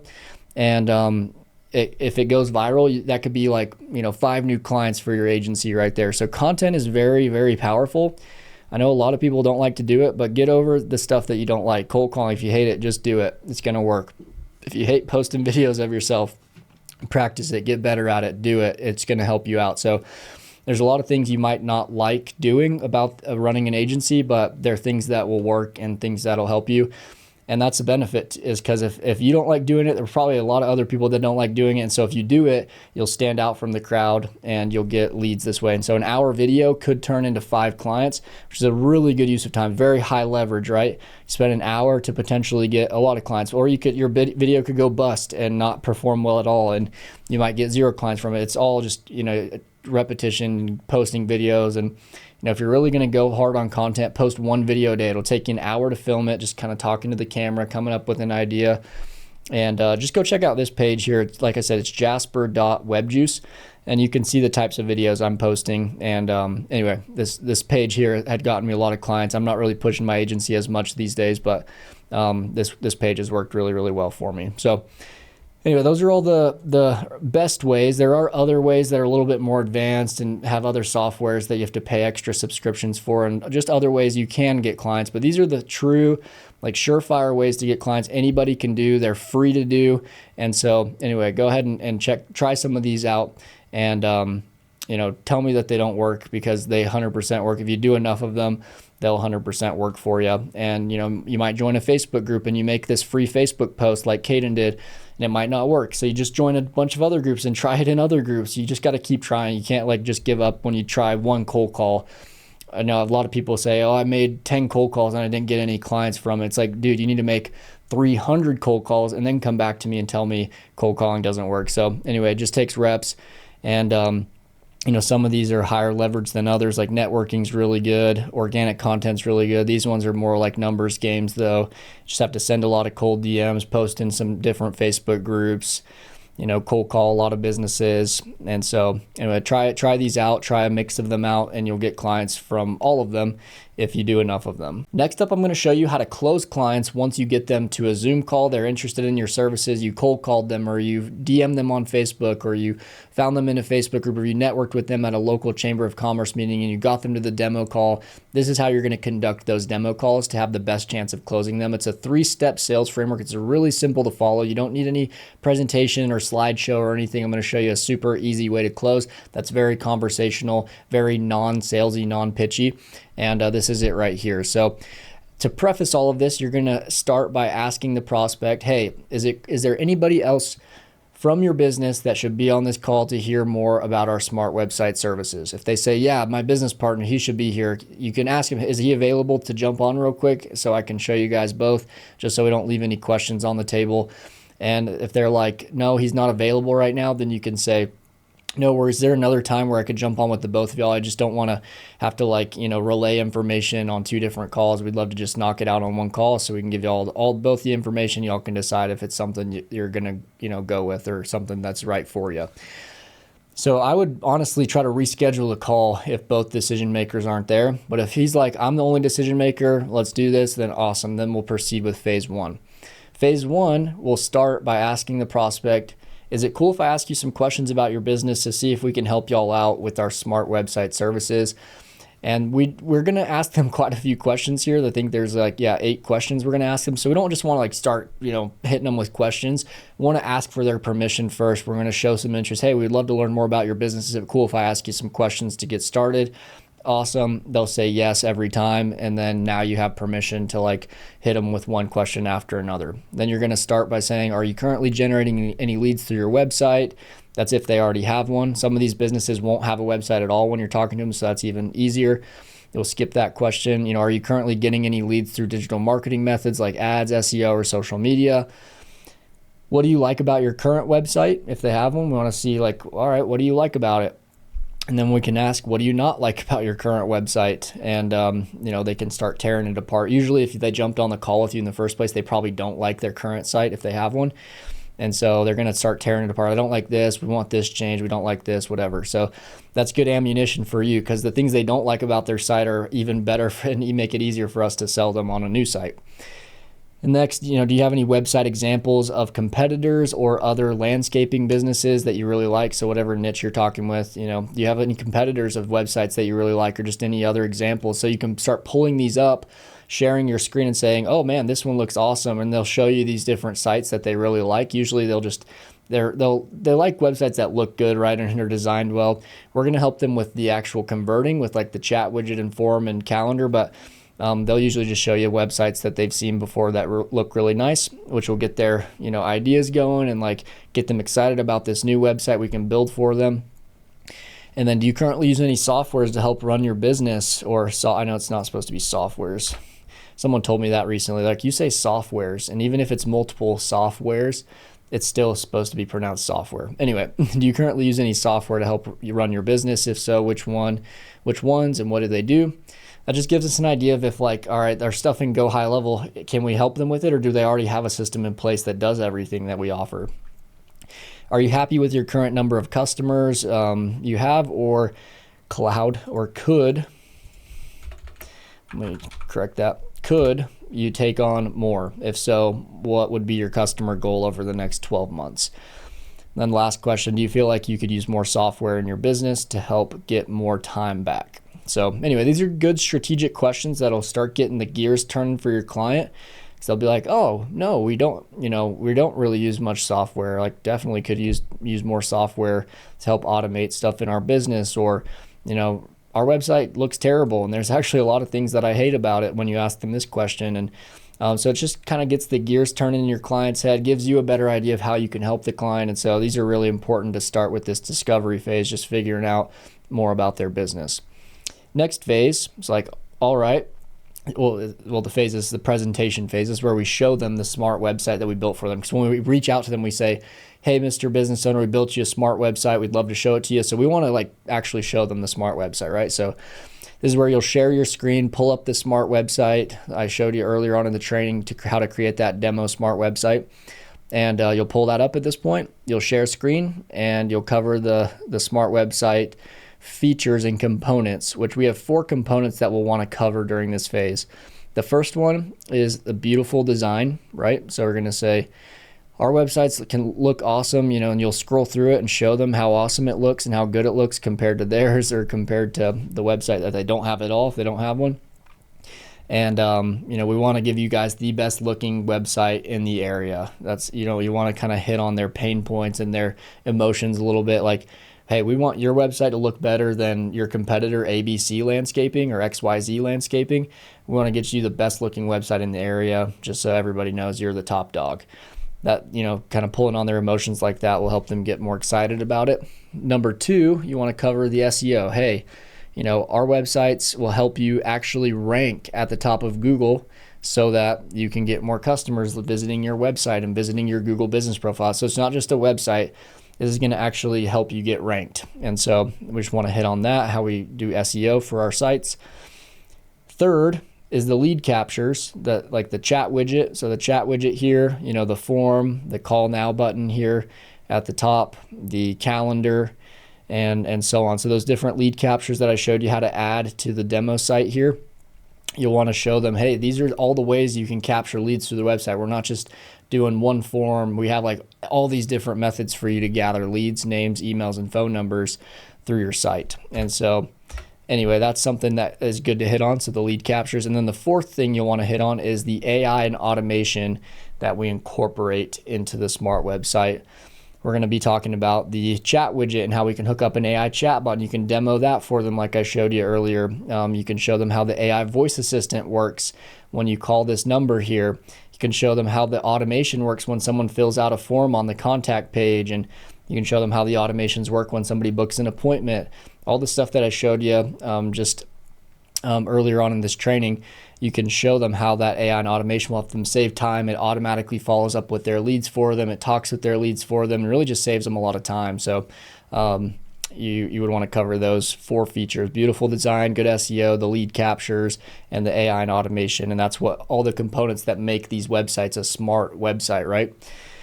And so we can also explain as part of this that all their leads, conversations, and appointments can be managed from their phone on the LeadConnector mobile app. So GoHighLevel, I think I showed you all this earlier on, has a mobile app called LeadConnector, and your clients can download it and they can access all their leads, conversations, appointments, all from their mobile phone, which makes it really easy. So you just want to hit on that a little bit as part of this. And then that takes us into the third phase. We showed them the website, we've gotten them interested, and then we're going to drop the pricing on them right here. And so, our starter plan, our growth plan, our elite plan, show them the 3 packages, explain each package, what they include, and then ask them right here, ask them which package do you think would be the best option for y'all and what your budget is. And, explain that each setup fee can go with a different monthly fee. Doesn't have to go with the setup and monthly that's right paired together. They can intermix and mingle them based on the website size and the features they want. But yeah, just basically tell the prospect, or ask the prospect, I would say, which plan they want to go with and which one you think would help them the most as well. And then whatever they say, you want to agree with them. Whatever option the client says, be like, awesome, I think that's a great option. And then right here, explain the process to set up their smart website. It's just explain that it can be 2 weeks, on average. It could be shorter, it could be a little bit longer, but 2 weeks is typically how fast we can turn around these smart websites, just with back and forth with our client and all that. And so just say, hey, we'd love to get started today so we can get the process rolling and get your website up in the next 2 weeks so that you guys aren't having to wait a super long time to get the new website done, and just to kind of create some urgency there. You could also drop a fast action discount. If you can tell they're a little bit hesitant on price, you can be like, hey, I'll be honest with you, I hate playing phone tag. And so if you guys move forward with us today and we can get everything rolling today, I'd be happy to take $1,000 off this growth plan and just charge you $1,000 setup fee instead of the $2,000, and just give them a good deal. It'll create a good price anchor because they saw this higher price. Now you're lowering it for them by half. Feels like they're getting a good deal. You're getting a good deal because they're moving forward today. You don't have to keep following up with them. And you can do stuff like that at this point as well if you feel like it's necessary. A lot of times, though, they'll just be like, yeah, let's go with the growth plan. They'll pay the full price, and awesome. If they do, that's the best option. But you guys get the gist of it, and you'll be able to feel that with your client, just with the prospect and how they're kind of like pushing back and stuff. And anyway, then you'll just grab their card info, and you'll charge the setup fee today, and then explain that the monthly charge won't start for another 30 days out. So you'll just charge them the setup fee, and then 30 days from now, you'll get charged the $197, and that'll bill every month going forward. That's the entire closing framework. So then you're going to get clients set up, which I'll show you how to do here in a little bit. But yeah, those 3 steps: the discovery phase, learn about their business, present the smart website you built for them and promise that you were going to show them, and then show them the pricing, pull up your packages on your funnel, and yeah, then gather their card info, plug it in, charge them through Stripe, and you're good to go. That's how you land a client. And I know it sounds simple. It's not always like as easy as I'm making it sound here. They're going to have different objections and those kinds of things, but the objections will typically come down at the 3rd phase once you drop pricing on them, and you'll have to overcome some of those objections or drop the price for them to give them a better deal to get them to move forward. But yeah, you're the business owner. You can decide on if you want to give people discounts, which is awesome. We have the flexibility to do that. And that's the whole closing framework on getting clients for your smart website services. In the realm of ancient Greek mythology, the valiant hero Bellerophon embarked on a perilous quest to confront a fearsome dragon dwelling near the fiery depths of a volcano. Armed with a mighty sword forged by the gods, Bellerophon journeyed to the dragon's lair, where the air crackled with heat and sulfuric fumes. With nerves of steel, he faced the dragon in a fierce battle amidst the volcanic landscape. Despite the dragon's fiery breath and great strength, Bellerophon's courage and skill prevailed. With a well-aimed thrust, he struck the dragon down, bringing peace to the land and earning eternal glory as a legendary dragon slayer in Greek mythology.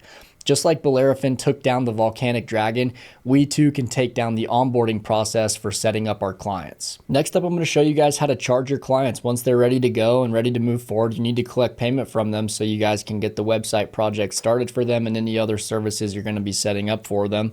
Earlier on in the training, we set up this smart website funnel, and this is one way you can charge clients. I'm going to show you a few different ways because there are a few different scenarios of you may charge your client full price, right? The full price that's on our pricing page here on the website. They may be ready to go ahead and pay, the $2,000 setup fee and the $297 a month. But then there might be other clients that are a little bit more hesitant, and you drop the setup fee for them. You're only going to charge them $1,000 setup fee instead. And if they go through this page here and they click get started, if they don't give you any pushback on price and they're ready to pay the full setup fee plus, start the monthly and everything, you can just select, this option here, $2,000 setup fee with the 30-day free trial and then $297 per month. And awesome, you can collect their card info right here. And this is one spot you'll need to collect their card info. Whenever you're on the Zoom call, you'll just want to gather that info and write it down. So as they are telling you their card info, write it down on a piece of paper because we need to put it in here. Plus, we'll need to plug in their card info inside of their sub account, which I'll show you in a sec. But this is like if the client's ready to pay full price, you're not giving them any sort of discount. This is the way you would charge them, is through the funnel that we've set up with our different packages. Whatever package they want to go with, select it, plug in their card and hit complete order, and that'll charge them the $2,000 setup and 30 days later the $297 or whatever package they end up going with. But then again, like I said, you might be discounting these prices for them. So if you're going to be discounting them, you'd say, hey, these are our normal prices, and this is where we would, normally have you check out, is right here through our funnel. But since I'm giving you a special discount, I need to send you a special link specifically for the discount. And so what you'll do for that is you'll create a payment link. So you'll go into the payments tab, and then we can create a special products first, because like I showed you earlier, we only created our 3 different packages for our, normal pricing and everything. But you'll need to create a discount price. So we'll go to create a product, and we can call this one our, growth plan discount or something. Growth plan discount, and we can put discount in parentheses. And then this one, instead of a $2,000 setup fee, is only going to be $1,000, and so it's going to be a recurring. The amount is going to be $297 per month. Compare at price, we can leave that blank. Trial period, we'll do 30 days. Build monthly, number of payments unlimited, and then setup fee, we can put that as $1,000 instead, and the $297. So they're getting a discount, right?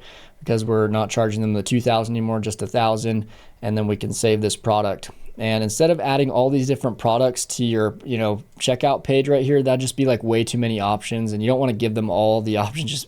We want to push them towards these plans first at normal price, but if we have to drop our price, that's fine.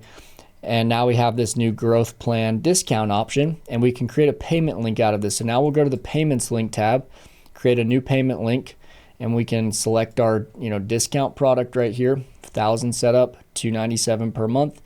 And then we can just leave all this the same, and then go ahead and click save right here. and it has your branding at the top and everything like that. And now this is a sendable link. So we can click copy/send. Go ahead and copy this link, and then you can email this over to your client, or you can just I would actually recommend doing this for them. So you'll just open it up in your computer. You can share screen so they can see what you're doing, so they know you're not like misusing their card information. But it'll just pull up this page here, and you can say, hey, this is the special discount link. Like I said, we don't really do this for everybody, but I'm happy to discount your setup fee if we can get rolling today. And you'll plug in their card on this page instead of doing it on this page. That's if you're giving them some sort of discount, right? And then sometimes a client might be willing to pay full price, but they just don't have the $2,000, or they're just a little hesitant. And you can say, hey, what we can do is we can just take $1,000 setup today.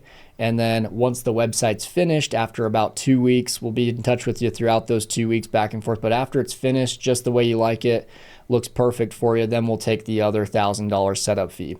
And so what we can do in those cases where we're just going to charge half the setup fee up front is we can create another product in GoHighLevel, which products like I'm showing you here are super fast to create. So you don't necessarily have to have these all created up front. It would be nice if you did, if you just went ahead and knocked out all the different possible options.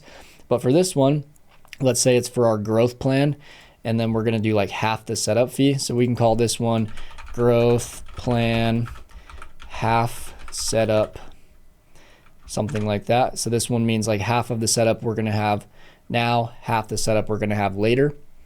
And it's going to be all of them are going to be monthly recurring. So we're still going to charge them the monthly, the $297 in this case for our growth plan. It's going to be a 30-day trial. We're not going to charge them the monthly till 30 days out.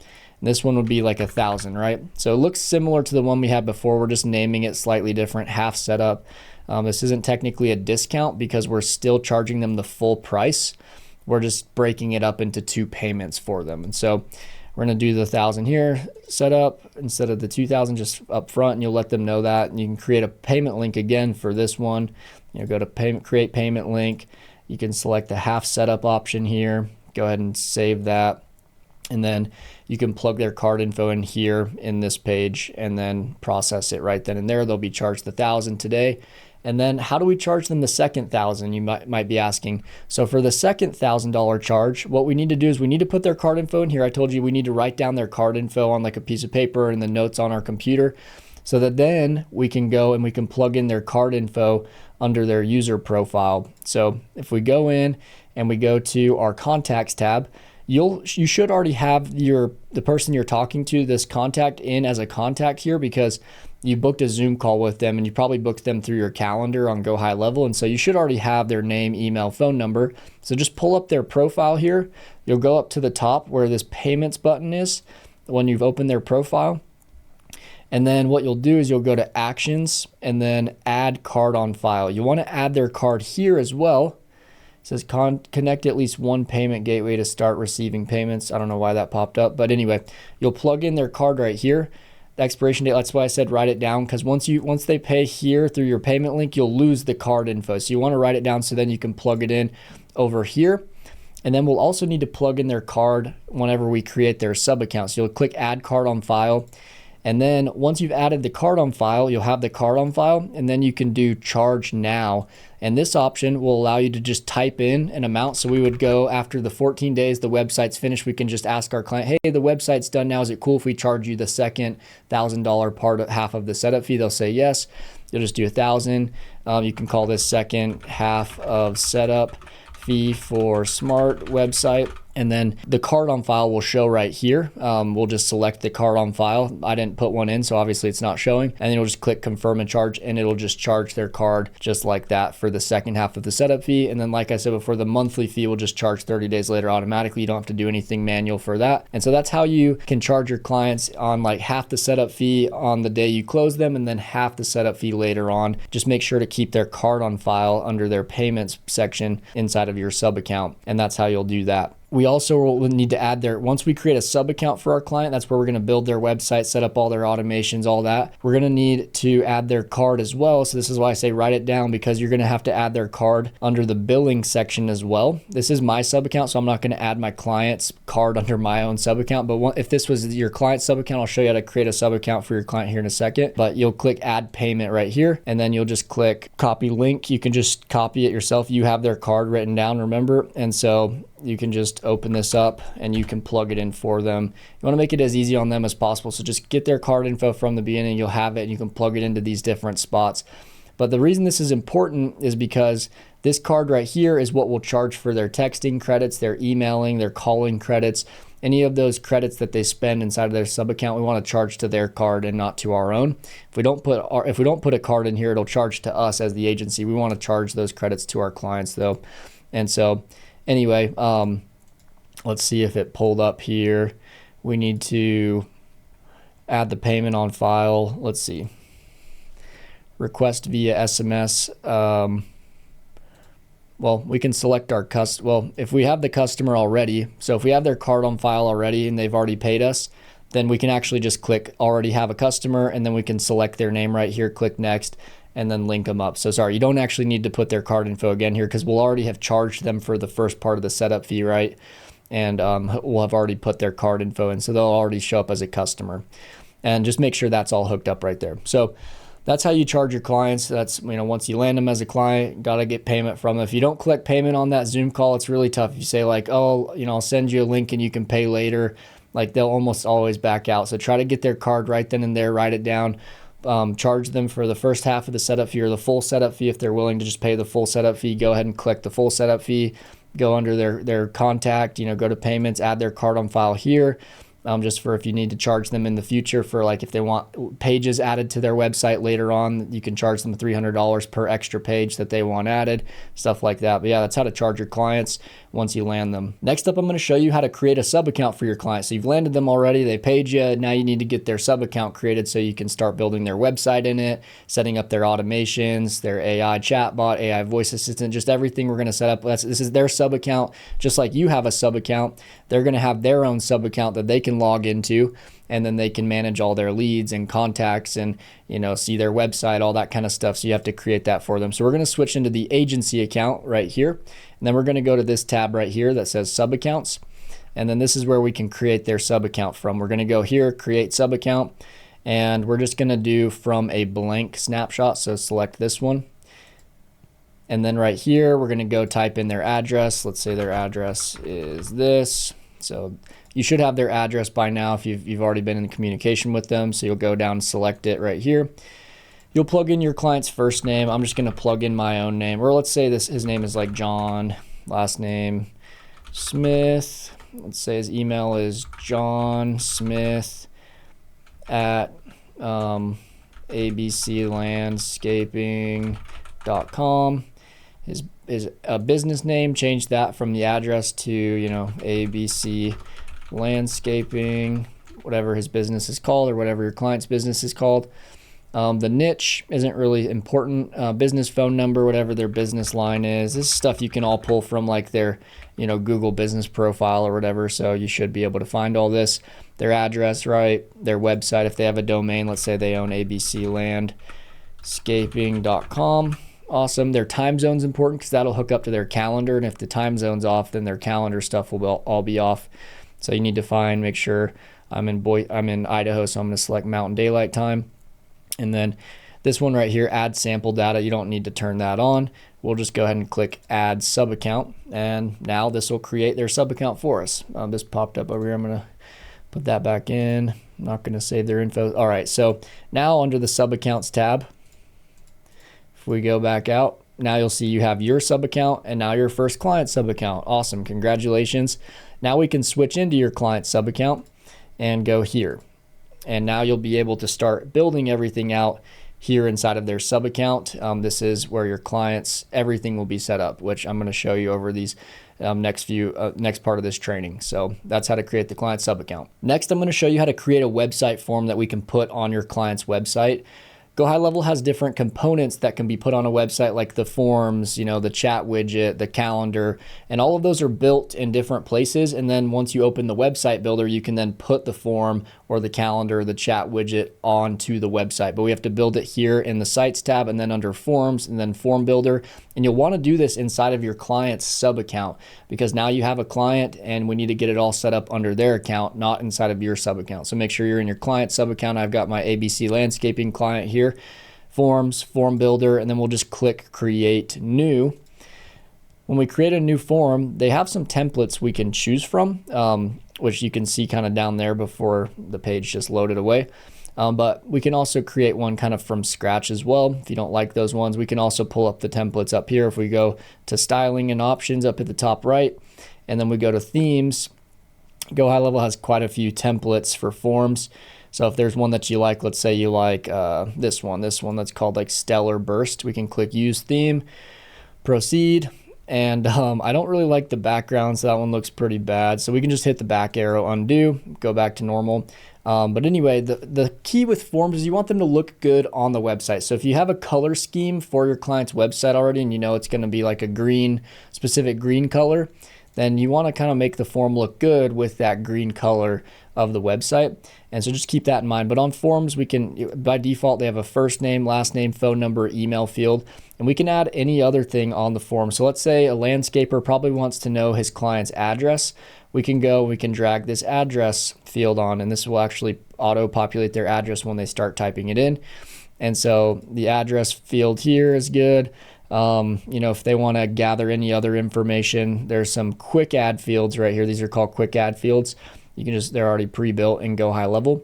But let's say this landscaper wants to gather some more info from his clients or his prospects before they submit this form. Let's say he wants to know like what type of job that they need done at their house or what type of services they're looking for. We can create custom fields right here that GoHighLevel doesn't have natively, but we can build our own. So we'll click Add, and then we can do let's do a drop-down menu. So people can select from different drop-down options. So we'll click Next. This one is going to be called What Services Are You Needing? So we'll just name it that. And then Object, Contact, Group, we'll put under Contact as well. And then we'll create our first option. Let's say lawn care is one option for a landscaping service. Let's say hardscaping is another. Let's say sprinkler installation. Now let's do one more. We could do a ton of them, right? We could do like 20 different drop-down options, and then let's just do 4 for this case. So lawn care, hardscaping, sprinkler installation, and I don't know, what else do landscapers offer? Let's do garden design. I think I spelled that right. Design. Okay. Anyway, we've added 4 different drop-down options. We'll go ahead and click Save. And then here in a second, our new field will show up right here under Contact. And then what service are you needing? We can throw that in down here. And then we can click on it. We can make it like it looks blank right here. So we can add a placeholder. We can do like services, just like that.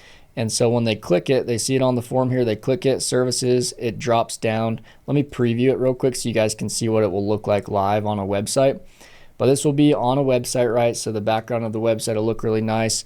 And then they click this drop down, they can select lawn care, hardscaping, sprinkler, garden, and then they can click, check, submit, and fill in all their other info. Now another thing is we want first name to be a required field. All the fields that have these little stars next to them are required. And you can set that up by clicking on any field and then just check this box, make sure it's required. We need to get their first and last name, right? That should be required. Last name, make that one required. Phone number, email, address, you can decide if you want that to be a requirement or not. Basically, they just have to fill in the required fields before it'll allow them to submit. If they haven't filled those in, it'll give them a error and say you need to fill this part in before you can submit your info. And so you can create these forms like this that are just kind of nice and good way to get contact information from your clients and ask them some qualifying questions here about the services they need. You can change the layouts. Like if you click this little styling and options button up here, if we go back to styles, we can change it to look a little bit shorter, because like if we do them one over another, kind of single column, it makes the form really long. And so instead of doing that, we could do a 2-columner, and it kind of stacks them next to each other so the form kind of shrinks up a little bit more. And then we can change any of the things on the form we want to. We can change the colors and background. So the form background right now is white.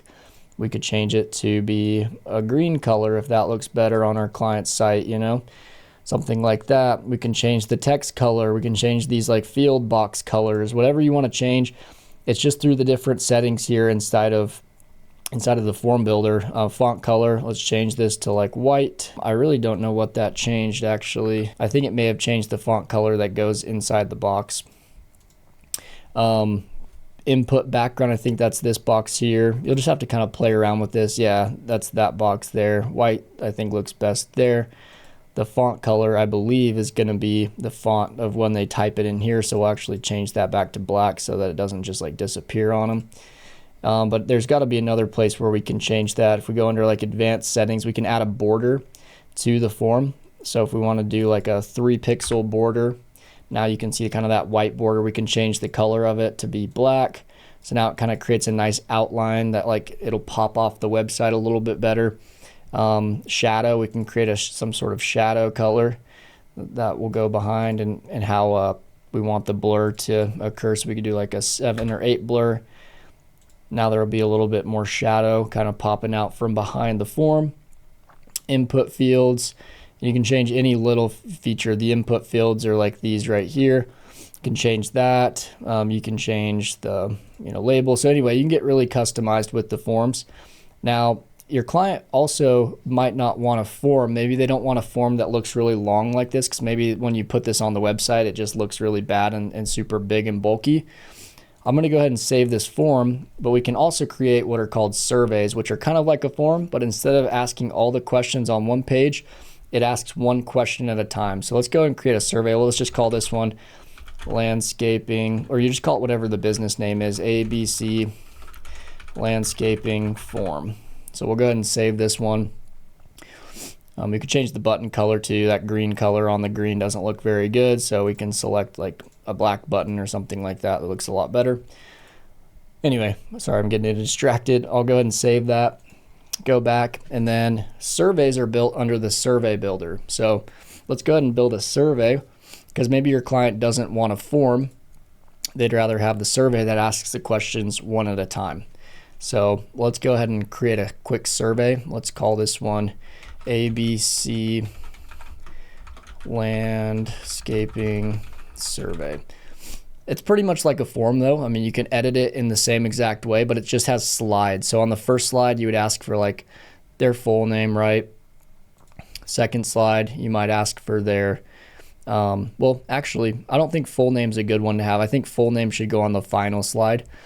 First slide though, we could add our custom field. We already have it saved. What services are you needing? And so here we could, placeholder could say services, just like that.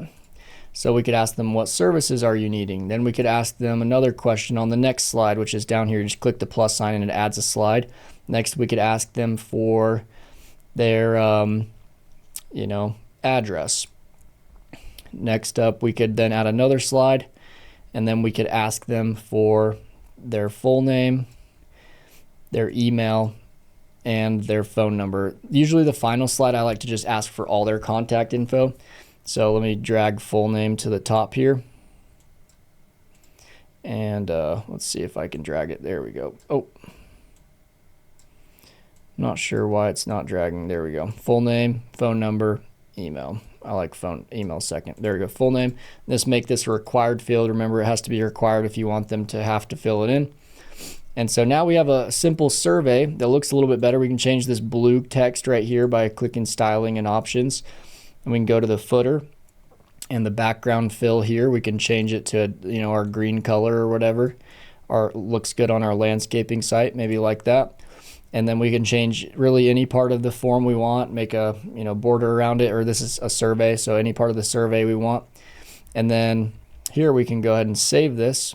and then I'll preview it and I'll show you what this one looks like. You'll see now it just asks one question at a time. Let's make this a required field as well. Make this one required as well. I guess it's already required. Anyway, we'll go ahead and save it and I'll show you a quick preview of it. So these ones look a little nicer and smaller, right, than the form. The form looks like this, but the survey looks like this. So it's like, which services do you need? I need lawn care. Awesome. Click next. What's your address? You start typing it in and it should auto-populate with different addresses. You know, it'll find their address and they can just click awesome. Then it fills it all in and then next. And then what's your full name, email, phone number? You can get more detailed, right? You can add more slides with more questions and make it a longer survey if you want. But the cool thing is it doesn't make it super long and bulky like the form. It keeps it smaller. So surveys are always good. I think surveys just keep a website, form, or a survey. They're kind of the same thing. It keeps it looking nicer and cleaner. But yeah, that's how to create your forms and surveys, which we can then go and put on our client's website. Once the website's done being built out, you'll usually put this on like the top of a home page or on a contact page of a website. And I showed you how to do that earlier. Well, I'll show you further on in the training how to add this to the website. Next up, I'm going to show you all how to create calendars so that we can put them on your client's website, or even if your client doesn't want a calendar on their website, these are still good to have for your clients because they can book appointments through the mobile app. They can book them here through the desktop under the calendars tab. It's just good to set them up either way. You can basically house your client's whole calendar system and automations that send text and emails when people book all through GoHighLevel. And your client can discontinue using whatever other calendar software that they were previously using. This can replace that. So you're going to go under the calendars tab inside of your client's sub account, and then we'll go to calendar settings, which you can click here. If you haven't created a calendar yet, you can click this button either way. And then this will take us into the calendar settings where we can create our first calendar. Now, in order to create a calendar, we actually have to add staff members to the sub account first, because calendar creation requires you to add a staff member to have a user on like the calendar. So we're going to go ahead and click My Staff, and this will be part of your onboarding as well. You'll have to add your client as a user to the sub account. And so you'll just click My Staff, Create User, and we'll go ahead and type our client's info. And let's say their name is John, last name Smith, email John Smith at abclandscaping.com, whatever. And that's really all you need in order to create a user profile, just name and email. You can go ahead and add their phone number if you have it. I'm just going to not do that for time's sake. Then under advanced settings, you can set up a password for them right here. And so you can just give them all the same password. You could do like landscaping 123 money sign, whatever, as long as it's checked off all the boxes here. And then you can go ahead and click next. And then you can, I'll show you how to do the feature permission later, where you can toggle off certain features for your clients based on the package that they go with. But we'll go ahead and save them in for now. Your client's not going to be logging in until the website's done anyway, but we do need to add them in order to add them to a calendar. So let's say John Smith is just like a one-man shop. He runs his landscaping business by himself, so he's the only one we need to add in. If he had people working with him, like employees, we could also add in the employees as well and add them to the calendar. But for now, we just are going to add one person. Then we'll go back to our calendar settings here, and you can see it automatically created John Smith's personal calendar. We can go ahead and delete that one. We're going to create a couple different calendars for him. The first one, we're going to click Explore More Types here. It's going to be a service calendar, and we're going to call this one lawn care. Let's say this is for lawn care jobs, so he can book all of his lawn care stuff on this one. We will now see John as an option because we just added him as a staff member. Let's call this one lawn or ABC landscaping lawn care, just like that. Let's say his average lawn care appointment takes 1 hour, so we'll do 1 hour. And then Monday through Friday, 8 a.m. to 5 p.m. You can go into the advanced settings if you'd like. Let me pull them up real quick so you can see what it looks like. You can add a logo for this calendar specifically. You can add a meeting location, which typically the meeting location for a landscaper is going to be the customer's home. So you would just do full address as the meeting location. That'll be the customer's address. And then what we'll do here is we're going to do, we already added the location. You can color coordinate it if you want this calendar to be a certain color. Let's do green since it's lawn care. And then we can create a group here in a second, and I'll show you how the calendar groups work. But that's good for this page. Then we can go to availability. If John's only available for lawn care certain days of the week, you can pick his availability. We'll just keep Monday through Friday, 8 to 5. Then you can go down here. He can service intervals. You know, we're going to do 1 hour because each one is an hour long. Service duration an hour. Minimum scheduling notice. You know, let's say they can book like 2 days out, but they can't book any sooner than that. Date range, let's say people can book up to 30 days out. We don't want them booking any further than that. And then you could do buffer time between appointments just in case they go long. We can keep that to 0. Forms and payments, we can keep this default form right here, or you can add a custom form in here. Like we could add our ABC landscaping form that we built earlier on in this training as the form that people have to fill out in order to book their appointment. We can just do the default one that asks for first name, last name, email, phone. And then all this stuff is good. You can also accept payment. So if you integrate John's payment processor, let's say he uses Stripe or Square or PayPal, you can integrate that in HighLevel under the payments tab in his sub account. And then you can check this box and type in an amount. So maybe somebody has to pay in order to book their lawn care appointment. So you can accept payments. Let's say in this case, he's just going to collect payment after the job is complete, so they don't need to pay. And then under notifications and additional options, I like to turn all of these off just to make sure, because we have automations that are going to send out our text and email reminders and confirmations and all that. So just go in here, make sure these are all disabled. They should be by default. But yeah, make sure they're all turned off. So go through those. And then we can just go ahead and, I mean, that's really everything we need to do. If you wanted to customize and put a picture of like a lawn, you know, a yard or something right here, because this is a lawn care calendar, you can change the color, look of the calendar and all that. And then rooms and equipment wouldn't really make sense for this calendar because we're not renting rooms or equipment. Go ahead and click save. So that's how you create the calendar. And those are all the settings for it. You can get pretty customized with them. But let's say we want to, on John's website, we want to put a section where it's like multiple different types of calendars, like a lawn care calendar, a hardscaping calendar, a garden design calendar. So let's go ahead and create a couple more. And then I'll show you how you can group them and put them all on his website in a calendar group.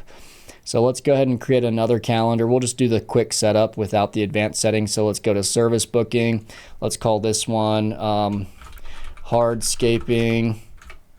Let's select John again as the staff member. ABC landscaping.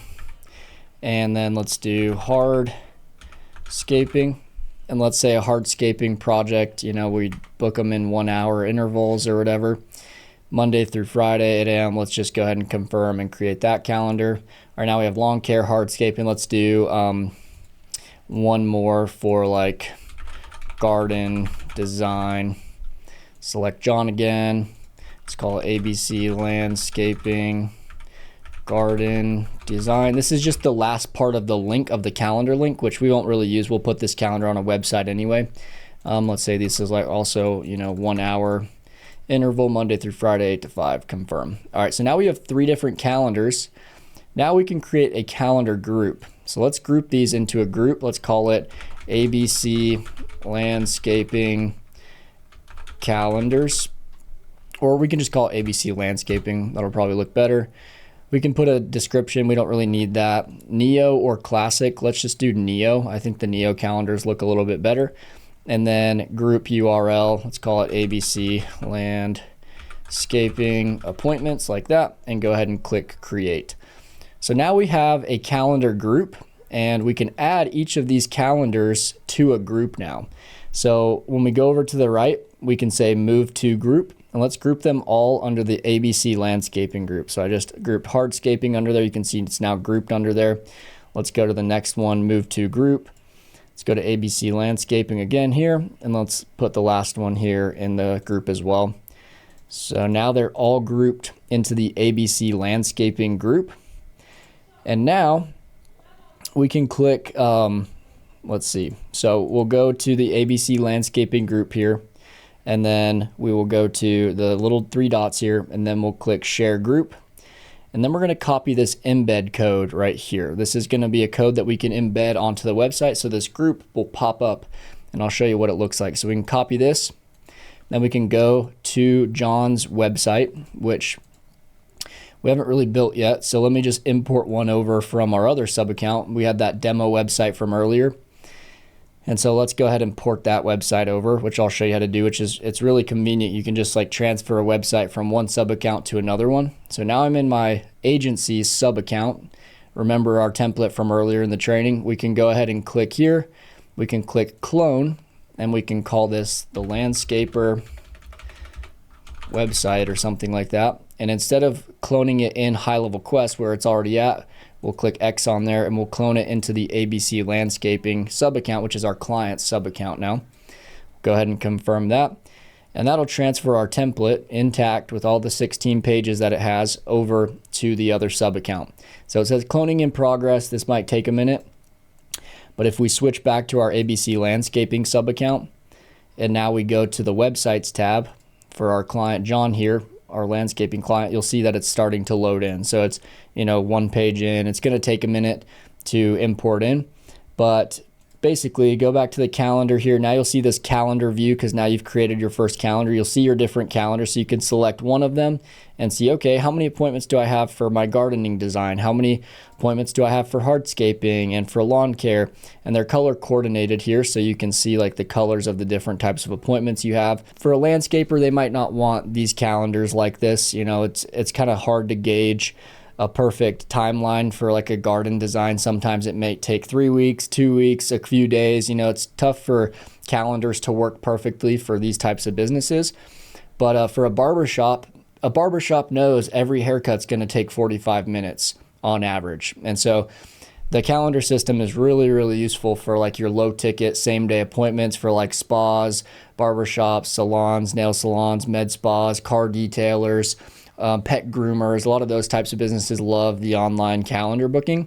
And I'm just building one for a landscaping business in this example, but the calendar system and embedding it onto their website wouldn't be as common for a landscaper, but you guys get the gist of it. All right, so now our website has all 16 pages loaded.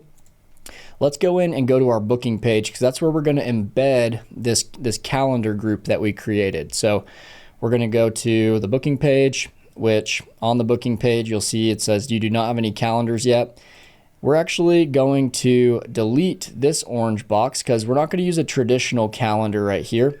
We're going to use a calendar group, which we have to embed. So we're going to click where it's right here where it says add element. We're going to add a code block because we're going to embed a code, which sounds confusing but and sounds really advanced, but it's not. You'll put the code block here, you'll click on it, so the orange box that it's in is selected. You'll click open code editor, and then you'll just paste in that code of the calendar group right here, and then go ahead and click save. Once you've done that, the calendar you'll notice doesn't pop up right here in editing mode, but if you save it and then you open a preview of it, in the live view of the website, it'll pop up with this calendar group that looks like this. So now people can go to this landscaping business. They can select, okay, I need a gardening design appointment, I need hardscaping appointment, or I need a lawn care appointment. And these probably would best be used if like these were like consult calls, right? So if like they could say, I want to talk about my garden design, and this instead of an hour could be like a 15 or 30 minute call or something to talk about the project, and then the landscaper could handle the booking from there going forward. But this could be, you know, for a landscaper, it could just be like consultation calls to talk more about the project, quote them, give them a price on what it would cost and all that kind of stuff. Anyway, we can add pictures to these. So each of these blocks could have a picture. We didn't add them when I created the calendars, but you guys saw under the customizations of the calendar, you can add a picture. So we could add like a picture of a lawn right here, picture of hardscaping, picture of, you know, a garden and lawn. Anyway, they click what calendar they want to book on. So let's say they're looking for gardening design. They can pick the person they want to book with, which in our case, we only have one person that works for this business, which is John. So they'll select John, and then they can select the day and time. So now they can pick, you know, Thursday at 8 a.m. I want to talk to John, and then they have to fill in their name, phone number, email, and then schedule the meeting just like that. So that's how you add the calendar group. Like I said, these are really useful for your barbershops or for your nail salons, because like barbershops have like you know, maybe 5 different types of haircuts. They do like the normal haircut, then they do the haircut plus the shave, then they do the haircut plus the shave and the shampoo, and all those cost different amounts of money. And so, you know, if you build something like this for a barber shop where people can book right through the website for the different types of haircuts they want, and you can add a price to these so it shows like how much they cost. You can add descriptions under the titles here. We didn't add any for this one.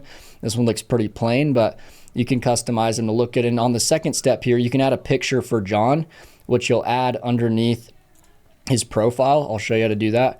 So to add a picture right here, instead of it just showing JS, you can add John's picture by going under settings, my staff, and then you can select, you know, edit on John here and add a picture of John right here. So if you put John's picture, then his picture would show up there. And the same thing for these, if you added a picture of some grass right here under garden design, we would do that under the calendar settings, which are, missed them right there.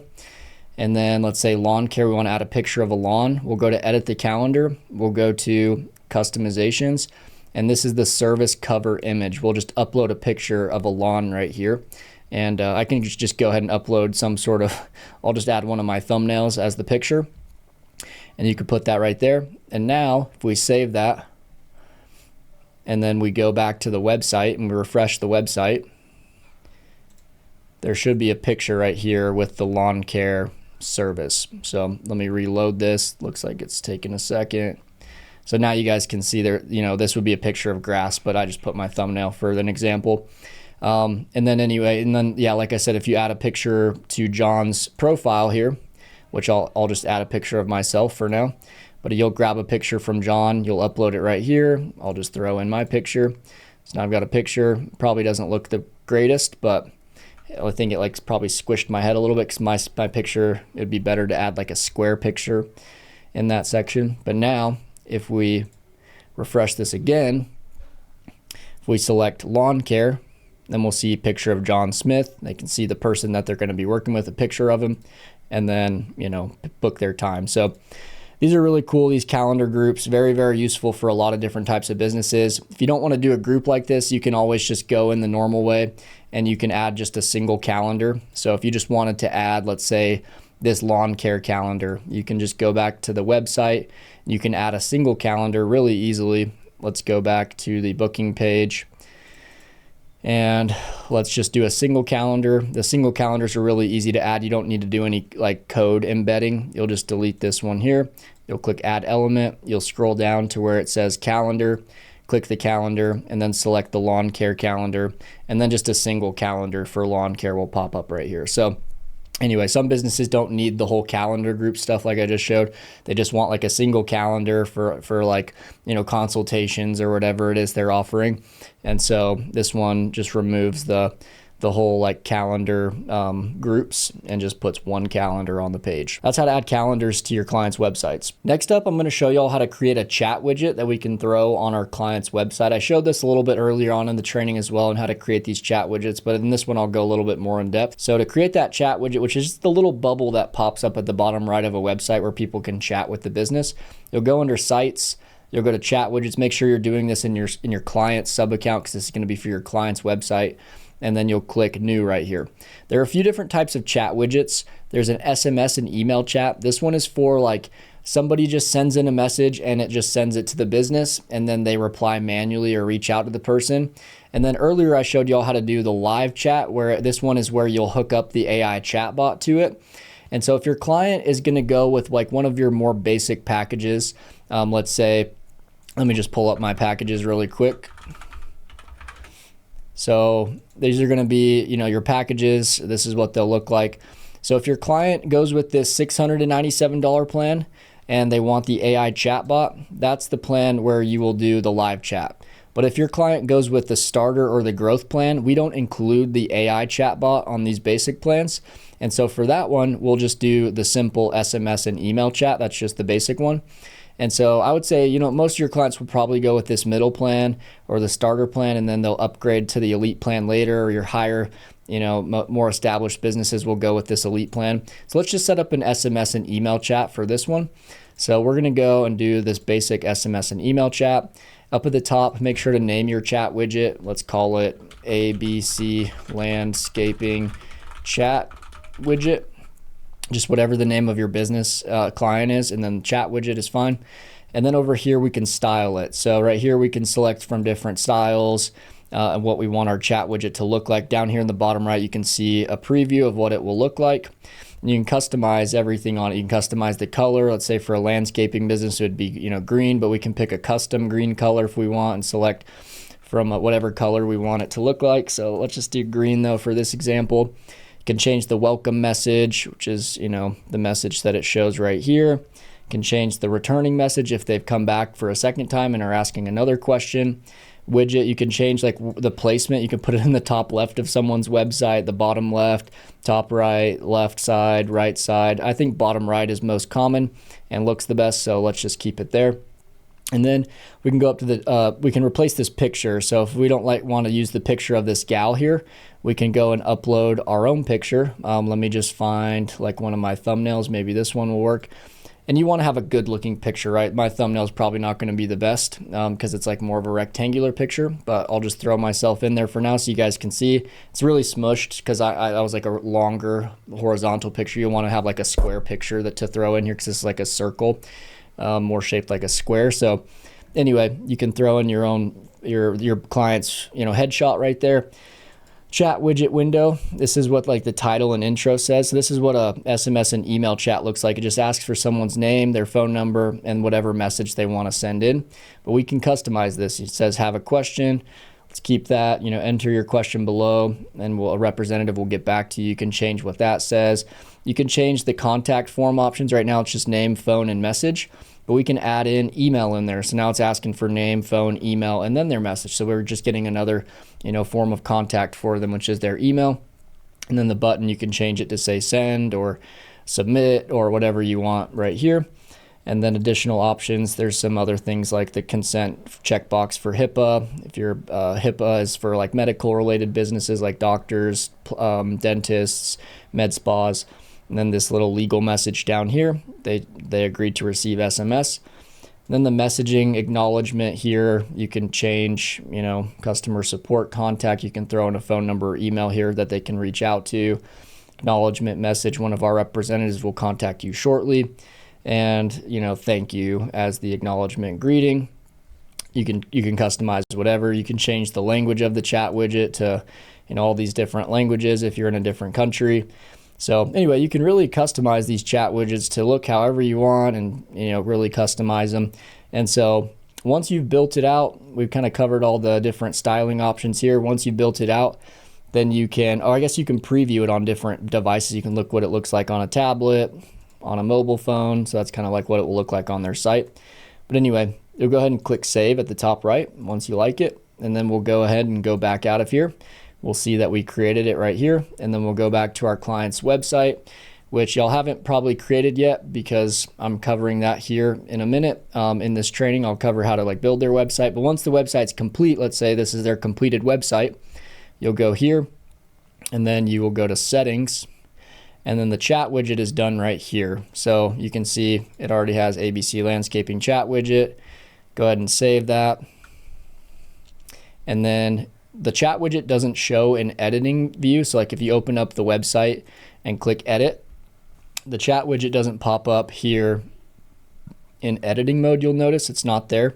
But if you publish the website and you go live with it, now the chat widget pops up, works like normal. Someone can go and plug in their name. They can then plug in, you know, their phone number, and then they can plug in their email and say, whatever, blah, blah, blah, blah, blah, and then send that message in. And just like that, it says, thank you, one of our reps will contact you shortly. Now you might be asking, all right, where do these messages go once they send them in?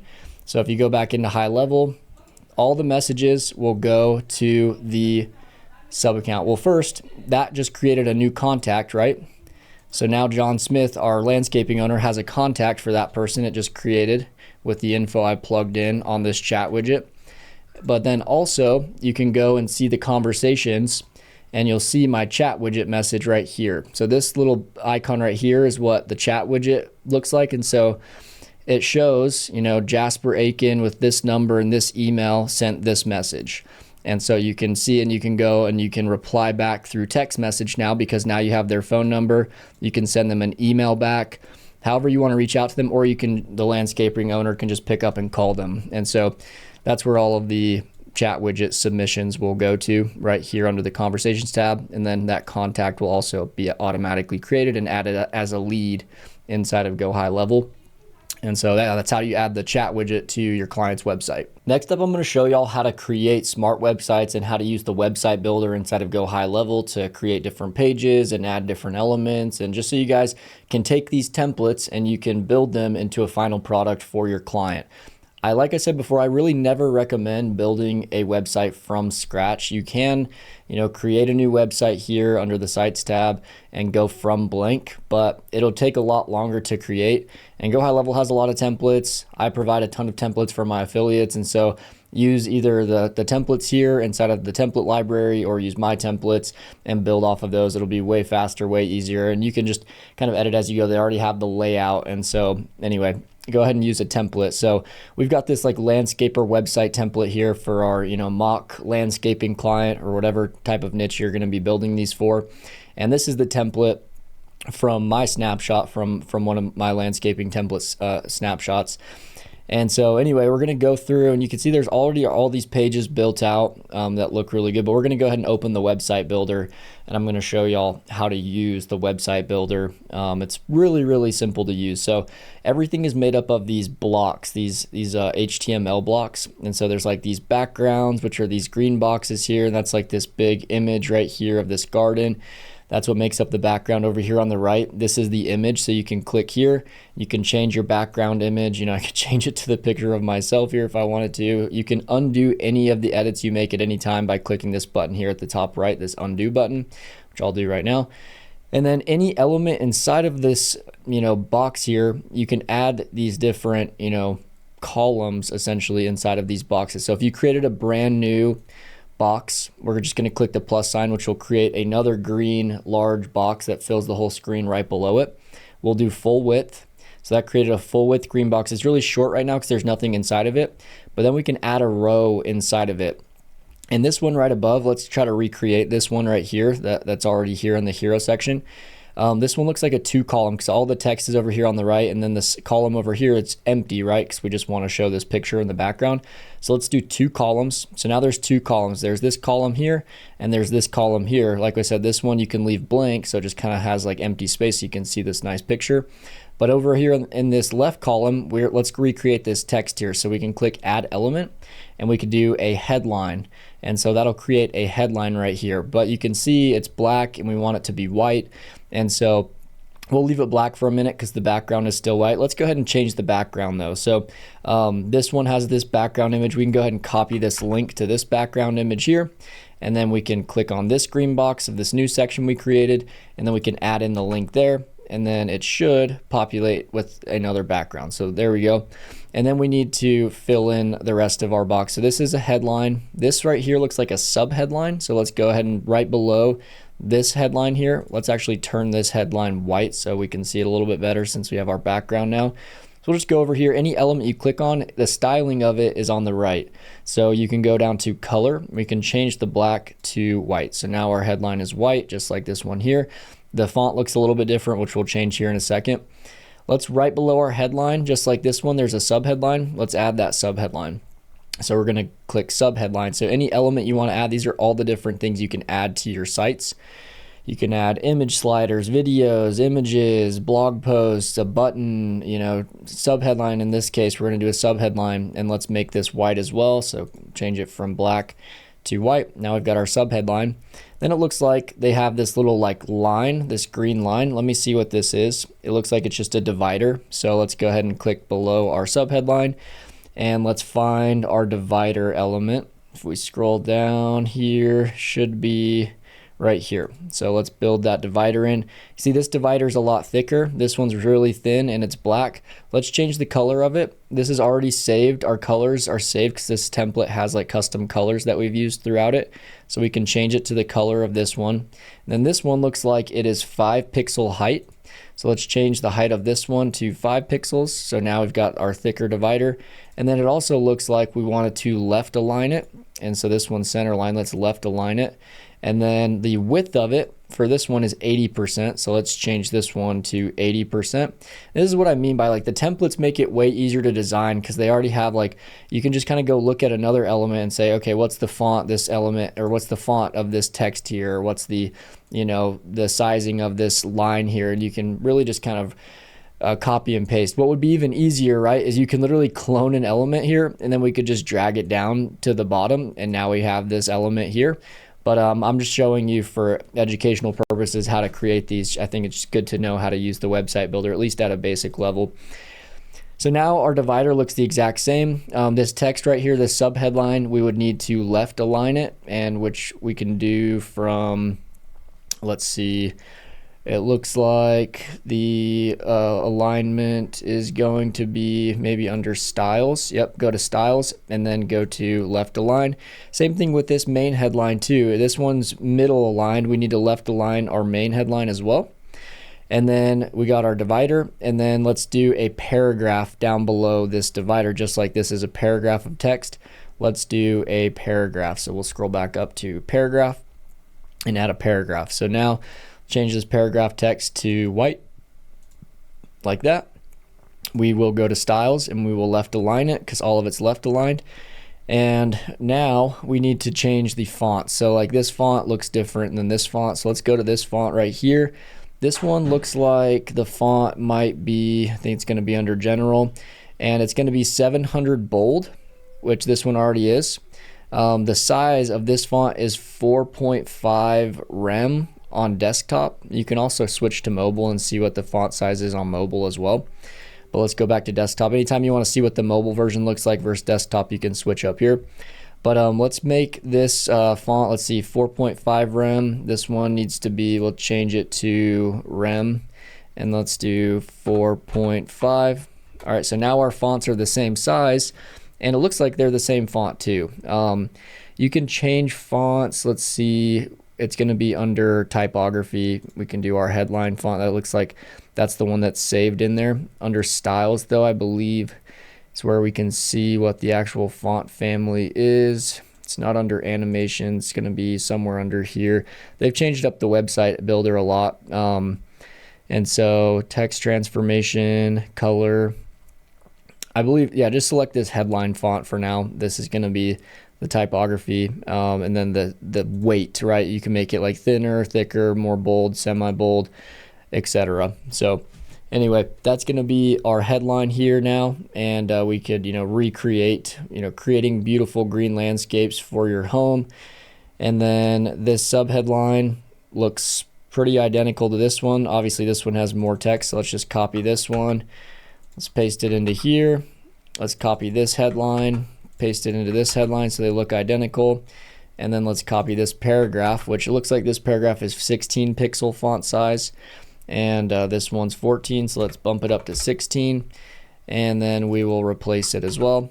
And so now we have a duplicated section, looks exactly the same right here, right here. We can look at the section itself and click on this original one, and we can see if there's any like spacing. Looks like they have 7 rem under margin and padding.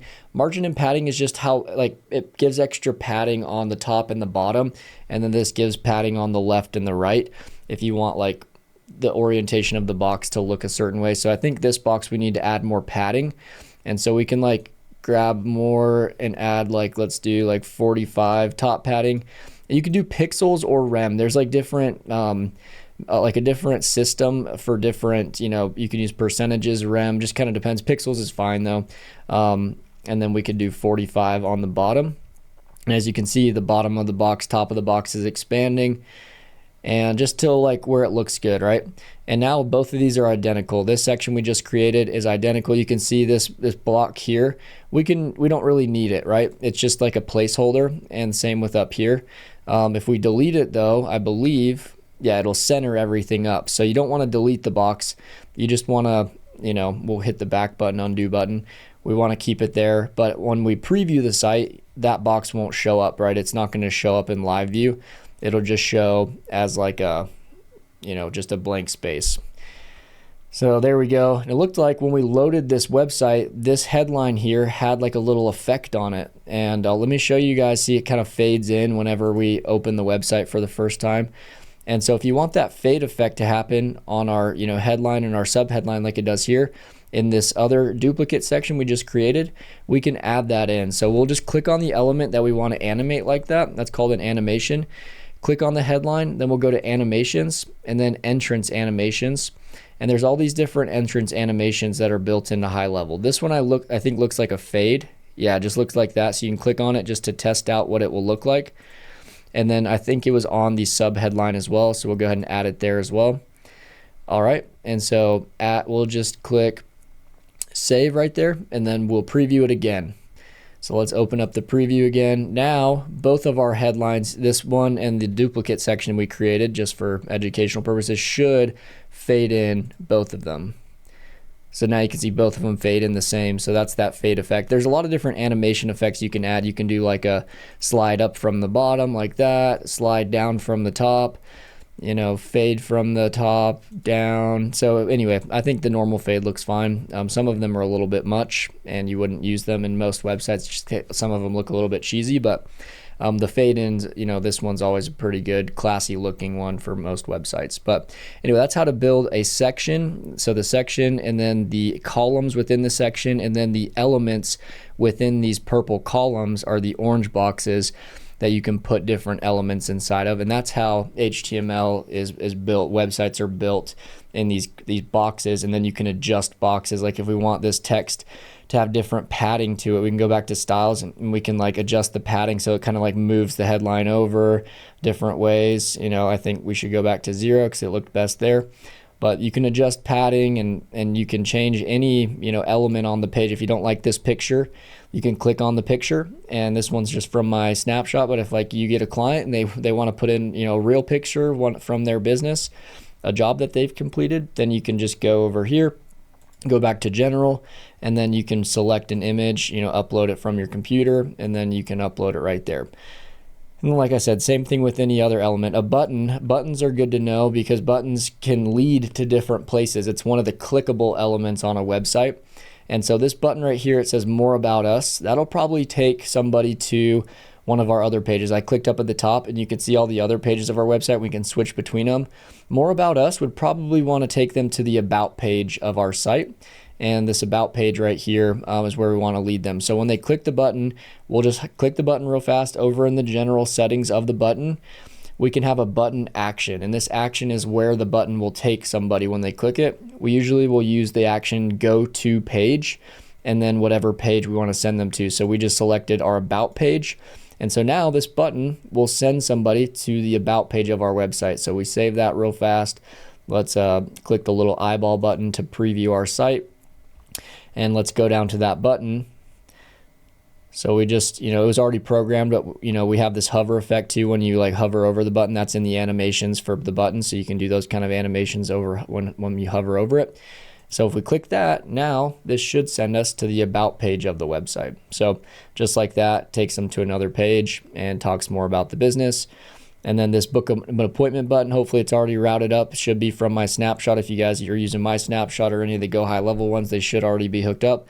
This should take them to the book an appointment page that we set up earlier in the training. So anyway, those buttons. Let's jump into the navigation menu at the top, and how to set this part up. So as you can see, the home page has this what's called a navigation menu, and it's actually one of the elements you can add. So if you click plus, you can add a navigation menu. Let's find it real fast. It's going to be right here. This is the navigation menu. It's just a nice looking menu. Most websites have them where people can switch between different pages and find exactly what they're looking for right at the top of the website. And it has like a little logo that you can throw here. When you click on it, the logo is this asset here. So the brand logo, whatever you upload there, will pop up here at the left. And then you can customize the different, words that show up here. We have home, services, about, contact, locations, but you could have whatever pages you want, right? It's your website, it's your client's website. And so up here at the top, when we selected this, these are where all of these come into play. And if we wanted to add an item, like let's say next to locations, we want to add another menu item for another page, we can just click add item. and then we can call this new one, let's say we wanted to add a blog page, let's just say blog, and then go to website URL.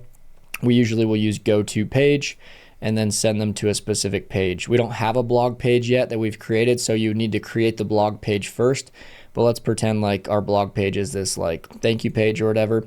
And then if we submit this, now you'll see that we've added the blog menu, and when people click on it, it'll send them to, you know, whatever page we've mapped up for it to go to here. At any time, if you want to change that, you can click the little edit button and you can send them to a different page once you've built that blog page out. So anyway, we're going to go ahead and delete that one because that one we don't have a blog page for. Then you can kind of nest. You'll notice like home, when I hover over it, doesn't have like anything that drops down, but when we hover over services, there's 3 different service pages that we can click on. So you can kind of nest them and nest other pages underneath a larger category like services. And so the way you do that is you just drag, let's say we wanted to add contact and put that under the services. You wouldn't ever want to do that, right? But just for example, we can drag contact right here, grab the little 6 dots next to it, and we can throw it and nest it under services right here. So now you can see it's kind of to the right a little bit. That means it's under services, and it removed it from up here. So now we don't see contact anymore, but when we hover over services, now we see contact is under services. Like I said, we don't really like that. So let's go ahead and drag the contact back as its own page. So now we have our own menu for contact specifically. But yeah, that's how the navigation menu works, and you just click the little button here to edit and send where you want to send them. And then this button here is just a normal button. The call us button here, this one is actually a specific type of, it's a button just like any other, but for the action, the button action, instead of go to page, we use an action that's built into HighLevel called call. And then we put in the number right here that we want it to call. And this is really good for mobile. So when somebody's on mobile view of your website, they click this button, it'll just pop up right on their phone. They click it and then it'll call the business. They don't have to type out the number, which makes it really effective and will make it easier, less friction for people to call you in your business. Any edits you make on desktop, let's say you make an edit on desktop and you add a section, but you don't want it to show on mobile for some reason, and maybe it just doesn't look good on mobile or whatever, but it looks great on desktop. I'm gonna go ahead and delete this section right here. Anytime you want to delete a section, you just hover over the green box and click this little trash can to delete the entire section and everything in it, just like that. But let's say this section here at the top, we didn't want to show on mobile because maybe we don't like the way it looks on mobile. You can edit specifically on each type of device, mobile versus desktop. So we just click this section and then we go over to styles, and then we can hide it from mobile. So we can toggle off mobile right here. And then if we go to mobile, now that section's gone because maybe like I said, maybe you didn't like the way it looked on mobile. So you can hide elements and toggle them on and off between desktop and mobile. Let's say something on mobile looks great, like this section here, but you don't like this section on desktop. You can hide it from desktop and then it'll still show up on mobile. So that's how you can hide different elements between different devices, just to keep everything looking really good between both desktop and mobile. You have to do a lot of jumping between desktop and mobile as you're building your client site, just to make sure everything is looking good across different types of devices. And then you can do the same thing with different elements. So like, let's say you like this sub headline here on desktop, but you don't want it on mobile, just click this. And then you can go ahead and hide it on mobile. So it's still gonna show on desktop. When we switch over to mobile, that sub headline is no longer there. So anyway, that's how you can hide elements between, desktop versus mobile view. And you want to make sure your client site looks good on both, right? Because most people actually use mobile these days when they're looking at people's websites. And so mobile view, I would say, is really, really important. Desktop's also very important because some people still use computers and their laptops to look up different businesses in their area. So having a optimized website in terms of looks for both desktop and mobile is very important. Now, couple pro tips here. At any time, if you want to add different elements and just make things easier, you can click the little plus sign and you can drag elements wherever you want to throw them on the page. So if we wanted to add a photo gallery here, we could add a photo gallery, whatever element you want to drag, just click this little plus sign and you can pull them up. Also, GoHighLevel has released a new feature called pre-built sections, where they've already pre-built all these different section templates. And so if you want like an entire section for, you know, someone to like this one right here, to show this gal and talk about this gal, let's say it's a certain team member from your business, you can literally just pull it over here, drag it onto your site, and now you have a fully built section. All you have to do is change the picture out, change the text, and boom, you've got this beautifully built section. You can change the background color here from this gray to, let's say, like white if you don't like the gray color. Looks like that didn't change it. Let's click on the background color again, and we can change it to like one of our other colors from our website.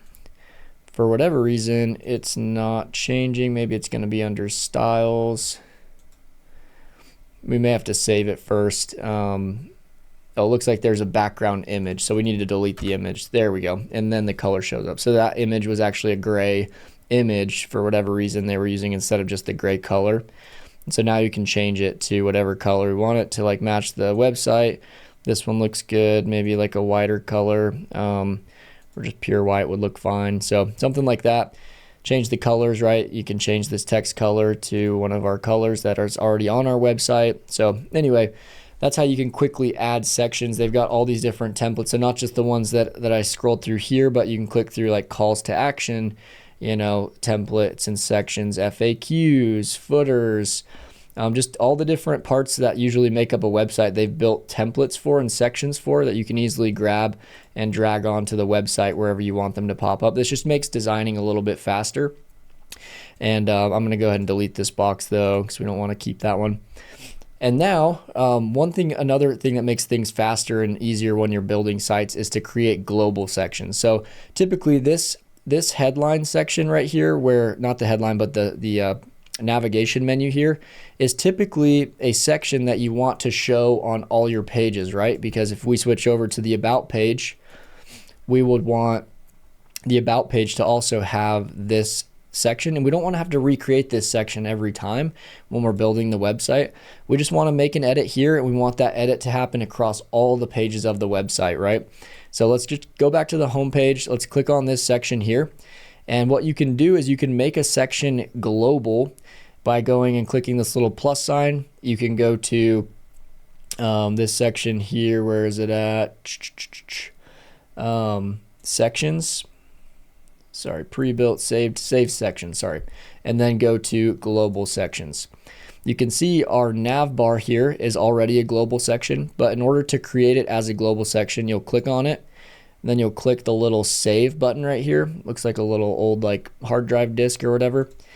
And then it says section already saved, but normally right here it would ask you to like name the section, and you would save it as a global section. And then let me just delete it as a global section real quick so I can show you. So that's the nav bar right here, top nav. It's either top nav or nav bar. Let me just delete both of them just in case. Okay, so now we don't have any nav bar, so that should have unsaved it. Let's click this section here. Let's click the little hard drive disk. Let's save it. Now it's asking us, give your section a name. We'll call it navigation menu, just like that, because this section is called the navigation menu. And let's save, actually, this one could be one as well. This section up here is actually a separate green section. You can see when I hover over there, two different ones. So you would save this one too. Usually phone number and address are good to have on every page as well, but let's save this one real fast. So we would do, navigation menu, or sorry, go back here, click the little save button, call it nav menu, and then we'll save it as a global section, meaning if we edit it here on the home page, it'll edit it across all the other pages that we've added it to. So, which is good, because if you change one of your pages here, you want that to also change across all the other pages. So now we've saved it as a global section across the entire website. And then all you have to do is we go to the about page, for example. Let's go ahead and save that change.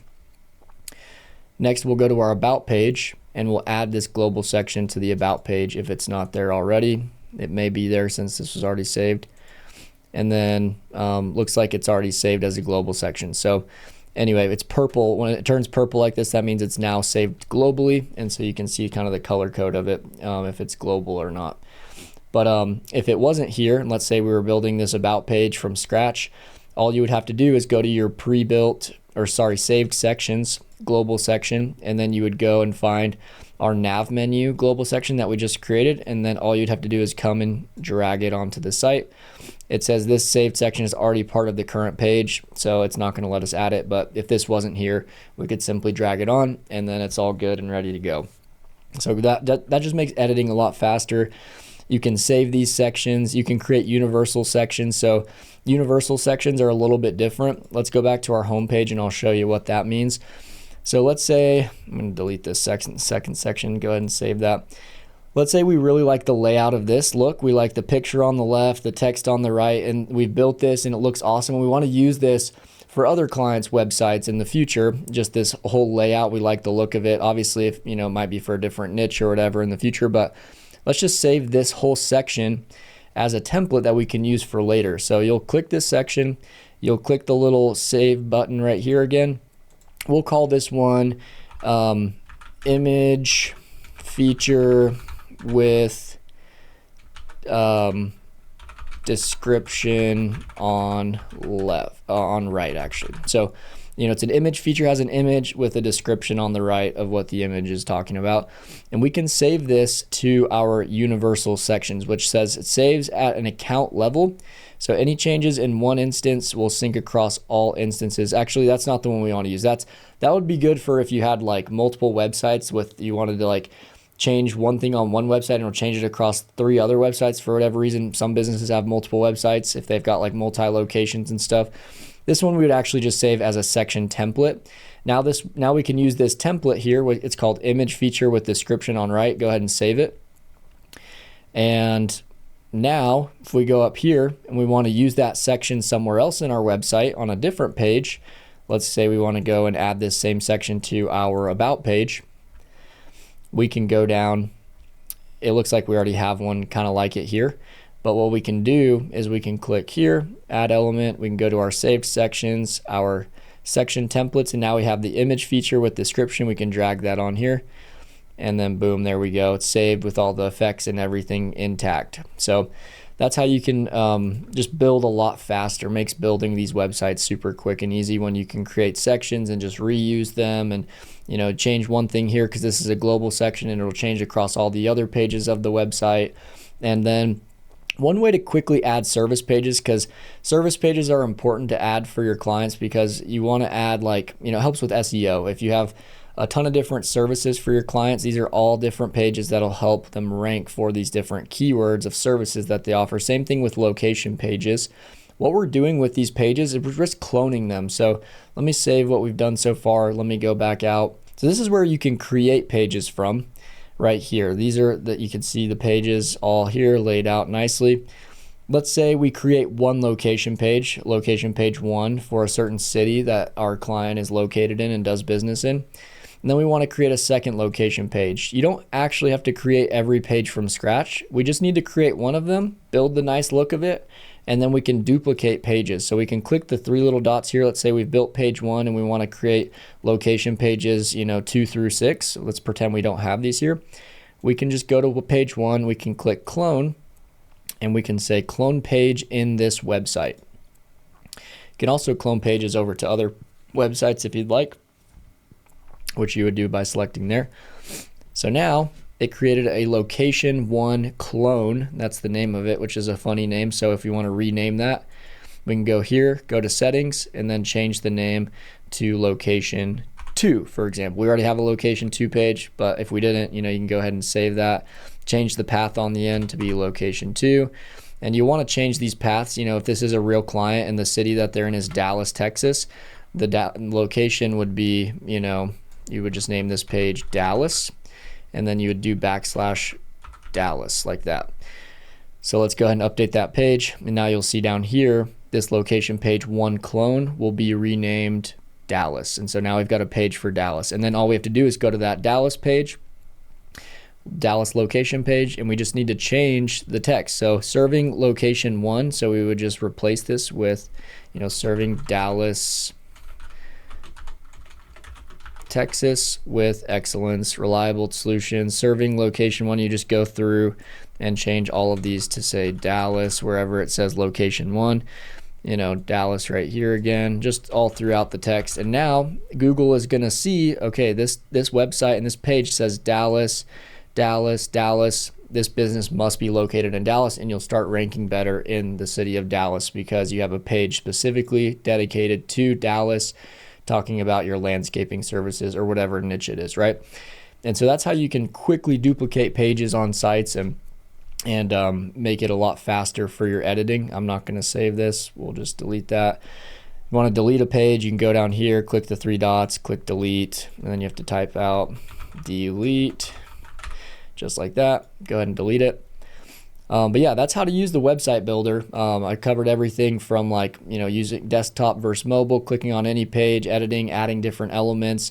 But yeah, it's a very simple website builder to use. It's really not rocket surgery to, you know, build websites, really great looking websites using templates from GoHighLevel, using my templates, and then putting together something awesome for your clients. So that's how to use the website builder in HighLevel. If you're just building a simple funnel, the funnel builder is identical to the website builder. But for our clients, most of them want websites, and so that's how you do it. Next up, I'm going to show y'all how to connect your client's domain to their website that you've built. So let's say you finished up their website here inside of their sub account. It looks awesome. It's ready to go. You're ready to launch it and go live on the internet, and they want to hook their domain up to it. Let's say they own a domain already. Let's say they own abclandscaping.com if they're a landscaper, right? And that's the domain you want to hook up. A lot of businesses that you work with will already have that domain. They've already bought the domain. Maybe they were using it on another site previously, or they were using it to hook up their emails to for their company emails.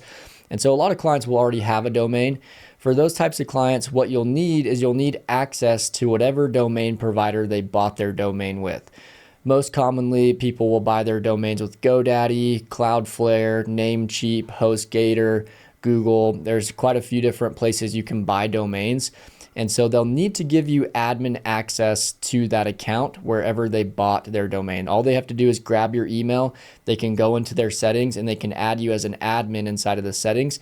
And then that'll give you an email, and you'll be able to get an email and you'll be able to access their account without having to get their username or password to that account. It'll just give you instant access to be able to log in and add the DNS records that you need to add on the back end of their domain to hook up the website. So there's two DNS records we need to add, an A record and a CNAME record. But let's say your client doesn't have, you know, they haven't bought the domain yet, and this is the first time they're getting a website. You guys can buy their domain through their sub account. So you can go into settings when you're in their account, and then you can go down to the domains tab. Just like I showed you guys earlier how to buy your domain with GoHighLevel, they can purchase theirs. So you can go to purchase domain. As long as their card is on file under the billing section in their sub account, then buying the domain will charge to their card. So it'll charge them I think it's like $15 per year for a domain. So it's super cheap. Just let your client know, hey, you'll pay for your domain. It's $15 a year. We want you guys to own that. We're not going to own that as the agency. So you guys get that. So just click purchase domain right here if they don't have one. You can type it in. Let's say they are like, you know, gardeners landscaping dallas.com. I'm typing in one that I know won't be taken, and then we'll click search, and then we can see this one that we're looking for is available. It's $12.05 a year. So sorry, it's not $15 a year, it's $12 a year. Let's just go ahead and buy this one. I'll go ahead and buy it for this sake of this. You click I agree, and then pay the $12 for the 1 year. You can buy multi-year, but it doesn't really give you a discount for the more years you go. So just buy 1 year at a time, and it'll renew automatically at the end of the year for your client and charge them the $12 for the next year. Anyway, we're going to go ahead and pay right here. We've just bought the domain now. So now we own gardenerslandscapingdallas.com. Let's say they're a landscaper in Dallas, Texas. So that's why. But now we just need to add those two DNS records to hook up to their website. So what we're going to do is we're going to stay here in this domains tab, and we're going to click connect a domain. And then we are going to select this option here at the top, connect. And then let's do guard. Yep. So it just pops up automatically if you bought it in HighLevel. If you didn't buy it in HighLevel and they had already bought their domain somewhere else, you'll still just type in their domain like normal without the www on the front, just like the true root domain. You'll click continue, and then you'll click add record manually. You can do it automatically as well, but we like to do it manually just so I can show you guys, because sometimes it doesn't always work automatically. Click the checkbox here. We also want to add the www version. Click add record manually. And these are the two records we need to add. The first one is this A record. So we'll go ahead and copy that one. And the host name is going to be @ just the @ symbol. So let's go ahead and copy this required value because this part's harder to remember. Then we'll go back and then we will click continue and then add record. Well, first, sorry, we need to go back to the domain itself, click manage, go to the DNS records, and we're going to go ahead and add this A record. So it's A, the symbol here is @, and then the IPv4 address or whatever is going to be this that we copied. Go ahead and save that in Otto TTL. So now we have an A record added in. Now we need to go back and we have to click connected domain again because I need to find the other record. We're going to type in our domain again, click continue, add record manual. And this one's a CNAME record. www is the host name. And let's go ahead and copy this code right here. And then go ahead and we'll go back out, go to the manage, DNS records, and now we have to add our CNAME record. So for type, it's going to be a CNAME. For the name, www, and then for the target, we'll paste in this code again that we copied, save that there. And now we have both of our records here. So now both of them should be added. So let's go back one more time, click connected domain, funnels and websites, connect. Go ahead and type in your client's domain again, continue, add record manually, and then now we can click verify because now we've added both of our records in. You could do this in 2 different tabs. That'd probably be faster than how I just did it, but go ahead and click verify records. And then this should verify the records that are connected now to the domain. And then it should redirect us here to where we can hook up the website. I already showed you guys how to do this with your own website for your agency. Now we're just doing this for a client. And the only difference in the steps you would have to take is you may need to get admin access and set this up inside of their GoDaddy account, their Cloudflare account. The process is the same though. Every domain provider has a DNS section where you can add DNS records and so on. So now it's hooked up. We'll select website, and then you'll just select your client's website that you built for them. This is the one we were building earlier. And then select default page. Let's usually just do the home page here. Additional options, we can set a 404 error page as the home page as well, and then click proceed to finish. So now it can take a few minutes sometimes for the DNS records to go through and for the domain to fully connect and be searchable now on the internet. But we'll go ahead and wait for this to load real fast, and then we can actually search it up and see if it's working. So now if we go ahead and type in gardenerslandscapingdallas.com on Google, I'll just go ahead and copy it, open up a new tab, paste that in. Now the website is live, published, and working. So that is how you hook up your client's domain to their website that you built for them. Next up, I'm going to show you all how to set up your client's email inside of their sub account. We already set up our own email inside of our sub account and agency account, but we need to set up our client's email for them as well that's connected to their own domain so that they can send emails from their own domain. And anyway, you're going to go down to settings right here, and you're going to go to the email services tab first, and you'll notice right here by default, whenever you create a sub account for your client, the email that shows up here will default to your agency email, which we don't want our client using our own agency email. We want to hook up their own domain here. That's like info dot whatever their domain is instead of ours. And so the way that we'll do that is we can go under the email services tab here, and we'll just click dedicated domain and IP. And we'll click add domain. Let's assume our client's domain, they bought it with like GoDaddy or something like that, because I've got a domain that I'm going to use for this case. And let's just hook up their email here. So info dot, and then I'm going to create one I've got a domain that's jasperakin.com. Let me make sure that's correct. So here inside of my GoDaddy account, I'm just going to go to my products, and I own a bunch of domains. I bought a bunch of domains over the years, but let's go down. Let's scroll down somewhere in here. JasperAkin.com should be there. Yep, JasperAkin.com. I'll go into the DNS records of this, and your client will give you delegate access to their GoDaddy or Cloudflare, Namecheap, wherever they bought their domain. You'll have access to this account. You should have gotten it earlier when you hooked up their website domain, and so you can do this at the same time as hooking up their website domain. You'll see all the different DNS records right here. We're going to have to add a few of them to get their email hooked up. And so let me jump back in. Let's just do info dot. You could do replies dot. You could do mail dot, whatever you want to do on the beginning of the domain. But then just make sure the last part is the actual domain that they own. Make sure it's all exactly correct here, or else this won't work. and then we'll just click add and verify. Right here, it says domain exists in another location. I might need to use a different example domain here. Let me go back out here to my products, and let's see if there's a different domain I could use. Let's see. Oh wait, I'm still here. All right, let me check out a different domain. We'll just, for training purposes, webjuicetraining.com. Let's try that one. Hopefully I haven't used this one in another account already. So let's do info.webjuicetraining.com, add and verify. It's going to add, if you use GoDaddy or one of the bigger domain registrars, it'll try to add the records manually. You could click continue here. I'll show you how to do them, or it's going to try to do them automatically. I'll show you how to do them manually, just because if you can do it manually, then the automatic one would be easy. But sometimes the automatic creation of the DNS records doesn't always work with every domain provider. So let's just go ahead and add them in. We have a TXT, TXT, a CNAME, an MX, and an MX. We already did this before. You guys should have done this already for your own agency email. Now we're just doing it for our client. We have to do this for every single client, which is a little bit of a hassle, but it's just part of the setup, and that's why we charge setup fees, right?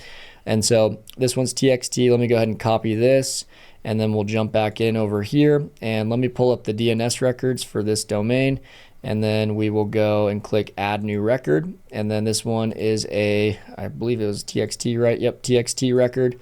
So we're going to select TXT, the name, this right here. Then we're going to go back in, copy this next one, paste the next one in under the value, and then TTL, we can do half an hour. I'm going to add another one. We can add all 5, or we can set up all 5 and then add them all at once. The next one's a TXT as well. Going to jump back over here. This one's info as the name. So I'm just going to type in info, and then the value is this string of characters here. We're going to add another one. This one's a CNAME record. The name of it is email.info and then mailgun.org. So we'll just type in email.info and then mailgun.org. The next one is an MX record. I'm just doing these quick, but you guys can kind of follow along here too. And then the next one is MX. It's going to be info. And then this code here, we'll just do info. I spelled that wrong. Make sure you spelling everything right. Priority for MX records is going to be 10. Value there. And then add one more. This next one is an MX record. It's also going to be info. Priority is also going to be 10. And then the value is going to be, instead of MXA, it's just going to be, change this one to an MXB. I'm pretty sure that's right. Yep, MXB. And so there are all of our DNS records. We're going to click Save All Records now. We added all 5 of them, and there's actually a 6th one we're going to have to add in a second. But if we go back in and now we click Verify Records, it should verify all of them. It shows that like these ones are still not verified. Go ahead and click Verify Domain one more time, and then it should show them. It's taking a minute, so let's go back out. Sometimes you have to do this. Go back out, click Verify Now again. And then now they're all verified except for this one. This one wasn't showing before, but it's another TXT record. This is going to be the host name for it. So I'm going to go ahead and copy that and add another record. It's going to be TXT. This is called our DMARC record. It's helps with deliverability of our emails. And then copy this right here all the way to the end, to the colon, and then save that. So now that's our 6th record. I don't know why it didn't show it before, but it's weird like that. And now we'll click Verify Domain one more time, and all of them should verify. Sometimes they go in and out like this. Let me just go back out, click Verify, and one more time, and I think this is going to be, we got it. All right, so now it should show SSL issued and active. So the same process goes for if you bought the domain in GoHighLevel as well. So if you bought your client's domain here under the Domains tab, all you would do here is you would just, type in their domain. You still have to add the DNS records here under the DNS. It will, like I said, the automatic DNS creation can work sometimes. Sometimes it's a little finicky. So knowing how to do it manually, like I just showed you, is easier, but you'll just create all those 6 DNS records here, the same as we did in GoDaddy just a second ago. And now if you go under email services, you'll see here we have the new email that we just created. This is going to be our client's email. Let's pretend this is our ABC Landscaping client's email. This is the one we just set up. So now they have their own dedicated email that their emails will send out from. They're not going to be using your agency email anymore.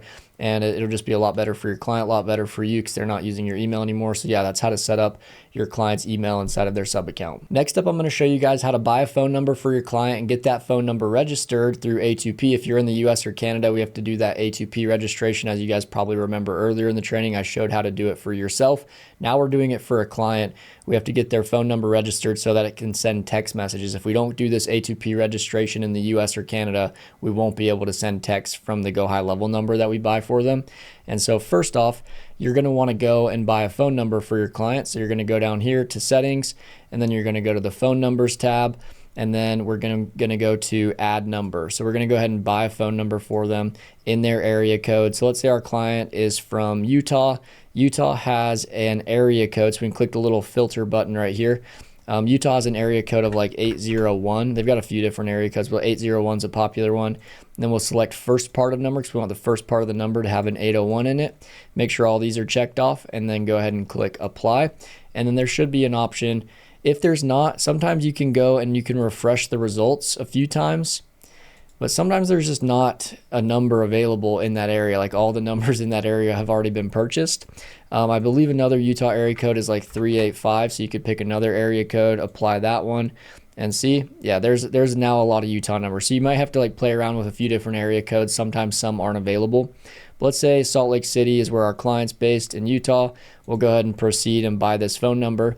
This phone number, it's now going to take us to this ID verification process. You guys remember doing this before earlier on in the training for your own agency. I showed you have to like show your ID, then you have to show your face on, like they'll send you an email. You have to like show your face on your phone and just verify your identity. You're going to have to do this with your client. So you're going to have to jump on a call with them, or you're going to have to walk them through this and kind of show them a quick video, maybe send them a Loom video on how to do this part, because you can't do this for them. They have to show their own face. And so you could say begin with verify, and you could send them the email, and it'll send them the email to verify themselves and show their ID and all that. But you'll have to have them do this, whether it's through an email or just jump on a call with them and knock it out while you guys are on a call together on an onboarding call. We already did this earlier, so I'll skip this part and I'll finish the A2P setup. So this part, what you'd go through, you'd buy the phone number, and then I'm going to go over to my other sub account where I already did the whole face and ID verification. And you would go through and you would continue through the Trust Center right here. And the Trust Center is where you can start your A2P registration. So then it'll redirect you after you do the ID verification thing to where it says start registering now. And then we can go through and fill in all of our clients' information. I already showed how to do this earlier for your own business. It's the exact same for a client. You know, are they located in the US or Canada? Yes. Is this business registered and have a tax ID? Yes. Continue.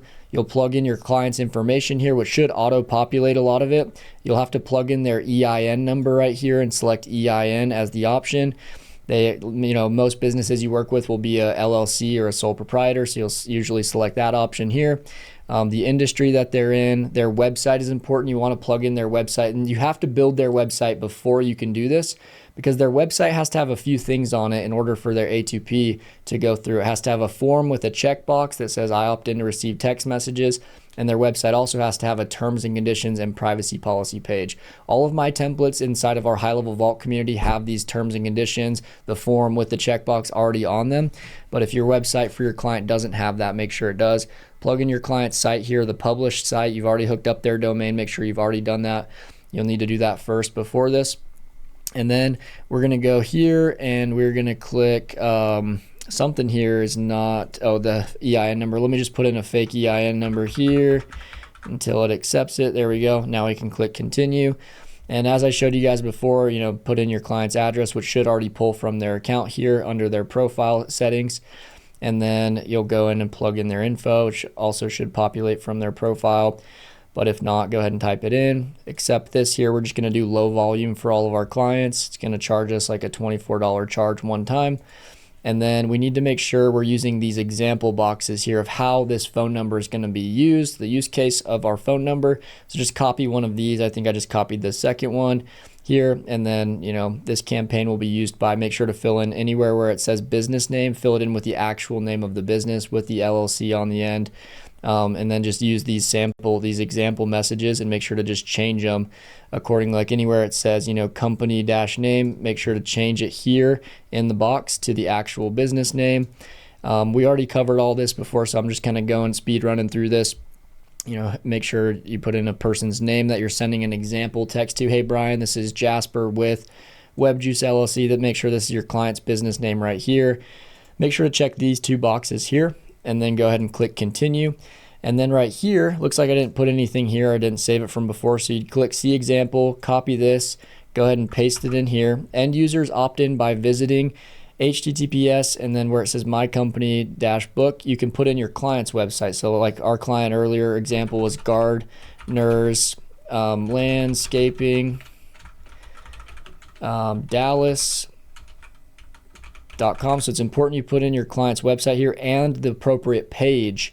And so the page that we would put our form on is going to be the contact page /contact. So on our contact page, end users opt in by visiting our client's website's contact page /contact and filling in their details on our website form. Just make sure you're telling the A2P people who look over this exactly where that form is on the website so they can find it really easily. They just want to see that there's a form with a checkbox that shows that the people are opting in to receive text messages.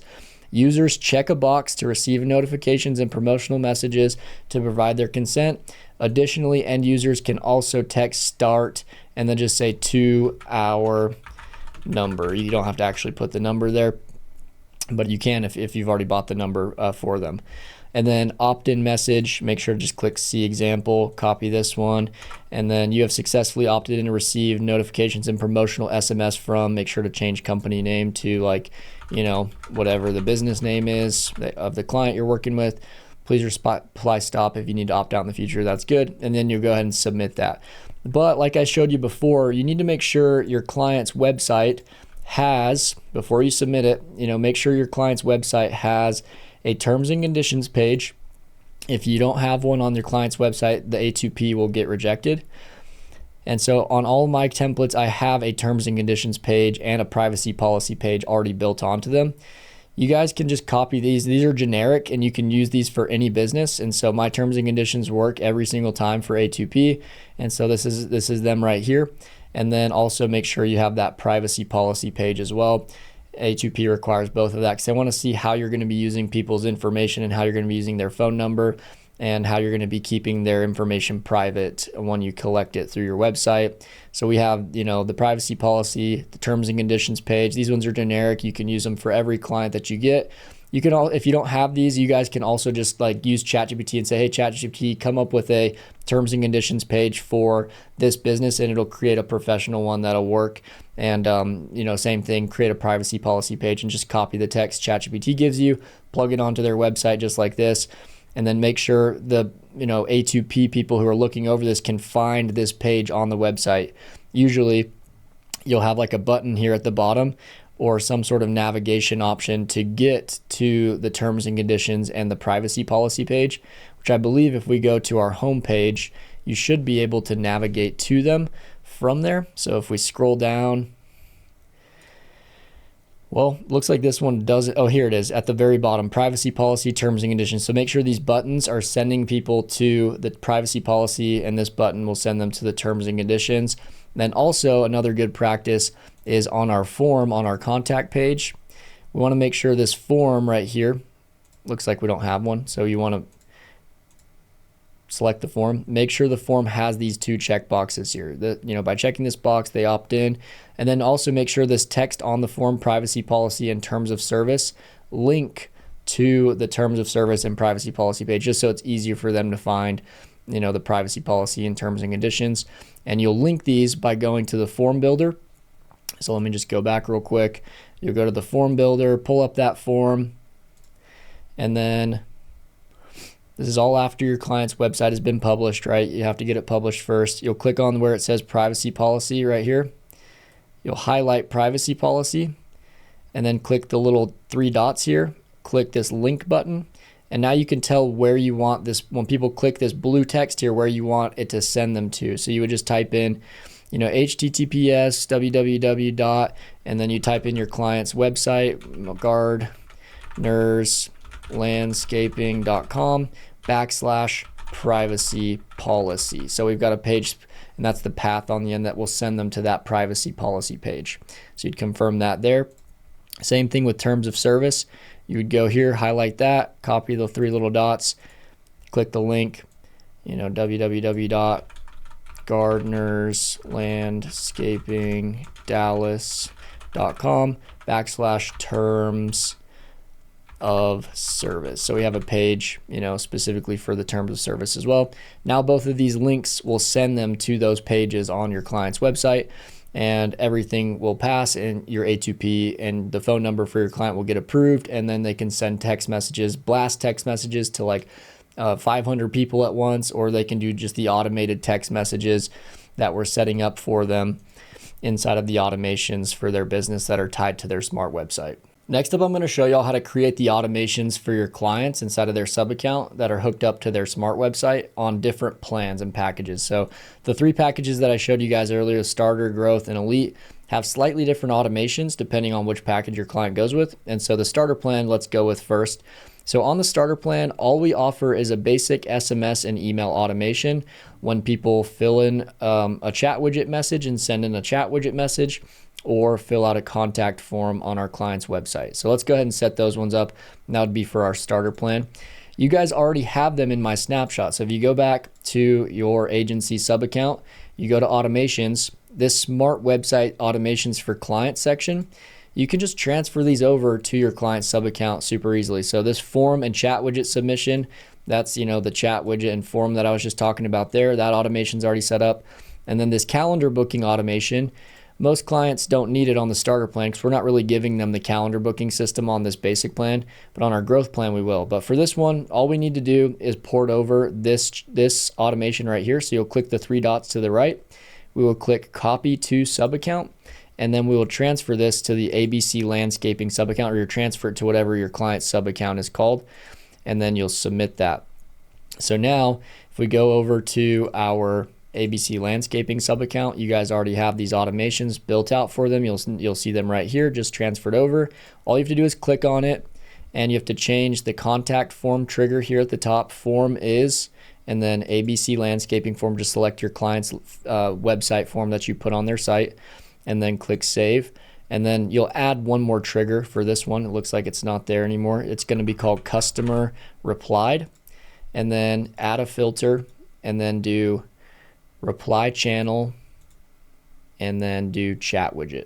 So basically now anybody who fills out a form or sends in a chat widget message through our website, through our client's website, will get this text message, this email, this wait 2 hours, and these are already set up for you. They use custom values, so you don't even need to change anything in them. You can change the message and what they say if you want, or your client wants to say something different. But yeah, this automation's already ready to go, and then all you have to do is click publish and save. So that's the only automation we're really including on our basic plan. That's just our $97 per month plan. But let's say we have a growth plan person, a client who goes for our $197 package or our $297 package. I need to update this to where it says $297, the same as y'all's funnel should. But anyway, the calendar booking automation is the only difference that we add. So we'll keep them with the SMS and email automation, this one for form and chat widget, but now we're including the calendar system. So we'll also need to go back to our agency sub account and find the calendar booking automation that I gave y'all in my snapshot. So that's this one here. You'll go ahead and click copy to sub account, copy it over to ABC landscaping, and you just have them here for any sub accounts, any clients you get in the future. You have these ready to go, and you just copy them over. So it's really easy. You don't have to build them out from scratch. Now we go back to our ABC landscaping sub account for our client, and we'll see our booking automation. So now we just need to make sure we created that calendar like I showed y'all earlier first, put it on their website, and now we can go and we can edit this automation here. And all we have to do is select in calendar and then select whatever calendar it is that this client is using. Let's just say it's this lawn care calendar. You could also create a trigger event for all the different calendars as well, so they would all trigger off the same. So if you wanted to do that, so go ahead and save the lawn care calendar, and then we'll just do copy this one, and we will, let's see, I'm just going to click delete right there. we're just going to add another one. It's going to be appointment status. So we'll just type in appointment status, normal, in calendar, or next will be appointment status is confirmed, and then in calendar, now we select gardening design. So now this one's gardening design, this one's lawn care, and then we have hardscaping. So then we would just add one more, appointment status, normal, or event type normal, appointment status confirmed, and then in calendar, now hardscaping. So now we have all three of our calendars added. They're all triggering, and they're all going to send the email, the text message confirmation 2 hours before the appointment starts. It's going to send them another email, another text message. 3 hours after the appointment happens, it's then going to send them the Google review request here. And you do need to customize the Google review request message, which you'll see it doesn't show here. You can't customize it here, but you'll customize it from the Google review settings. So go ahead and publish this automation, and we'll go ahead and I'll show you how to do the Google review settings. So you'll need to integrate first under this reputation tab. You'll need to integrate your client's Google business profile. So that needs to be done first. Let me go to integrations, and then this is where there's a lot of different review platforms you can integrate, but Google is going to be the most common. So Google business profile, that's like, Google Maps. You'll go to settings here, and you'll integrate your client's Google business profile. And you're going to just do that right here. Just sign in with Google. They'll sign in, and then it will be integrated. Once they've done that, then you can go back to the reputation settings. Then you can go to reviews. I believe it's going to be under, overview, requests, reviews, widgets, listing, settings. Maybe it's going to be under settings, and then SMS review request. That's where you can customize it. You just have to turn this on. Now you can type out what you want the SMS Google review request to say. You can say, hey, thank you so much for coming in earlier for your haircut, or whatever type of client you're working with. It's like a barber. Thanks for coming in for your haircut earlier. We'd be honored if you'd leave us a Google review. And that's all you have to type. The link itself will generate in the message. It already does that, but you can say, thanks for coming in earlier. We'd be honored if you leave us a Google. You can see an example of like what it looks like right here on text. Then you go ahead and save that. And then you can also do it for email. So if you send the email review request, which our automation did have, you'll toggle this one on, and then you can you can just use this default template, or you can create your own email template right here. And then that's what the email will say. You do need to have the Google Google business profile integrated under integrations first though, before that'll work, because it won't know how to generate the link if it's not integrated properly first. So that's how the Google review automation works. And that's for our growth plan here. And then our elite plan, I already showed you guys earlier on how to create the AI chatbot, how to create the AI voice assistant for our clients. And then everything else is the same. We just give them the SMS and email automation for the chat widget, the contact form, and then we give them the calendar automation because they get everything from these two plans plus more. And then the AI chatbot and the AI voice bot, which I already showed y'all how to set up, are the only two differences that we add in here. And then also this AI chatbot here will be hooked up to their chat widget, and so you no longer need the chat widget automation here. So you can go ahead and you can click this one, and you can just delete this trigger event for your premium clients, for your elite plan clients.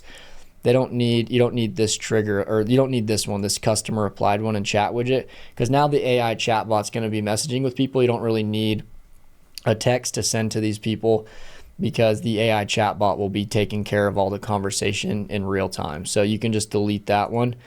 But you can leave the form one still. The form one's still good to text people and email them after they filled out a form, because we don't hook the AI up to that, just to the chat widget on their site, and then save that one. And so those are the difference in automations that you're set up. We're just doing really basic stuff. You can get more advanced with this if you'd like. I've just found you don't really need to. Clients aren't going to be like, oh, can you do all this other crazy automation stuff for us? They're whatever you show them is what they know you can do. And so just give them like basic options, makes life easier for you as the agency. These are still really helpful automations for them. And if you ever want to dive deeper into automations, I've got a training on YouTube called my Automations Masterclass, or GoHighLevel Automations Masterclass. You can check out for some more detailed and in-depth automations if you want to start introducing some of that to your clients. But yeah, those are how to build the automations for your clients on each of the different packages. Next up, I'll show you guys how to do ongoing SEO for your clients. You'll remember on our starter plan and our growth plan, we don't offer ongoing SEO. We just offer basic on-page SEO, which is just putting like the keywords in the headlines and the paragraphs throughout their website. But the elite plan here does offer ongoing SEO management. So we're going to be able to guarantee our clients in the next 4 to 6 months, we'll get them ranked on the first page of Google in their local area. And we're charging a lot more for this plan. That's why we charge so much more, because ongoing SEO management takes some more time from us, and we have to pay for an additional software in order to do this ongoing SEO management effectively. And that software is called Search Atlas. It's actually an AI SEO software. And so we can install a little pixel. It's just a line of code that we copy and paste onto their website once we finish building it, and it'll handle all of the SEO for us. We just have to go in and maybe spend 15-20 minutes a month per client to do all of their SEO, but the AI does the rest. It'll manage their website, it'll post to their Google business profile, it'll make updates for us based on competitors in the area, and it's ultimately handling almost all the SEO for us. And so it's very hands-off for us. And that's why we're able to charge such a good price for SEO. $697 might seem like a lot to you now, but there are SEO agencies charging thousands of dollars a month to do SEO for businesses, and businesses are paying it. We can charge so much less because our SEO management is done by an AI software now, and it takes very little of our time. And so that's how we're able to give our clients such a good deal while getting them really good results for their SEO.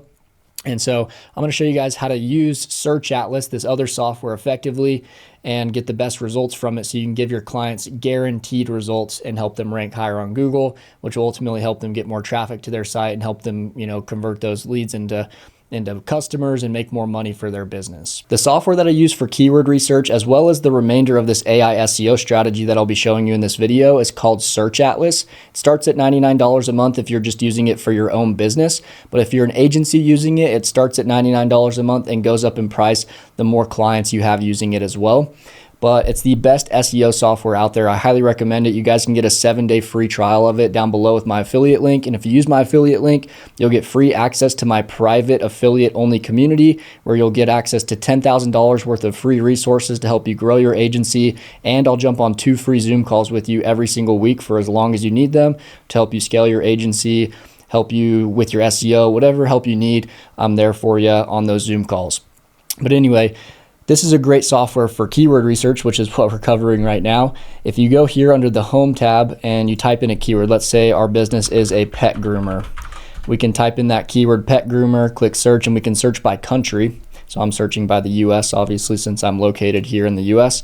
And it'll just give us a lot of good data on the keywords that we type in. Plus, it'll give us other keywords that we can look into that we can then use on our website, on our Google business profile, across different platforms that we're trying to rank for our SEO.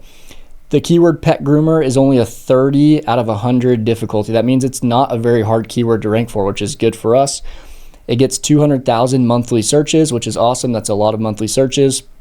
And traffic potential means, like, if you're ranked #1 on Google for this keyword, this is about how many clicks you would get to your website if you were ranked at the top. So that's a pretty good amount of clicks. Obviously, if we're a pet groomer in a local area, this is nationwide, so we're not going to get like this much traffic if we're ranked #1, but it kind of gives you a good idea of what percentage of the traffic you would get if you were ranked #1 in your area. Down below here, this is what we're looking for, is this related keyword section, because maybe the keyword pet groomer might not be the best one, might be really competitive. So let's check out some of the other keywords we can go after. So it looks like this keyword, dog groomers, close to me, gets a lot of monthly searches. It gets 673,000 monthly searches. That's what this SV means, search volume.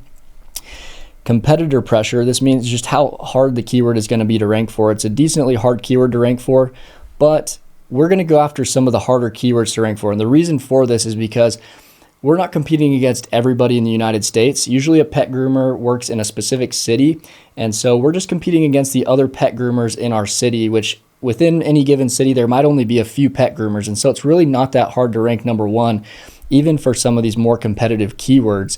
And so I like to go after the competitive ones as well, because these are usually the ones that will get us the most traffic. You can see dog and grooming gets 368,000 monthly searches, dog grooming near me, 673,000. So we're going to go after some of these that have the highest search volume, because that's what most people are typing in on Google. And that's when we want to show up, when people type these in. So it's really cool. You can go through and check the ones that you want to add to your list of keywords that you're going to include on your website or Google business profile, which I'll show you how to do later. Groomers near me, animal grooming near me, just some of the ones that make sense, right? If they don't make sense and they come off as like really weird, you wouldn't want to include those keywords on your website.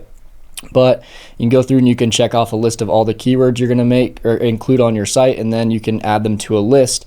And then you can refer back to this list when you start implementing your keyword strategy. The first area of on-page SEO that we need to optimize with our keywords is just our website. I build all of my websites using a software called HighLevel. If you've never used it before, they have over 1,000 website templates you can choose from to make your web design process easy. It's a very drag and drop, simple to use website builder. It's got a lot of cool features to help us with our SEO, which is nice. And they even have a new AI website builder. You can type in a prompt and it'll build out a website for you, or a rough draft website for you using AI. So all of my websites are built using HighLevel. If you guys want to get a 30-day free trial down below this video, you can with my affiliate link. And again, if you use my affiliate link to sign up for GoHighLevel or for Search Atlas, you'll get free access to my private affiliate-only community. And I'll jump on 2 free Zoom calls with you every week for as long as you need them to help you build your agency or your business using HighLevel or Search Atlas. And I'll give you over $10,000 worth of free bonuses. But anyway, I want to show you how to optimize these GoHighLevel websites for on-page SEO. I'm just going to click over here to my homepage and show you the breakdown of how we optimize these websites. So I'm actually going to preview this one. It'll be easier to show you as a preview. But first, what we want to do is we want to create pages for every service that we're trying to rank for. So let's say these are all the keywords that we found are the best ones to go after we did our keyword research with Search Atlas. So we want to create a page for each of these. And so if we go back here, you can see we've got pages for all of these different services right here. And you can create those pages really easily here inside of GoHighLevel. You can just go click add new page and then create a new page. You can duplicate pages as well. You can clone them. And so if you have just like a basic layout page for all of your services and you just want to clone it and copy and paste it and just change some of the keywords on it, you can easily do that just by cloning pages. But anyway, that's our first thing, is we want to create pages that specifically talk about each of our different services. Let me click on this one, for example, lighting control. So obviously in the headline here, it says lighting control. So this is a keyword that this business owner would be going after. They're trying to find clients that are going to Google and typing in lighting control.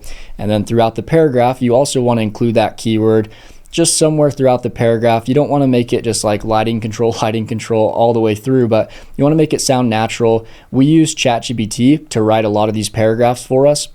And so it can speed up the process of writing your copy, but making sure to have an individual page dedicated to just each of the different keywords that you're trying to go after is our first on-page SEO strategy. The second one, for any local business, a lot of them do business in multiple different cities. And so you can add these location pages for each of the different locations that this business owner has clients in or travels to. Let's click on the first one right here, Idaho Falls. So this one has, Idaho Falls in the keyword. So now Google knows where we're trying to rank. It knows the cities we're located in, so it knows where we should pop up and which people we should pop up for. And so having that keyword in the headline here, also having it in the paragraph here throughout, down here, shows Idaho Falls again. So now we're sending really good signals to Google so that it knows where we're ranking. And up here in the link of the website, you can make this page. It could be tech10integrations.com/Idaho Falls. So now the actual keyword that we're trying to rank for, Idaho Falls, is in the domain as well. So we have on-page SEO here. It's in the domain. Same for our service pages. Each of these pages might be, tech10integrations.com/lighting control /audio. So we have different paths / whatever the keyword is on the end of our domain, which will also send great signals to Google that we're trying to rank for those things. Just putting the keyword in as many places as possible while making it natural, right? You don't want to make it like just stuff it with that keyword a bunch of times and where it sounds unnatural, but making it natural, putting it in the headlines of each of these pages, same with the locations.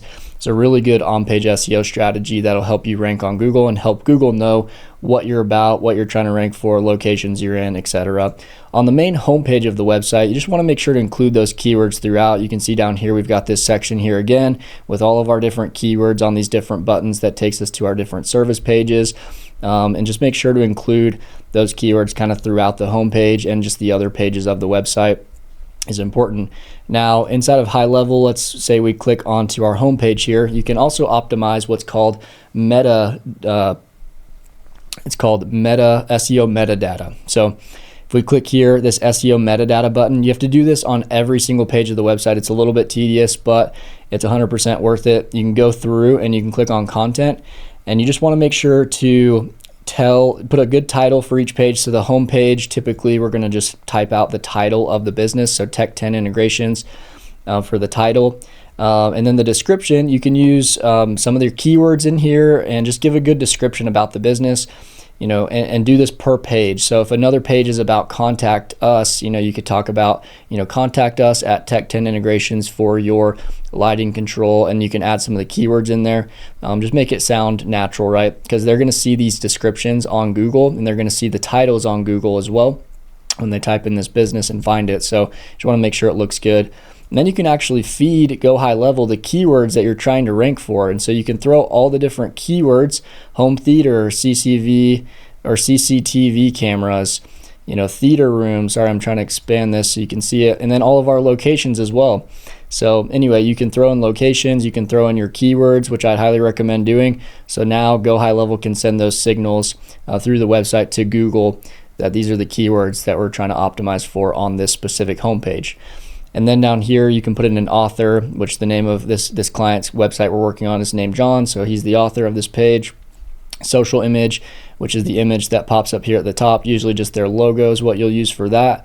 And then links and tags, we don't need to do anything there. And then language, we'll just put English, and that's good to go. And then, like I said, make sure to switch between each page of your website and do this. Whatever website builder you're using, if it's not GoHighLevel, most other website builders have similar features where you can go in and you can manipulate the metadata of the website so that it sends better signals to Google and it knows what to rank you for. And then the last on-page SEO tactic that we use is it's called alt text. So if you click any of the images on your website, if you scroll down over here, you'll see there's this section called alt text and it says for SEO.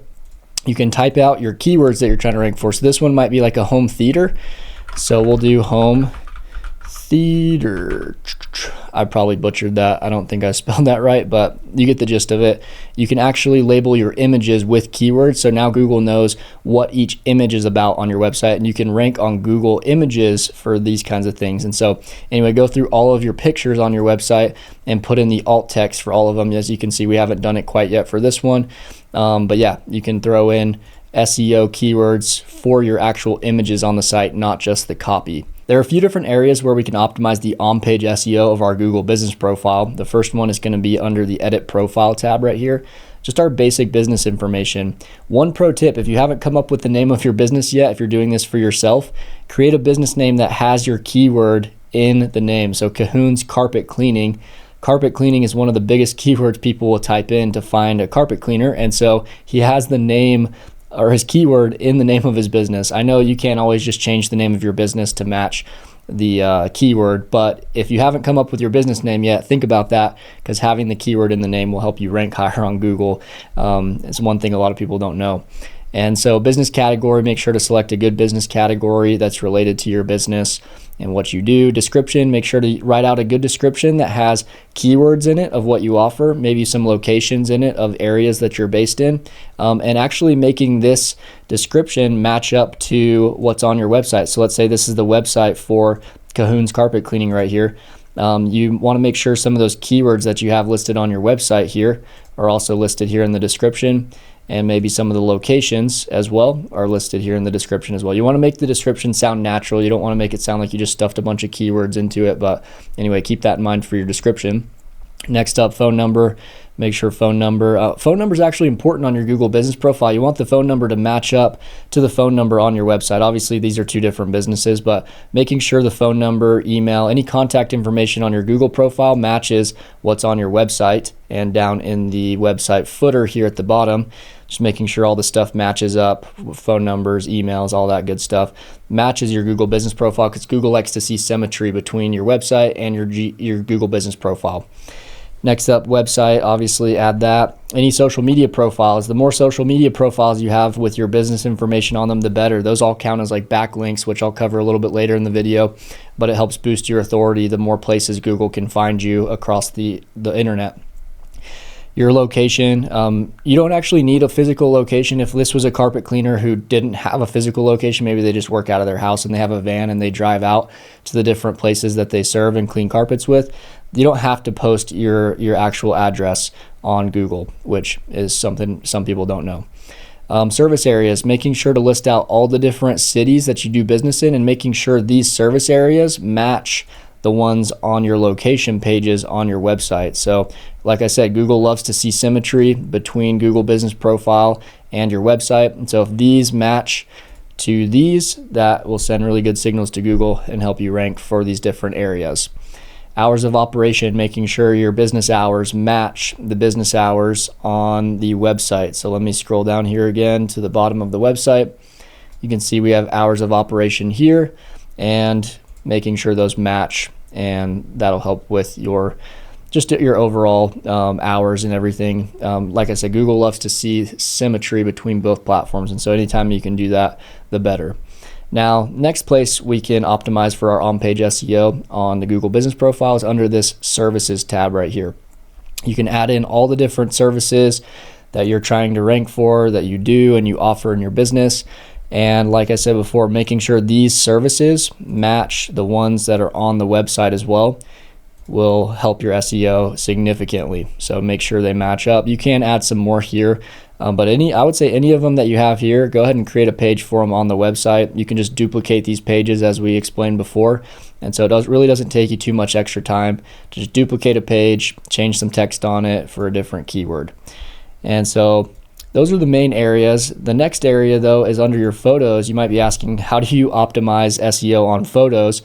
Whenever you take a photo with an iPhone or Android, by default, the phone will geotag a photo is what it's called. So they'll geotag a photo and it'll say where that photo was taken when you click on the image in your camera roll. And so because Google can now see these geotags, so they can see where these photos right here were taken, it'll help you rank in those areas. And so just make sure, if you don't have geotagging turned on your phone, make sure to turn that on whenever you take pictures, or tell this to your client as well. Say, hey, when you're taking pictures of jobs you've completed, make sure you geotag those photos. And when you post them, it'll show the location of where those were posted, and it'll help with your SEO in those specific areas, help you rank higher in those cities where the photos are geotagged. And then one thing that you can kind of control, but you also can't control, are Google reviews. Your customer, your client who runs this business will just need to continue to do business and ask their customers for reviews, but we can make it easier for our customers. We can create them a QR code inside of GoHighLevel. So if we go under the GoHighLevel, we go to sites, and then we go to this, QR codes right here. You can create QR codes, you can link them to their Google business profile, and then you can give that QR to your client and say, hey, after you've completed a job, have your client scan the QR code, give them some sort of incentive, say, hey, if you leave us a positive Google review, we'll give you 20% off your next carpet cleaning, whatever. Just making it easy for your clients to get those reviews will help them out when you're offering SEO services to them. And if you're a business owner, definitely get a QR code, have it pulled up on your phone after a job, and have your client scan it and leave a review right then and there. That's the best time to ask, right after they're satisfied and you've completed the job for them. So that's one way to help them get more Google reviews. And then one thing we can do is what's called a Google review reactivation campaign. So if you're working with a customer, or you're a business that has a lot of old customers that have come in over the past few years, and you've got a list of them built up on an Excel file or somewhere in your CRM, we can import those leads into GoHighLevel, and we can go under the contacts tab. We can do that right here. Click import contacts. We can import that list of names, emails, and phone numbers of old customers. Maybe they've never left a review before. And then we can select all of them, and then we can send out a bulk text message campaign asking them for a Google review. It said, hey, I know we haven't talked with you guys in a while, or maybe you haven't come in for a while or something like that, but we would be honored if you'd leave us a Google review. We've worked together in the past, and if you do, we'll give you 10% off your next visit, or we'll give you a $25 gift card. You need to incentivize people to leave reviews. A lot of times they won't just leave them out of the kindness of their heart. They need to have something in it for them, which is fine. But you can type out that message here, and you can send a bulk message to 500 old customers that have never left reviews, and you can get a big spike of Google reviews really quickly for your profile, which will help you get a big spike in your SEO as well. So those are the main ways to optimize the on-page SEO of your Google business profile. I'm here inside of Google Search Console, and if you've never used it before, you can create a free account at search.google.com using your email. Once you've created your account, you can actually index all of your clients' websites under your account if you want, or your client, if they're being picky, they can create their own Google Search Console account. They can add you as an admin, and you can do this under theirs. Either way, I'm going to show you how to index a website so that Google can notice our website and all the different pages and the keywords we're trying to rank for immediately, so we can start ranking right away. You're going to go up to the top left here, and you're going to click Add Property, and you're going to type in your client's domain or your own domain if you're doing this for your own business. I just finished a website for one of my clients called omensmartialarts.com, and then I'll click Continue, and then it'll take a minute to verify, and you may have to click Verify one more time here and log into like your GoDaddy account or wherever your client or yourself you bought your domain, and then click Go to Property once that's happened. And then once you come here, you'll see your domain has been added to Google Search Console, but we still need to do one more step. We need to go to this tab right here called Sitemaps, and under this Sitemaps tab, we need to type what's called an sitemap URL, which I'm going to grab from GoHighLevel since that's where I built my website. You can grab this from whatever website builder you use, WordPress, Wix, Squarespace, doesn't matter. GoHighLevels are pretty easy to find though. I'm going to go down to Settings here at the bottom, then I'm going to go to Domains, and then right here under Domains, I can click right here, and then I can click XML sitemap, and then I'll just check right here, make sure all the pages are checked off, proceed, and then generate and save. And then it gives us this blue text right here. This is our XML sitemap.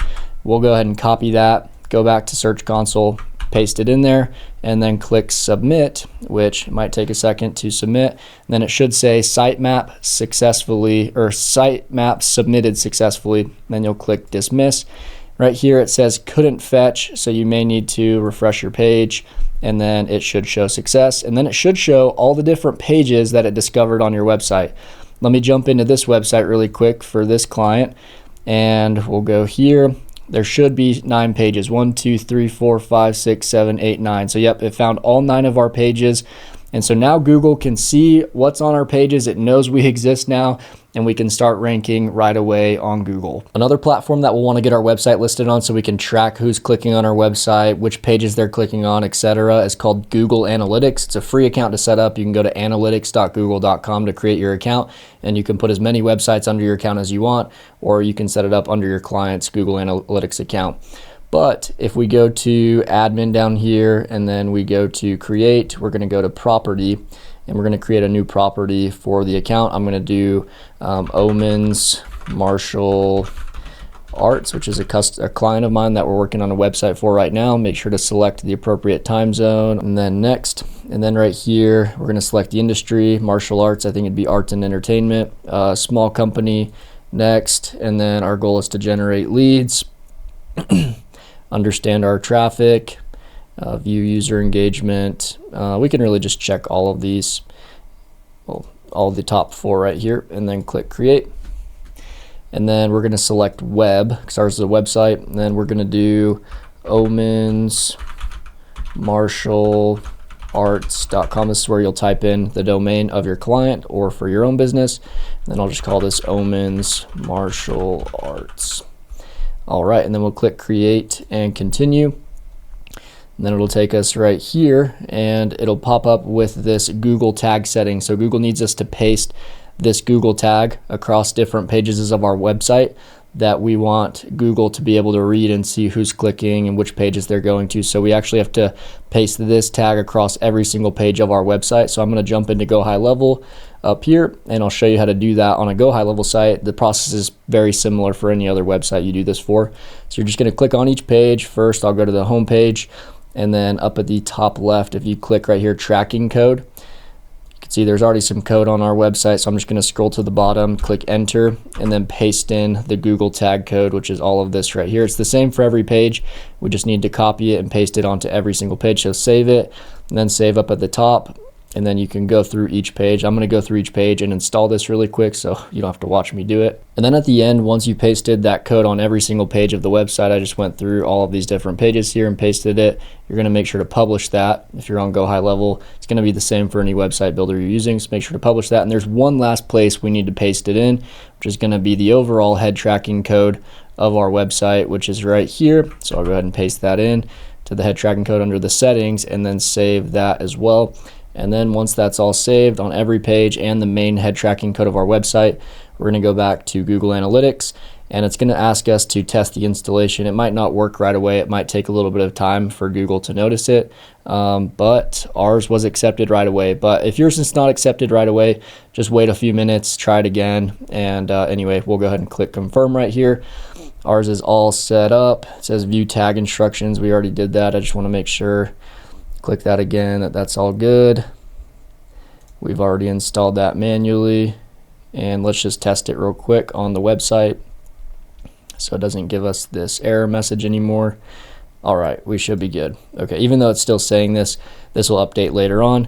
But now we've got the Google tag installed on our Google Search Console. We'll just click X out of here, click Next one more time, and then click Continue to Home. And then your Google Analytics is all set up for your website or for your client's website. Before we can install the Search Atlas AI SEO pixel on our website and Google Business Profile, which will do a lot of our SEO for us, we need to do a site audit first so that Search Atlas knows more about our site first. So you're going to go here under the Site Audit tab, and then you're going to type in your website right here. You need to make sure to type in https:// and then your domain. So I'll do omansmartialarts.com, which is the client we're working with right now. You'll do your domain here for your client or for yourself, and then you'll click audit site. Right here, we'll just do like 500 pages just in case our website's really big. Even if it's not, still do 500. It'll go a lot faster. And then right here, crawl speed, we'll just bump this all the way up to 50 pages per second. And then don't do anything else. Just click start audit. And the audit will take a few minutes to go through. It'll show right here that it's loading for a little bit, but once this stops loading and once you can see all your pages have been crawled and indexed, then you'll be ready and set up and good to go. But while we wait for this to go through, there's something else we can do. We're going to go up here to Google Search Console Performance, and we are going to manage our Google Search Console account and connect that to Search Atlas. So we'll go ahead and click that one right here. And then make sure to log into your Google Search Console account, click continue. That should be connected to your email. And then it should be connected right here. And then if you go under manage sites right here, you'll see we have our Omens Martial Arts domain that we connected to Google Search Console earlier in this video. And then you'll just click enable right there and then confirm and continue. All right, now we have Google Search Console connected. Next, we need to connect our Google Analytics account, which we also set up earlier for this website. So we're going to click there, click my email here, which is the account that I set it up on, and then continue. All right, perfect. And now the Google Search Console should be connected. We might have to go back to manage sites here or scroll down. And actually, yeah, Google Analytics is connected already. Let's just click on it just in case. We'll select Omens Martial Arts right here and then click Update Settings, and then should be connected just fine. So now we've got Google Analytics connected, we've got Search Console connected. Now we can go back to our site audit, see if that's been processed. Looks like mainly it was processed. It's still loading. It might take a little bit more time, but that's how to do the site audit and connect Google Search Console and Google Analytics inside of Search Atlas. So now we can get ready to install the AI SEO pixel. Okay, now we're ready to install the AI SEO pixel onto our website and Google Business Profile. Search Atlas calls their AI SEO pixel Otto SEO, and we're going to click up here where it says Otto SEO V2, and we're going to click create right here. Right here we can select from our different websites that we've done site audits on. That's why we needed to do that site audit earlier.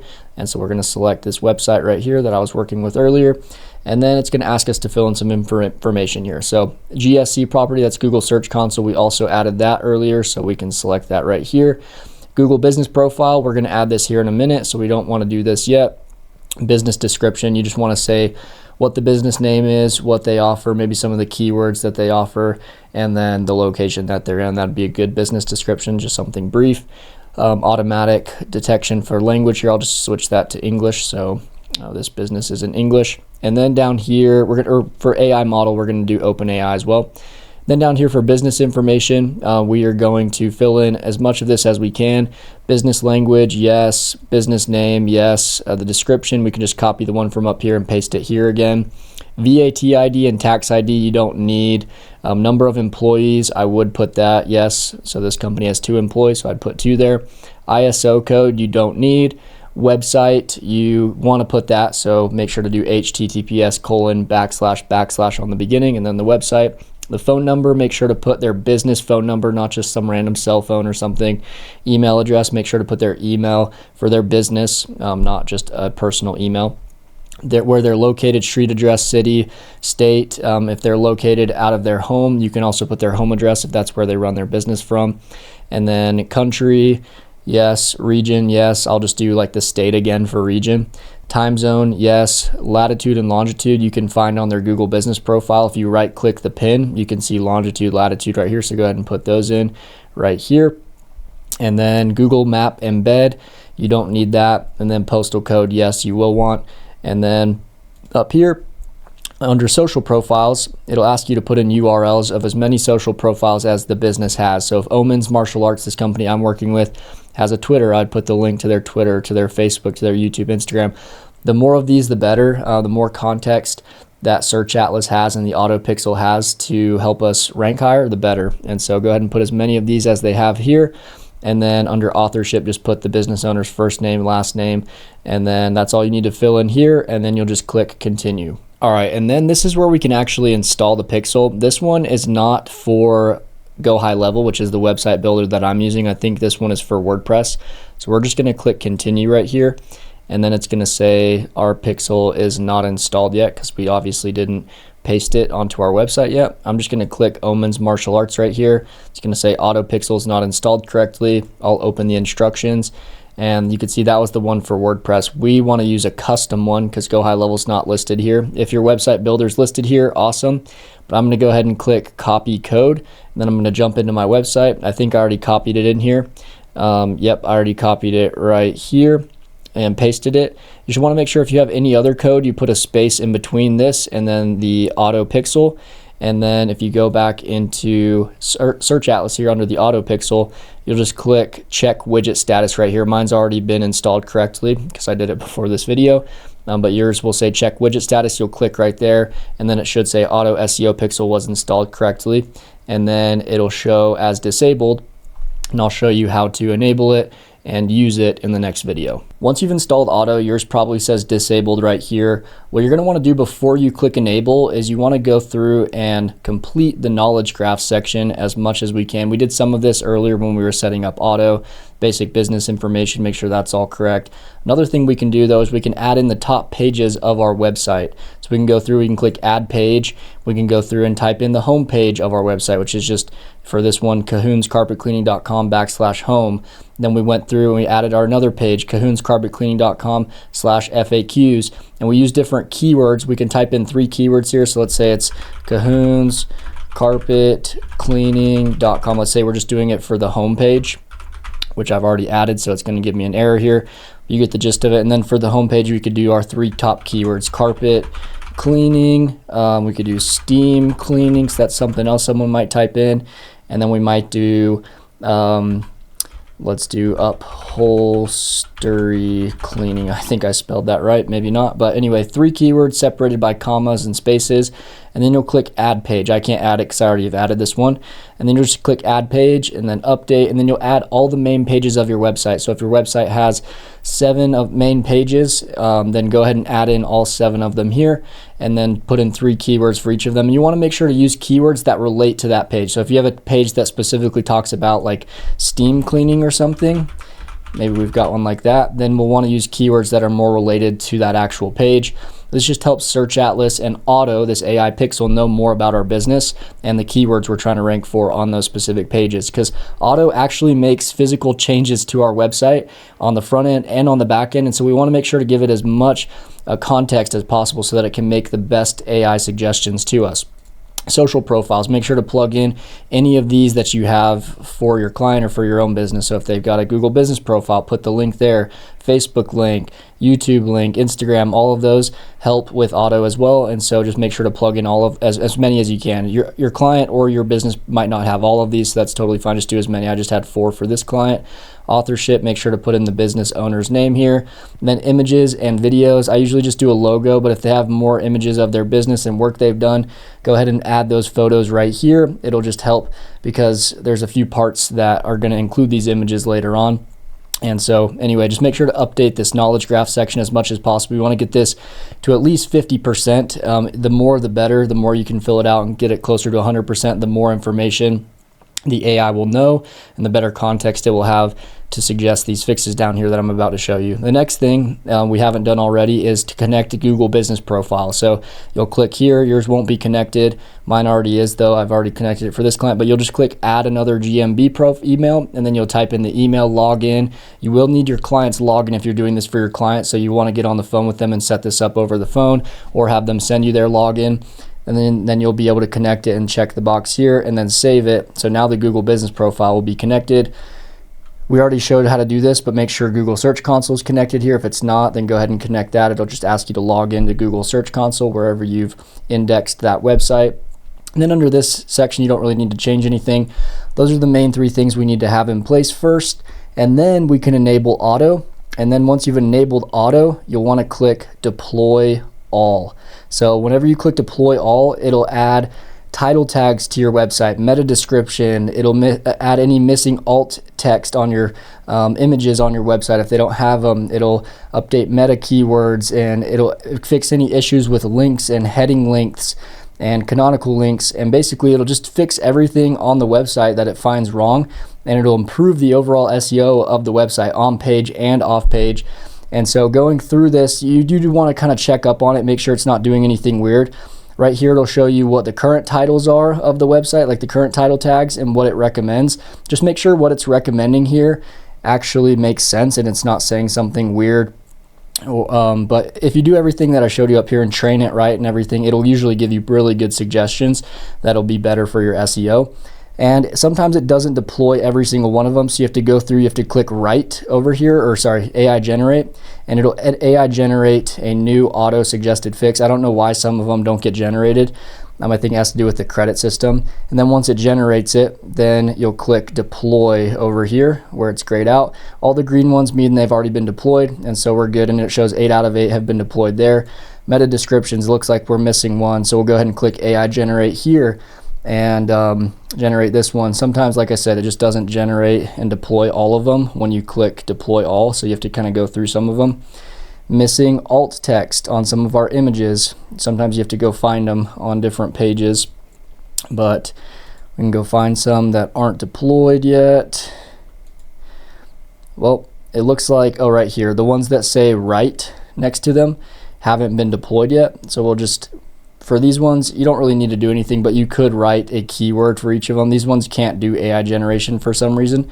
So you'll just go through and you'll type out whatever this picture shows, maybe just carpet cleaning or carpet steam cleaning. You can just type that in there and just make sure to add all the ones that say right next to them.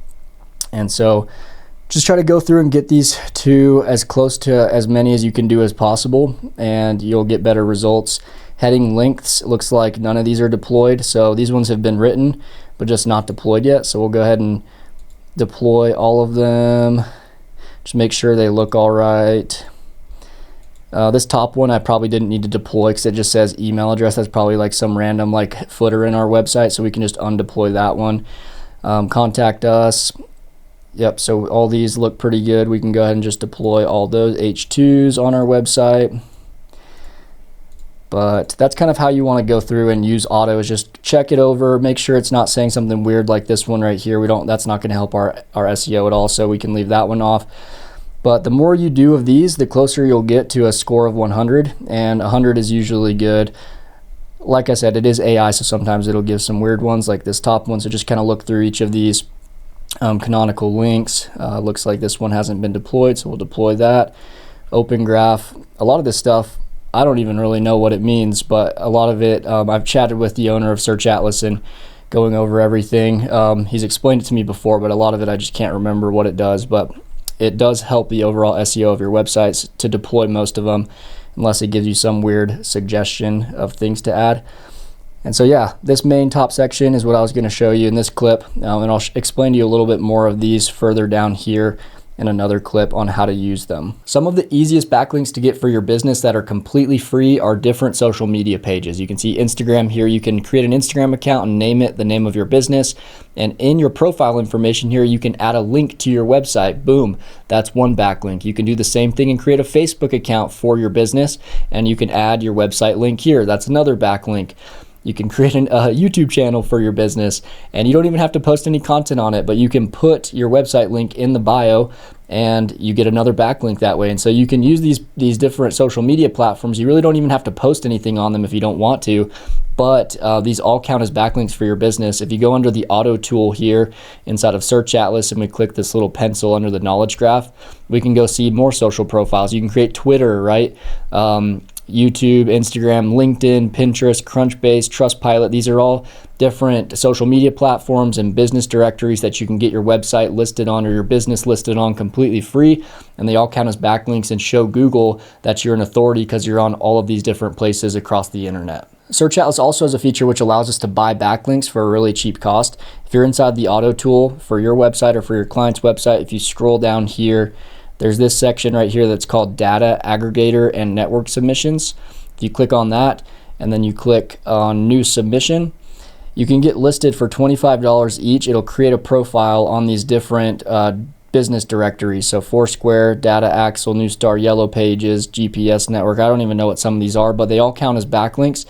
If you select all of them, you get a 20% discount. It's just $100 one time. I'll do this one time at the beginning when I'm working with a client and we just set everything up, just launched Otto on their website. We will just pay for this as part of like a setup fee that we charge our clients. We'll pay for this for them and we'll just go through. It's going to ask you to fill in some different information about the business, and at the end you'll just submit it, pay the $100, and that'll come out of the setup fee that you charge your clients to do this, or part of their monthly fee that you charge them.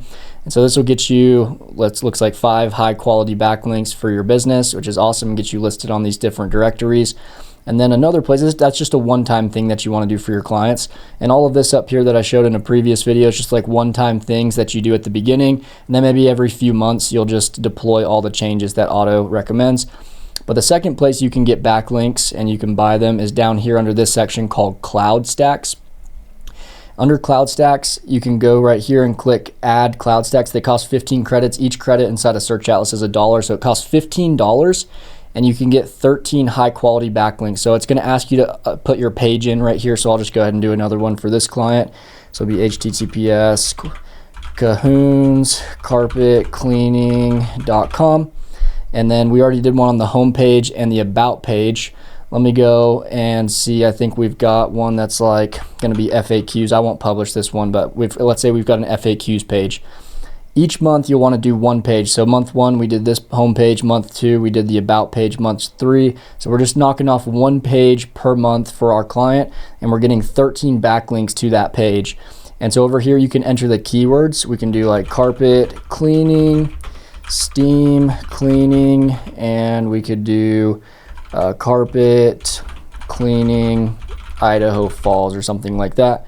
And then we'll click add page, and then right here it'll publish to 13 different high quality backlink sites I don't even know a lot of these, but these are all partners of Search Atlas. And so because we use Search Atlas, we get access to all these, and it'll create a backlink on each of these different websites for our business, boosting our authority with Google.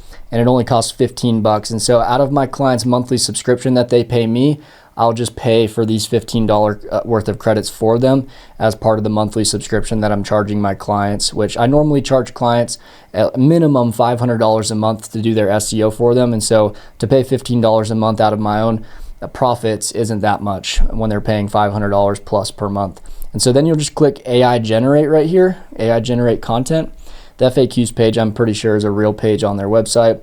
And then it'll get you listed on all of those different sites that show right here, specifically for this page and for these keywords that you plug in. And so those are a quick 2 ways to get backlinks. Up here, or sorry, down here is the data aggregator network submissions. That's just a one-time thing that you do at the beginning of working with your client or trying to boost your own business if you're doing this for yourself.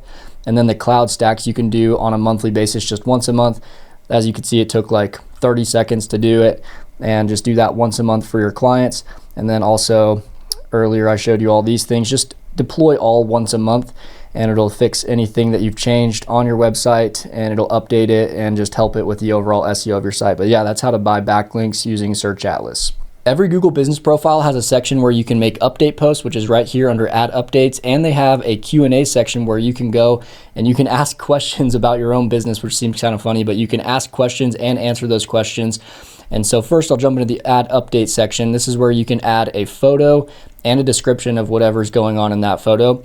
Like I said before, these photos can be geotagged. If you take them on your iPhone or Android, it'll automatically geotag a location of where that photo was taken. And when you post those here, Google can see where the geotagged photo was taken at, and so that you can rank better in those areas if you have lots of photos in a specific city or town. And then in the description, you can just say something about the photo, and you can use keywords that you're trying to rank higher for on Google here in the description as well. And so just gives you another opportunity to rank better in a specific area based on these geotagged photos, and also the keywords in the description that you use will help you rank higher for those different keywords. And then the Q&A section is where you can post questions. So we as the business owner can actually go in and we can say, all right, what's a commonly asked question that a customer of ours might ask, or a lead of ours might ask? And so we can put those questions in here, and then we can also go and answer them, so that anybody who comes to our profile can be helped a little bit better and can find these commonly asked questions about our business. This is another opportunity to use keywords that we can rank higher for on Google, because if Google sees a bunch of Q&As with a specific keyword in them, it'll help us rank when people search that keyword on Google. I'm going to show you here in a minute how you can automate the update posts and the Q&As, so you don't have to do this manually. Search Atlas allows us to automate this and schedule them out, which makes it insanely easy, so I'll show you that here in a second. Search Atlas makes posting our Q&As and our update posts on our Google business profile super easy. In fact, we can fully automate the whole process. If we scroll down inside of the Otto tool to this section right here that says Google business profile, and we have our Google business profile integrated already here at the top, we'll be able to use this feature here which says GBP posts. And all we have to do is click right here. It says automated posting is turned off by default. We can turn it on though, and it'll automatically post update posts to our Google business profile. It'll AI generate images and descriptions for the post on autopilot for us. You might want to click here on this little gear icon and set up the frequency. So basically Auto optimizes it automatically. It says Auto automatically adjusts the frequency based on a weekly analysis of over 2,000 similar businesses, helping you rank higher faster. So Auto, I usually just leave this on, let it do its thing, and it'll post typically around once a week or once every week and a half or so. It kind of changes it so Google can't sense that it's an automation, and it thinks that we are actually posting it manually. And then start posting today, AI generate all images, and you can give it a slight prompt here. If you don't give it a prompt, that's fine, it'll still work. And you'll just really just leave on these settings that it has right here. And then we can go back out here and turn this on. And now all of our Google Business update posts will be completely automated. Same thing for our Q&As. If we go right here to Q&As, we can also turn this on for Q&As, and now all of our Q&As that post to our Google business profile will be completely automated. the same settings here. We'll just leave them on, what Otto recommends, and it'll do its thing and post Q&As and Google Business Profile update posts completely for us on autopilot, which will send really good signals to Google that we're updating stuff on our Google Business Profile. It shows profile activity, which helps you rank higher over time over your competitors. And so yeah, you can completely automate this process for our clients or for your own business if you're doing this for yourself. Search Atlas makes it insanely easy to write blogs on our website or on our client's website because they have an AI blog writer that'll literally write all the blogs for us. First off, we need to tell the AI which topics to write our blogs on first. So we need to do some keyword research, which I'm under the keyword tool here in Search Atlas. I typed in martial arts because I'm working with a martial arts studio right now. And you can scroll down, you can find related keywords that are related to what business you are working with or what type of business you are. And then you can also see sometimes questions of what people are asking online about the topic of martial arts. And that's also good stuff to write blogs on, or just like questions that people are asking about martial arts or whatever your topic is. So you can either use these questions to prompt different blogs to write, or you can just use the keywords here and just click view all of these related keywords and figure out your topics for your blogs that way. Once you figured out a topic for the blog you want to write or a keyword that you're trying to rank for that blog, we can then go to this content tool right here. And then we're going to go down here, we're going to click Write with AI. And then all we need to do is enter an article subject or title. So I can just do like Taekwondo. Let's say I'm trying to rank for that keyword, Taekwondo. And then you can give it some keywords that you're trying to rank for. So obviously Taekwondo again. I could do Taekwondo without any spaces. And then we could do like martial arts, something like that, and just give it a few keywords. And then all you have to do is click Write Article with AI, and it'll pull up the AI blog writer and it'll start creating this article for you. I already have one and it already generated mine from earlier, so I've got it pulled up right here. But this is what it looks like once it comes out. It'll generate a hero image, all generated with AI, which is really cool. Generates all your H1s, which are your main headings, your paragraphs, your H2s, which are your smaller headings. And it kind of lays it out for you nicely so you can easily kind of copy and paste it over to whatever website builder you're using. In our case, I use GoHighLevel, so I can take whatever it gave me here and I can jump into GoHighLevel into my client's website. What I like to do, instead of using the blogs feature in GoHighLevel, I actually create a whole new page for each blog. I just duplicate one of our other pages so it has the same layout and color scheme and everything. And then I just did this one right here, Taekwondo. I'll make sure to name the page. So I go to settings here and I'll name the page the name of the blog or the keyword that we're trying to rank for. And then I'll use a path on the end that also has the keyword in it, Taekwondo.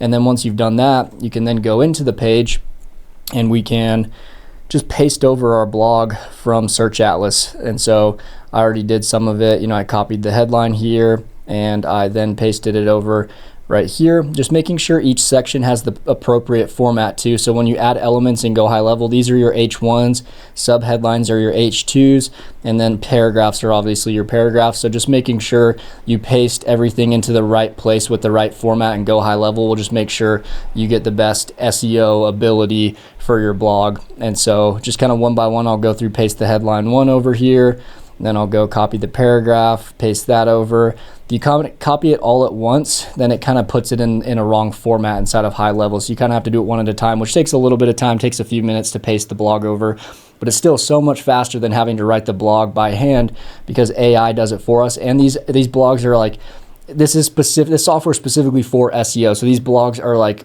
to the T, SEO optimized to the max. And so they'll get you the best rankings when you put them on your website. And so just create a whole new page every time you write a blog, a new page every time. And so you'll have all these extra pages, and then you can create a menu link, a navigation menu link here on the home page.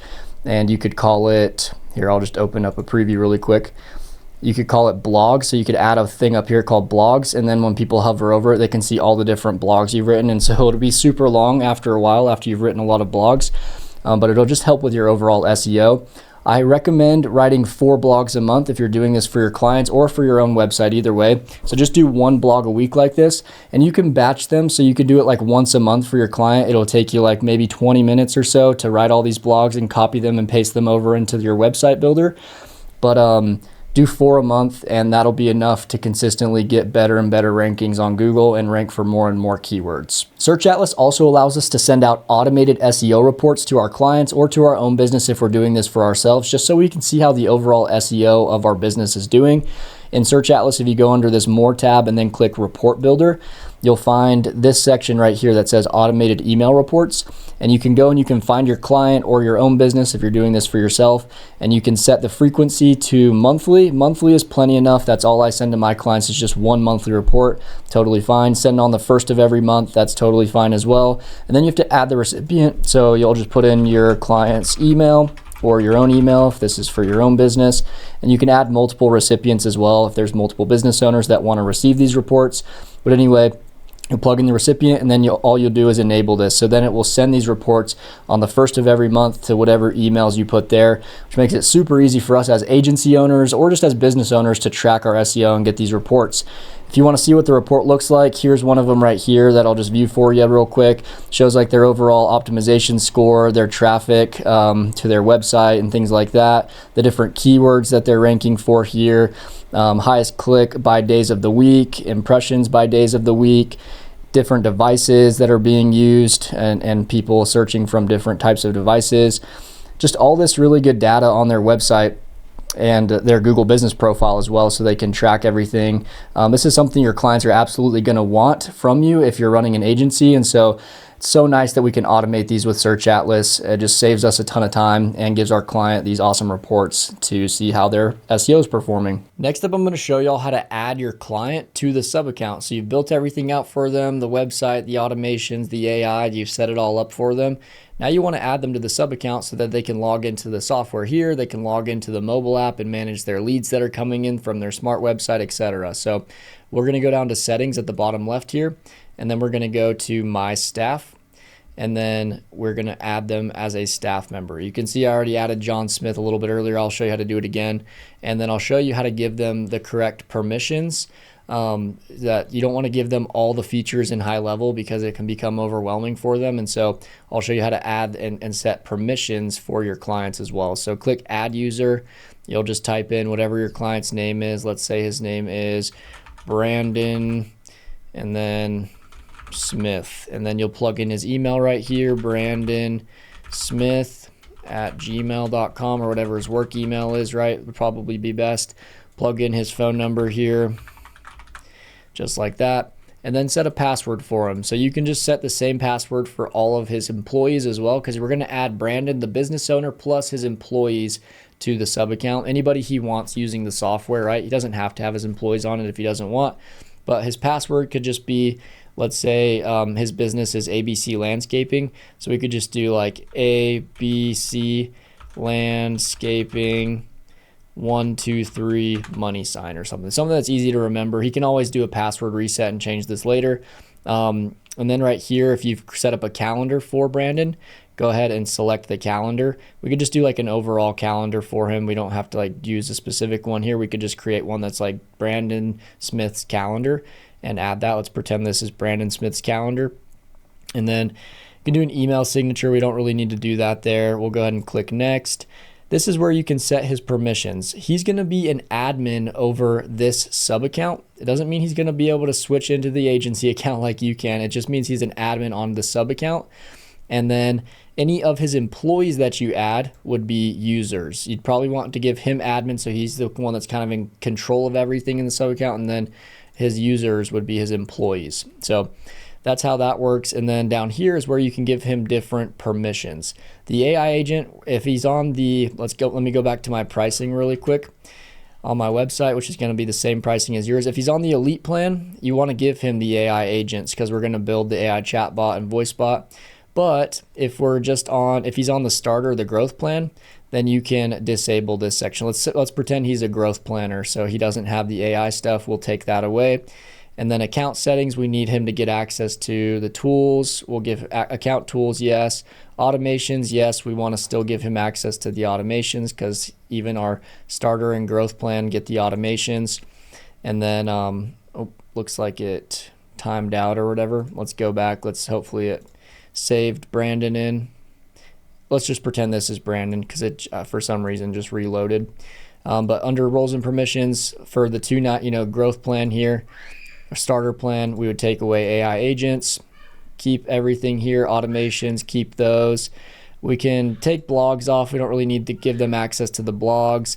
The calendars, it depends. If they're on the starter plan, we don't give them the calendar, so we take it off if he's starter. But if he's growth or elite, then we do want to give him access to the calendar. So let's say he's a growth plan client. Let's keep the calendars. Certificates, we don't need. Communities, we don't need. Contacts, he does need. He needs to be able to go in and see his contact section with all of his leads.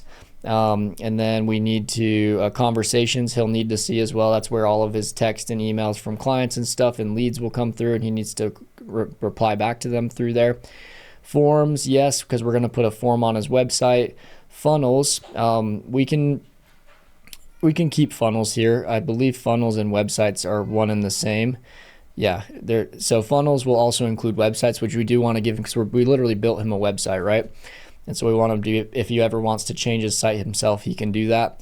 Go Collab, that's a community feature in GoHighLevel. We're not really building online communities for our clients, so we can toggle that one off. Integrations, we can toggle off as well. Marketing, we can leave on. That's just, if he ever wants to create an email and send it out to his clients, he can create those under the marketing tab. Medias, yes, that's where he can store his pictures and images, and we'll need that for his website when we build that out. Memberships, we do not need. We don't need to give our clients the ability to create memberships and communities. Opportunities, yes, that's the pipeline for our client, and so we can create a simple pipeline with different stages so he can kind of keep his leads organized. Payments depends. If he's on this middle plan, we do include payment processing. If he's on the starter plan, we would toggle that one off though, because we don't include payment processing on the starter plan, but we're assuming he's on the growth plan, so we'll include it. QR codes, depends. If you want to give him access to the QR code ability, you can create QR codes in GoHighLevel that are scannable, can send people to your website. But most of the time, we're not even going to mention that, so we'll toggle that off. Quizzes, we don't need. The dashboard is good to have. That's just going to show his overall dashboard and conversion metrics and how many leads he's gotten and reviews he's gotten that month from his clients and leads. Reputation, yes, because, well, it depends. So if they're on the middle plan, we do the Google review automation, and that's where the reviews is under the reputation tab in GoHighLevel. If he's on the starter plan, though, we don't do the automated Google reviews, so we would toggle this one off if they're on the starter plan. Surveys, yes, because forms and surveys are kind of the same. So a lot of clients you'll build a survey for instead of a form. I showed y'all earlier on in the training. And then user management, he can manage his users, which are his employees if we add more users here under this staff tab here. And then WordPress, toggle that off. We don't need WordPress. So that's everything right there. And those are the different use cases of where you would keep things on and keep things off for clients. Now, if you save this, you'll still be able to see all of the tabs inside of GoHighLevel when we go back out. And so you can see all these tabs here because I'm logged in as Jasper Aiken. But if I switch and I sign in as Brandon Smith or John Smith, oh, it gave me an error. But anyway, if we log in as John Smith, then you won't be able to see all the tabs. You'll just be able to see a few of them. So I think we're logged in as John Smith now. Oh no, it kept me as Jasper. That's why we can still see all of them. But anyway, when John Smith logs in, for whatever reason, it's giving me an error. When John Smith logs in with his username and password, his username will be his email that you set up for him. Under the My Staff tab, it'll just be his email. When he goes to log in, he can use your white labeled domain. So he can just go type in app. And then yourbusiness.com. This is where he'll log in at. And it'll take him to this login page, and then he can log in with his username and password. It's going to automatically log me in since I'm already logged in this tab. But yeah, he'll log in with this email. He'll log in with the password you created. He can also reset the password if he doesn't like that password. And yeah, and you can do the same thing with all of the users from his business so that they can all access the software. They'll be able to log in with the same username and password to the mobile app, which I'll show you how to give them invite access to the mobile app as well. And yeah, that's how to add users into the sub account so your clients can actually access the stuff that you put together for them and all the leads that they'll be capturing through their new smart website. Next up, I'm going to show you all how to send your clients access to the mobile app. It's really easy to find. They can find it in the App Store on their Apple iPhone or their Android phone, but you can also send it to them directly, which makes it a little bit easier for them to find and get logged into. So inside of their sub account, if you go down to the mobile app tab, this mobile app tab should be showing up for you. If it's not, I showed you how to do this earlier, but if you go back to your agency account and then you go to the mobile app section down here. You want to have this switch right here toggled on, and then have LeadConnector, the generic brand here, selected as the option that you send to your client. And then once you have that toggled on, this toggled on, then it will show up in your client's sub account. And so you can just simply go down here to the mobile app tab again, and then you can select from the user. So you already added them in, hopefully as staff members under the settings, and then under my staff. So your client, the business owner, maybe his employees or her employees are showing up here. You can simply go down here, select them. That we only added one employee here, John Smith, but you'll select John Smith and any of his other employees, check them all off, and then click send invite, which will send an email to your client, and it'll send them the link to the Apple version or the Android version of the mobile app, and then they can download it on their phone, and they'll just log in. It'll say like you'll log in with your normal username and password that you log in to, you know, whatever that your software is called, Agency Flow, or whatever you've white labeled your software as. So anyway, just really easy for them to get access. And then they can also, you could also just give them a quick rundown over like a onboarding call, or send them a quick video showing this screen here. It's like, hey, this is how to use our mobile app. You can kind of click through a couple of the different features that it has here. And it's really easy to use. It's not like the desktop version of the software that has all these tabs. It just has a few different tabs. It's really easy to manage all their leads and conversations and appointments through, and invoicing and their Google reviews. And so it's just a really nice app to be able to manage everything. So they don't have to log in to the desktop version of the software very much. They can just do it all from their phone, which I found most of my clients prefer. And so I would just push them towards the mobile app and doing all their lead management and business management from there. Next up, I'm going to cover rebilling your clients for their texting, their emailing, and their calling credits inside of their sub account. I covered this a little bit already. Whenever you're closing your client, you want to make sure to write down their card number on a piece of paper or somewhere on your computer and your notes, just to make sure we can add it to the billing section inside of their sub account. Because if we don't have their card here under settings and then under billing, and we haven't added it here, then we're not going to be able to bill them for their texting, their emailing, and calling credits. Every text message costs 0.007 cents, so like 3/4 of a penny per text message. And then every email costs 0.003 cents, so like 1/3 of a penny per email. And then every calling minute costs like 1 or 2 cents per minute on the phone using the GoHighLevel phone system and email system. And so you want to charge those separately to your clients. They're not going to be very much. Usually most of my clients will spend like $10 to $15 a month, sometimes $20 a month on emailing, texting, and calling through their sub account. So it's not very much, but we do charge that separately to our clients, because if they send a ton of texts, ton of emails, and spend $100 on these credits, we don't want that to come out of our profit. And so make sure their payment is on file right here. So just click add payment method, and then you can share this link with them and they can come and upload it in themselves. Or if you have it written down, you can do that here, but you can also select this option. If you've already collected a payment from them as part of the setup process, you can select from your different customers, and you could already have their card on file. If you have their card on file already, then you can just do that option and it'll link up automatically. So just make sure for rebilling purposes, the texting, emailing, and calling credits have their card on file here, so those charge directly to your client and not to your card. Next, I'm going to show y'all how to import leads for your clients into their sub account here under the contacts tab. You'll have occasionally clients that are like, hey, I've got a big list of leads, that can we import them into the software so that I can send text messages to them or email blasts to them, and just stuff like that, just so they can have their leads here inside of our CRM system that we're giving to them. And you can do that for them. They just need to send you a CSV file, like an Excel file spreadsheet with all their leads in different columns. So they need to have like a name column, like first name, last name, email, phone number, and whatever other information they have on that list.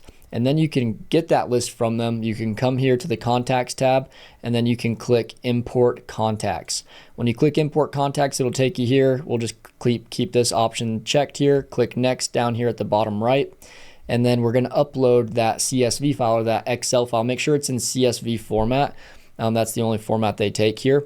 And it has to be less than 30 megabytes. So the list can't be like 100,000 leads. It'd have to be smaller. You can break it into like 2 lists and then upload both of them separately, but just make sure the size of the file is under 330 megabytes.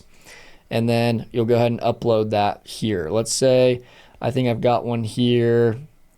that we could upload. This is just like a list of like restaurants or whatever, but let's go ahead and open up the list. And abalone restaurants, I guess that's a specific culture or type of food.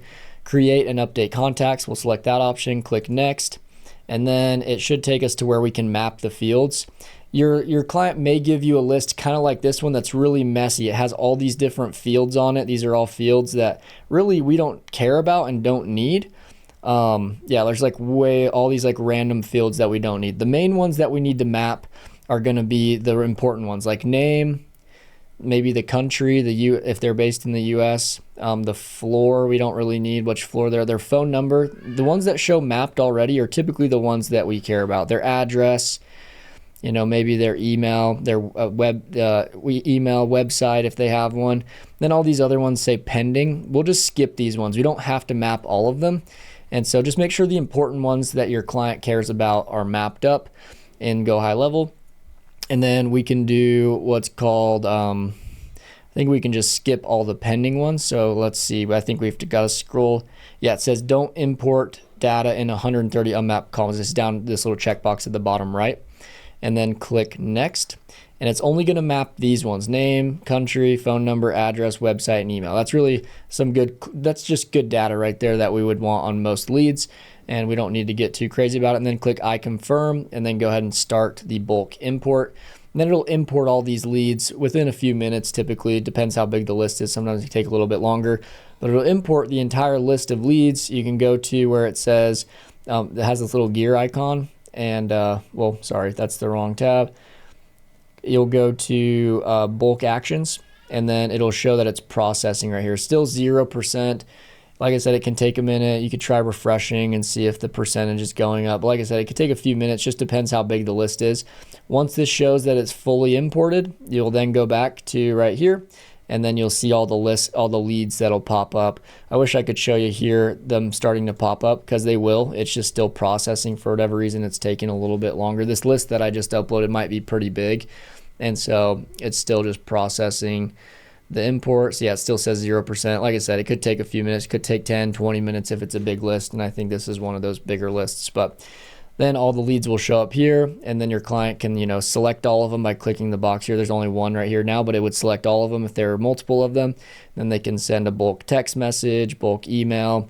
They can tag them all with certain tags. And so anyway, that's how you can import these leads for your clients.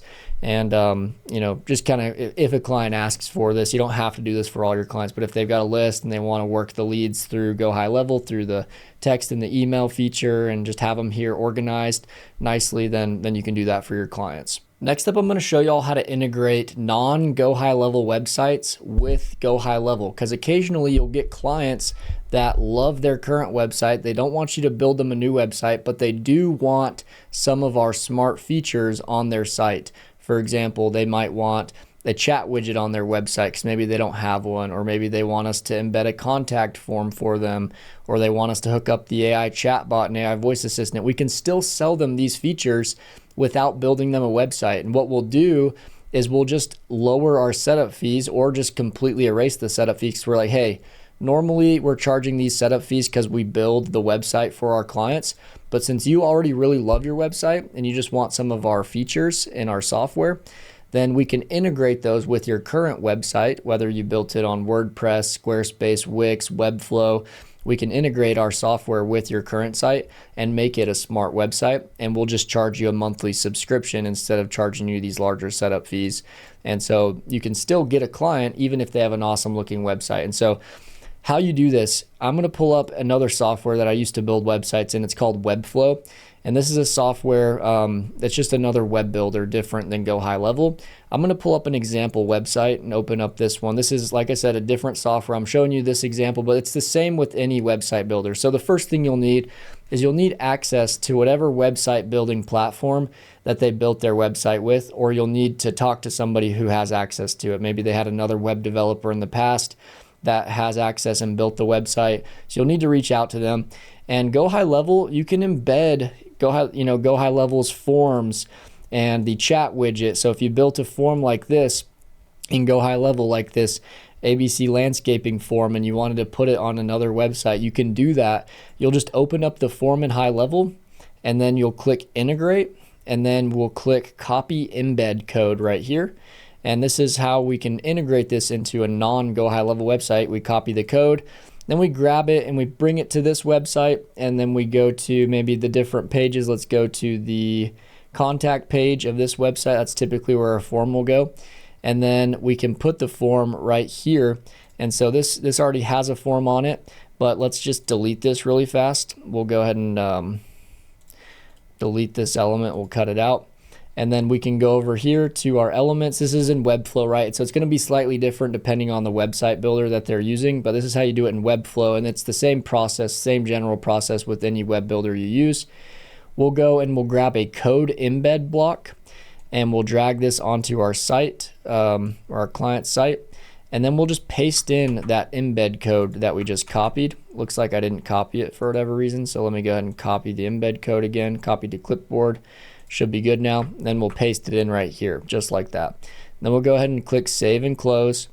The form will pop up right here. You can change this box to maybe like be a little bit wider or whatever. And then we have to publish the change that we just made. So we have to click publish. You're not going to see it here in the editing mode, but whenever we view the website live, it will show this form will pop up. And since the form was built in HighLevel, all the leads that fill out this form will be created as a contact here inside of this sub account where the form was built. So you don't have to do like any other integrating, just put the form on the site and all the leads will come through and all the automations will trigger off just like normal. And so let's go back to this site here. Let's go ahead and preview it real fast. This isn't a live one, this is just a test one. And you'll see the form pops up. You have to do a little bit of editing inside of Webflow, like make this box larger or whatever website builder you're using. It's pretty squished right now, so like completely squish the form down super long. But you guys get the gist of it. You can upload a form and you have to just adjust the box so that it's like wider and so that the form looks like normal. And so that's how you do a form. Same thing goes for our chat widget. We can embed a chat widget on a non-GoHighLevel site. So if we go to this, let's say our client is this ABC Landscaping right here, we go to sites and we've created this chat widget that we really like, and we can go ahead and click on it, open it up, and then we can click get code. We can copy this embed code here as well, copy it, and then we can go back over to our Webflow website. And for this one, we need to put it at the very bottom of the site. So we're going to go down to the bottom. We're going to go here, and then we are going to go to, I believe it's going to be a code embed again. So we'll just put this one at the bottom. We'll go ahead and throw our code in there. Go ahead and save that. And now the chat widget should pop up. We got to publish it first. Alrighty, and then open it up, and now our chat widget's showing up on the website. So that's how you embed the chat widget there. And then one last thing is we can embed calendars also on the website. So if we built a calendar in HighLevel that we want to use, we'll go to calendars, calendar settings, and then we'll go to where it's like, let's say this hardscaping calendar is the one we want to put on there. We can click share, and then we can go to embed code, copy the code from the calendar, and then we can go back to our Webflow website, open up, let's go to the booking page.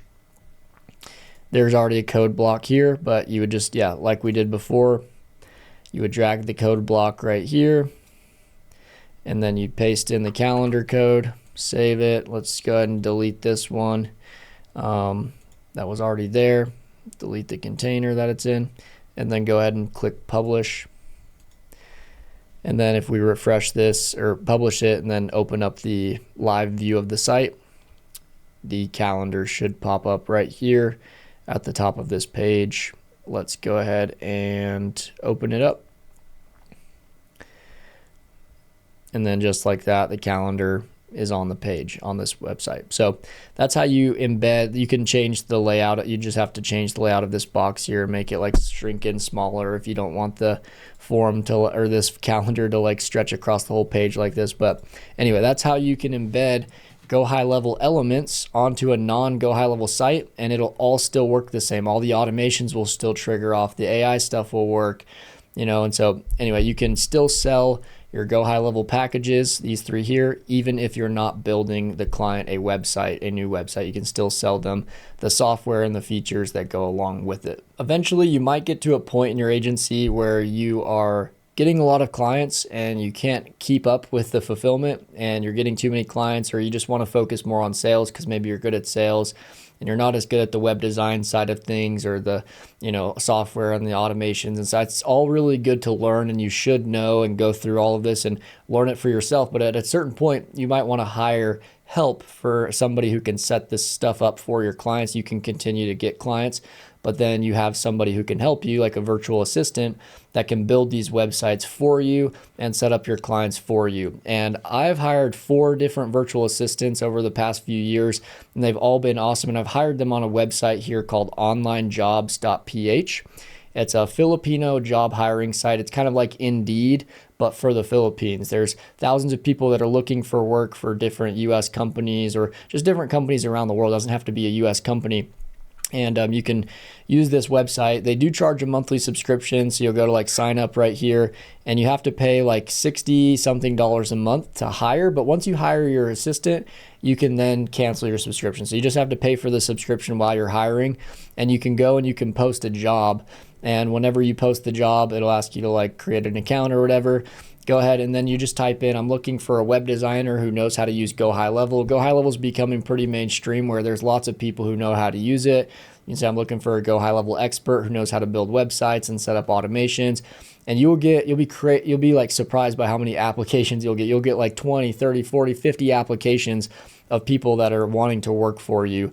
And the cool thing about the Philippines is like the exchange rate in US dollars is crazy. And so like you can pay a Filipino virtual assistant $5 an hour, and they'll build these beautiful looking websites, and they're very skilled workers, and that's good money for somebody in the Philippines. And so anyway, you can hire your virtual assistant from the Philippines here. All of the virtual assistants I've hired have been super trustworthy, awesome workers, really hardworking. And so I would highly recommend this website. It's one of the best for hiring a virtual assistant. The majority of them speak really good English, but you can jump on interviews with as many of the applicants as you want, book a call with them. You can message them through this platform, and then you can see which ones have the best skills, speak the best English, and can build websites to the caliber of what you're wanting your clients to have. And it's just a really awesome website, and I've always gotten tons of applications for every job position that I've opened up. And so I would recommend going here if you're at the point where you're like, I'm looking to scale even more. I'm looking to kind of outsource my fulfillment to somebody else so that I can keep, driving sales and do more sales. And so that would be a good time to go to this website and hire your first virtual assistant to help you out with fulfillment in your agency. In the tales of ancient Greek mythology, a group of determined sailors embarked on a perilous journey across the vast Mediterranean Sea. As they sailed, they encountered a lush and vibrant island, its shores filled with enticing lotus flowers. Drawn by the flowers' sweet fragrance, the sailors disembarked, unaware of the flowers' magical properties. With each bite of the lotus, their minds became clouded, and a deep sense of contentment washed over them. Lost in a euphoric trance, the sailors forgot their purpose and desire for home, succumbing to the enchantment of the lotus. Just like these sailors were enchanted by the Lotus Island, we want our clients to be enchanted by our services, and we want them to never leave us and pay us for years to come. The first step in keeping your clients happy and paying you for a very long time is delivering good results, and there are a few things here that make up those good results that I'm going to cover for you. So the first thing is to set good time expectations. When you close a client or before you close them, you want to explain to them, hey, this process typically takes about 2 weeks, 14 days before the website is up and running and generating leads for your business.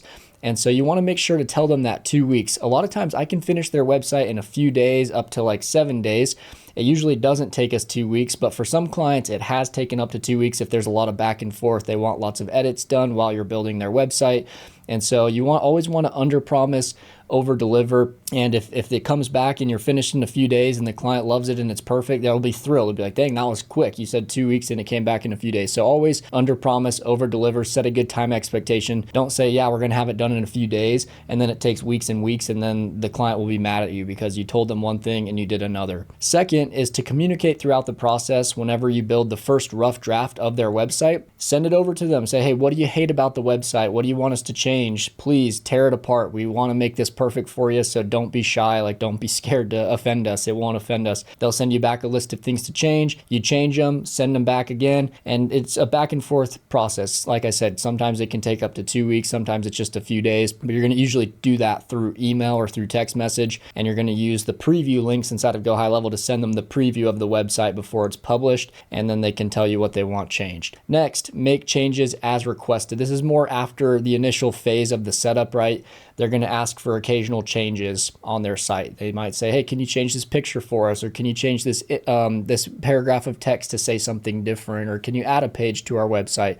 Things like that. They're going to send requests. It's not very common, but it's every few months or so that they will make these change requests. And so just make sure you're on top of those kinds of things when they email you. Make sure to change those things right away. Within a 24-hour period, 48-hour period, you can just kind of set an expectation. Be like, hey, when you send us change requests, it can take up to 48 hours. But try to get it done as quick as you can so that they're happy with the progress on their website. Next, under promise, over deliver. Like I said before, if it's going to take you on average 7 days to build a website, tell them it's going to take 2 weeks. And if it comes back and it's done in 7 days, they'll be thrilled. So just anytime you can under promise, over deliver is always a good thing. And then take notes on what your client wants. This is on the onboarding or on the sales call. Whenever you're talking about the different ideas and the website they're wanting for their business, record that Zoom call, that sales call. So one, you can refer back to it whenever you're building out the website for your client. And then two, just you won't be able to remember everything that the client said. So whenever you have that recording, you'll just be able to see everything they said. You'll get a good idea, good picture. Maybe you shared screen and they showed you some different examples of sites that they like. So then you can kind of go from there with the information you got on that sales call after you've closed them and have started building out their website. So these are just a few of the steps in making sure you're delivering good results and kind of keeping your clients happy from the get-go. And if you follow these, your clients will stick with you for a very long time. The next step in keeping your clients happy is just to keep them educated. Make sure they understand how everything works and where they can manage their conversations and their appointments that have been booked on their calendar through the website, or their contacts and the leads that they're generating. Just make sure they know how to manage all of that. And a lot of that is done through the mobile app. The LeadConnector mobile app that I covered earlier on in this training is the main way most of my clients will manage the leads that they're getting from the smart website that we built for them. And so the mobile app's super convenient for them, really easy to use. There's just a few key features on it, like the conversations, the calendar, and the contacts tab that they'll be using on a day-to-day basis with the new leads they're capturing. And then the last step here is the website. They can't really manage their website through the mobile app. It's not built for that. That has to be done through the desktop or the computer version of the software. If you get a tech-savvy client that wants to be able to make edits on their own, you can just make a quick video for them showing them how to use the website builder in GoHighLevel. And you can say, hey, you guys can make changes anytime. Here's how to change out pictures. Here's how to change out paragraphs, or just anything inside your website. You guys can make those changes yourself. But we're always here for you. If you guys want us to do it, we can also do those changes for you and make them for you. Just send us in a request through email or text message, and we'll have those updated within 24 to 48 hours.